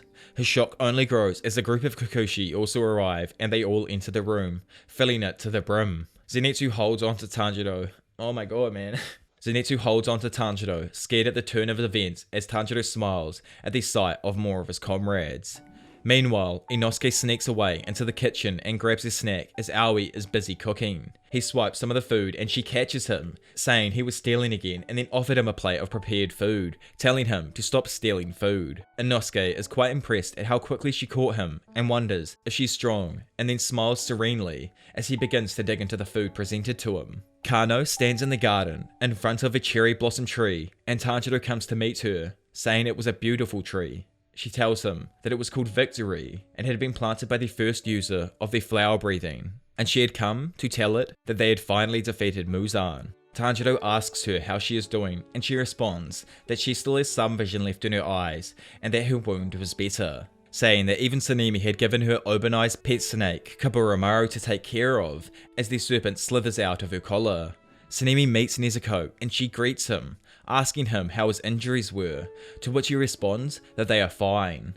Tsunemi apologizes to Nezuko for having passed out after Muzan's defeat, leaving them to deal with Tanjiro on their own, but she cheerfully responded that it was no trouble, and that she had once passed out for 2 whole years, saying that it was nothing compared to that. She then says that she loved sleeping, which makes Tsunemi think of Genya Shinazugawa when he was a child, and when he had told Tsunemi that he loved sleeping because he didn't get hungry. Tsunemi smiles and pats Nezuko's head, telling her to take care, as Zenitsu jealously looked on from around the corner of the hallway and raged at Tsunemi's actions. Tanjiro and Nezuko find Giyu and Sakonji and greet them, glad to finally be reunited. Later on, they go and pay their respects at the graves of all of the fallen before they depart the Butterfly Mansion for the Kamado residence. Zenitsu complains that it will take all day, but refuses to let Inosuke do it with his faster method, saying he would not pay proper respect. Once they were finished and on their way to the Kamado household, Inosuke asks Zenitsu what he was carrying on his back, as Zenitsu responded that it was his Gramps' remains. Puzzled, Inosuke asks what remains are and if they are edible to Zenitsu's disgust. On their way back, they meet Saburo, one of the people who had lived near the Kamado family, and he greets them tearfully. When they had arrived back at the Kamado household, they find flowers are growing outside the house, and they pay their respects to the other Kamados by kneeling in front of the flowers and praying. They begin their new life at the Kamado household, and time leaps forward to a large, modern city. We see a large, modern city 3 generations in the future. Kanata Kamado, who resembles Kano in appearance, is the great-great-grandson of Tanjiro and Kano, and the eldest son of the Kamado family. As he tries to wake his younger brother, Sumihiko, up, who almost looks exactly like a younger Tanjiro, he tells him that he will be late for school. However, Sumihiko sleepily responds that he is already up, but Kanata sees that he is barely awake, and leaves for school on his own, leaving Sumihiko to deal with waking up himself. Over at the future Agatsuma household, Yoshiteru reads The Legend of Zenitsu, a supposed autobiography of his great-grandfather Zenitsu Agatsuma, and cries when he reaches the part where they defeated Muzan Kibutsuji. Suddenly, his sister Toko, who resembles their great-grandmother Nezuko, kicks Yoshiteru in the back and tells him to stop reading their great-grandfather's novel of lies, and to focus on his study as his grades had been unruly low.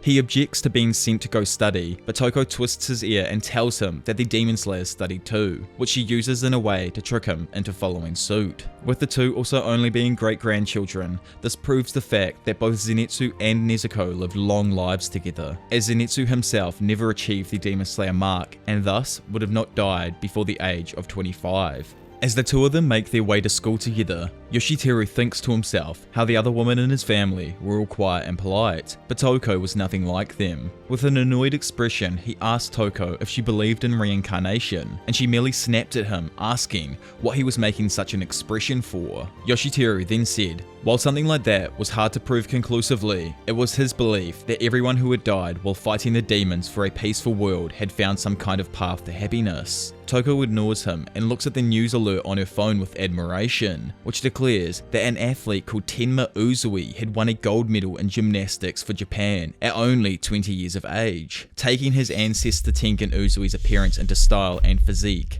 Yoshiteru says that Tenma was a rude and nasty person, but Toko defends him and says that it was truly possible to get away with anything if one was as good looking and of course as flashy as he is. Another news story catches Yoshiteru's eye and he snatches Toko's phone from her, much to her irritation. He opens the story about a beautiful looking botanist called Aoba Hashibera, who had discovered a rare flower called the blue spider lily. Aoba is the great-grandson of Inosuke Hashibera and Aoi Kanzaki, who also would have lived long fulfilling lives together, just like Zenitsu and Nezuko. It also reveals the true reasoning behind why Muzan would have never been able to achieve his goal of finding the blue spider lily, as it was an extremely rare plant that only bloomed during the day on occasion every few years and for 2 or 3 days every year, making it near impossible for Muzan to achieve his actual goal. Obviously though, we never know, and this could have possibly changed if he had formed some kind of relationship with a human who could have searched for it during the day, which thankfully never happened though. Sadly though, in the future, Aoba had come under intense criticism following a mistake in their handling of the lilies, which caused them all to wither, and he was forced to apologize at a press conference. Yoshiteru denounces this attitude towards such a stunning and beautiful woman, but Toko corrects him and tells him that Aoba is in fact a man, much to his shock and disgust. As the two continued onward, they encountered a woman pushing 2 strollers with twin children in them. They were wrapped in nice, mist-patterned blankets and had black hair reminiscent of the Tokito twins, Muchiro and Yuichiro. Yoshiteru, taking on the personality of Zenitsu, asked if they were girls or not, and Toko said he was creepy, to which he cried out and declared that he was not creepy at all. The two then pass a pair of female students, and Yoshiteru immediately recognizes that they are from the nearby Sakura Women's Academy, with the 2 students having an exact likeness to that of Kane Kocho and Shinobu. Toko looks at her brother with extreme disappointment, but is quickly distracted when she spots Kanata. She eagerly runs over to tell him he looked cute, with Kanata returning the compliment to her delight.